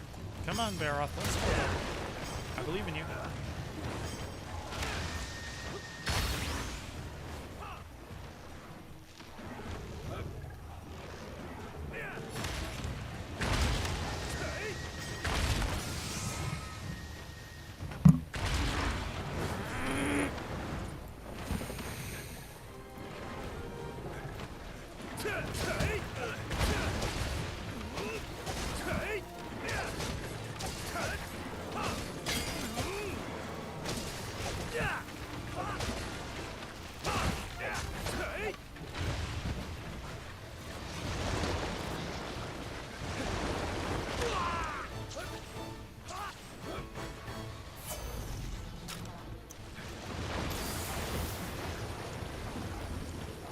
Is he gonna throw that at me?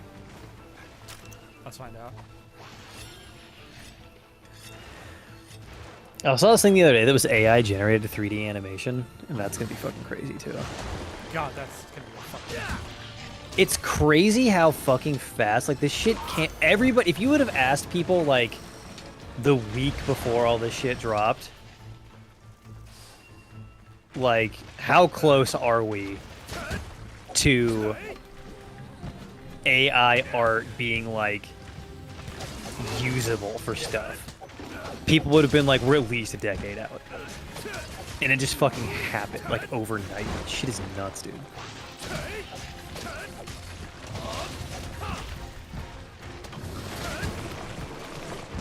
Makes me wonder, like, what other stuff do we think that's a decade out that is, like, about to happen in, like, a week? It's a good question. Like, we just get fucking Cold Fusion, like, tomorrow.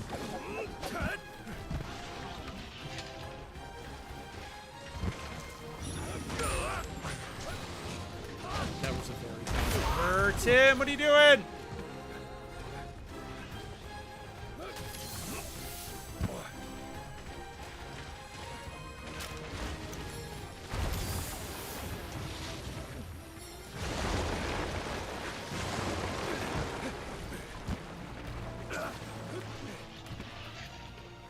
God, fighting this guy is a mess. It's kind of weird that I keep going after monsters with the insect glaive that I'm very used to fighting with my sword and shields. This monster in Gos Harag, before today, I've literally only ever fought with sword and shield. Like, some monsters I go after with IG, some monsters I'm SNS. Like, I tend to pair which of the two weapons I prefer using with the monster. So this is a very weird experience, and I apologize if the footage looks bad because of it.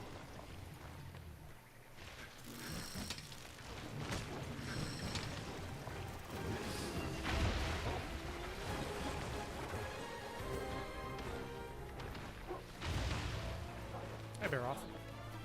Actually, can you do me a favor? Thank you.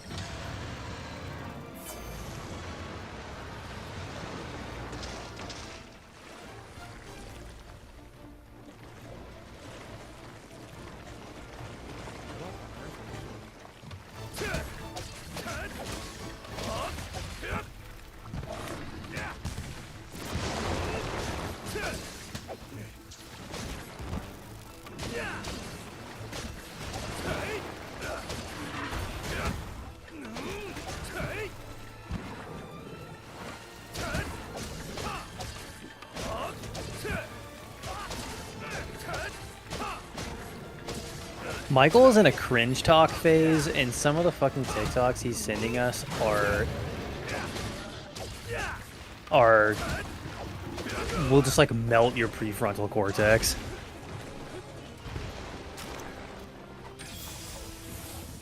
Did you say he's in a cringe talk phase? Yeah, What does that mean? TikToks that are cringe. Oh, cringe talk. Okay. I heard cringe talk. ALK.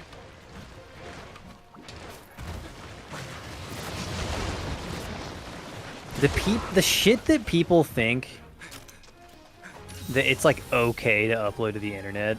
Like, we really should never have done this. The internet was a mistake. Like, we never should. The internet always should have just been like a niche, like unuser friendly thing that was like kind of annoying to do. That would have been the ideal.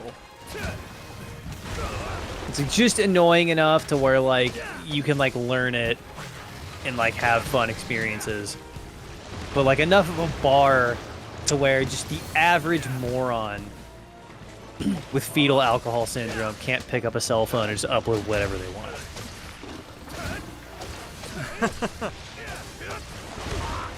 I'm sorry, I agree, generally speaking, but like it's very funny the way you describe it.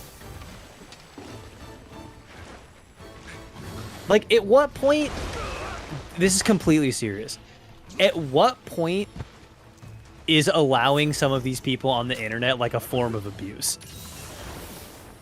Do you know what I mean? That's a hell of a phrase to use, man. That is a hell of a phrase to use in this context. Because like a lot of people are just like uploading this shit very obviously without having like full faculties, and are just getting like relentlessly bullied and having a really bad time. I mean, There's not really anything you can do about it. it's anything that's cringe is kind of like that, though. Exactly, that's what I mean. Like, at what point?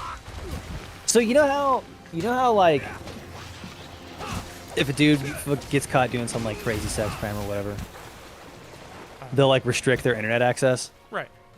At what point, as a society, should like a judge in a court of law been like, you know what, Chris Chan, you got to get off the internet, bud? Like, if we were a responsible society, wouldn't you think we would have done that at some point? Probably, you know. Like, wasn't this clearly like he was in an abusive relationship with the internet?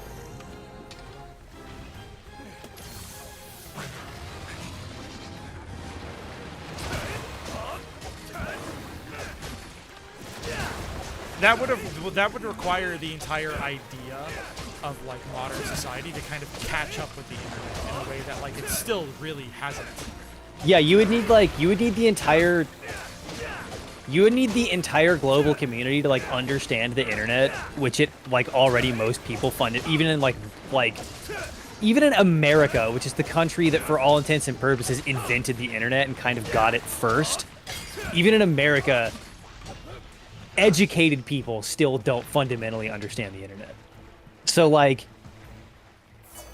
society is so far behind the technology that we have, it's fucking crazy. Snake says, I'm honestly surprised the Chris Chan saga lasted as long as it did. Buddy, it's not over. Yeah. That's something you need to understand about the Chris Chan saga, is that for better or worse, it's not even over yet.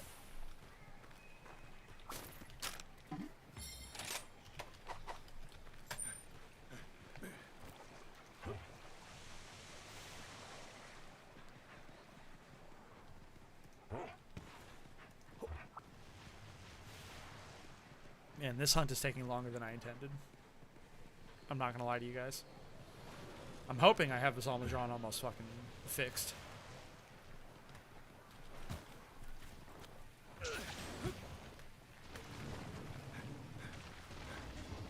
Because he's got a whole bunch of broken parts. I've been going at him for a while.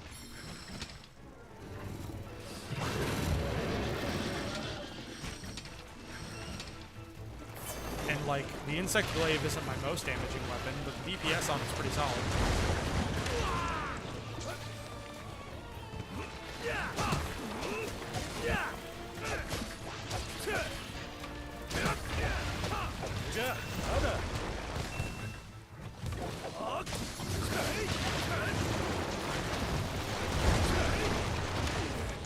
That was a really bad time to do that move. I don't even know why I did it, if I'm being honest with you guys.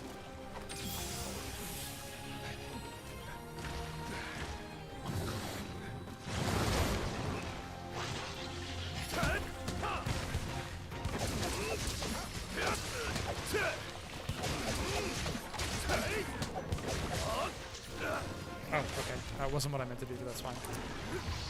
Okay. That's the Moldon. Use the Moldon.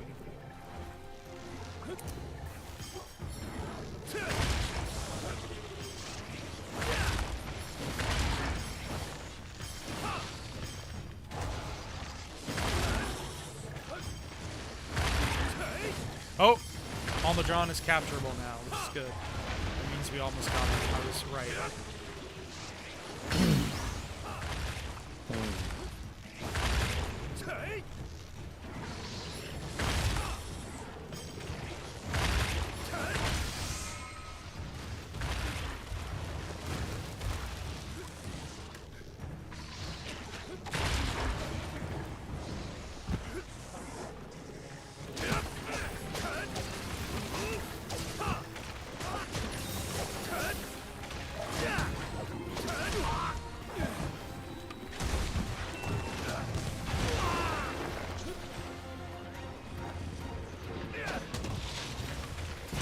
Oh, whoa, no, no, no.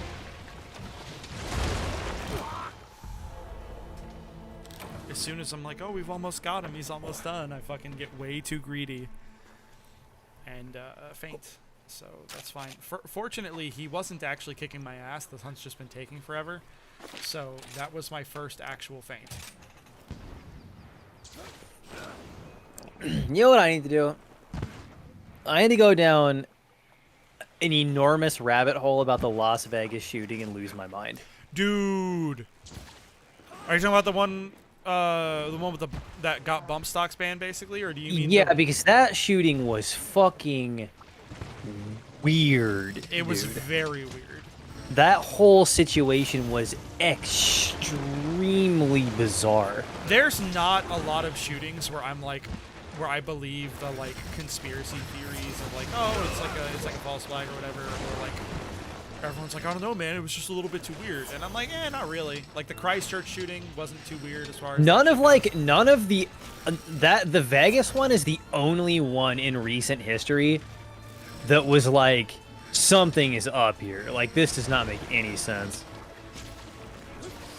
That was kind of how Like, I felt too. I was like, I think it probably is. I think what we're seeing with that is more like a Warren Commission type thing, where so the reason the Warren Commission after JFK got shot was so fucked up is because they were like, we need to like solve this and get this fixed as quickly as possible by like whatever we need to do to like get this fucking case closed as quickly as possible. We need to do it. And that's why the Warren Commission is like so fucked up and full of holes.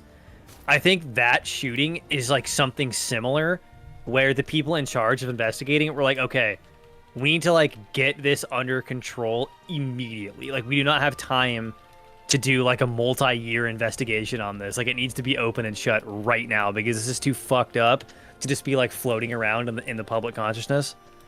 yeah. Like, I've heard that it was like a botched Saudi arms deal. Like, I've heard crazy shit, but I haven't like really looked into it yet.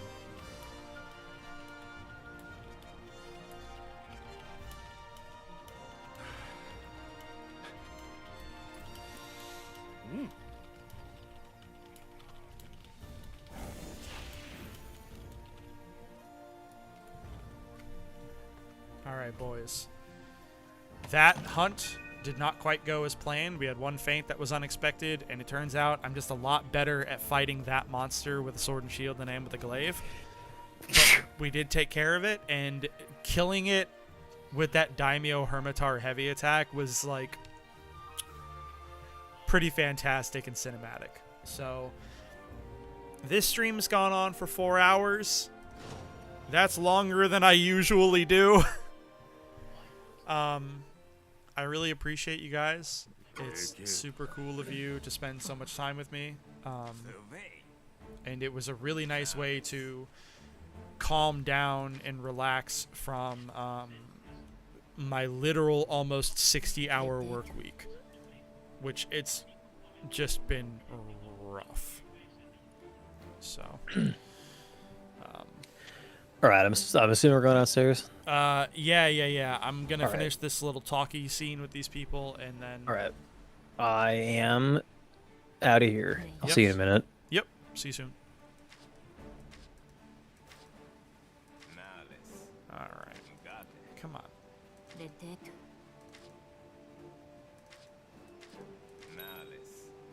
Someone spotting you're an Aurora Somnicanth. Hey, it's our first time getting alternate monster, or like,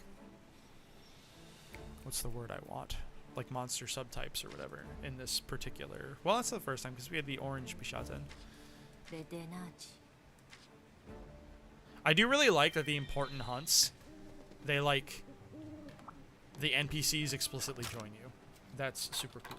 Let's clear this shit.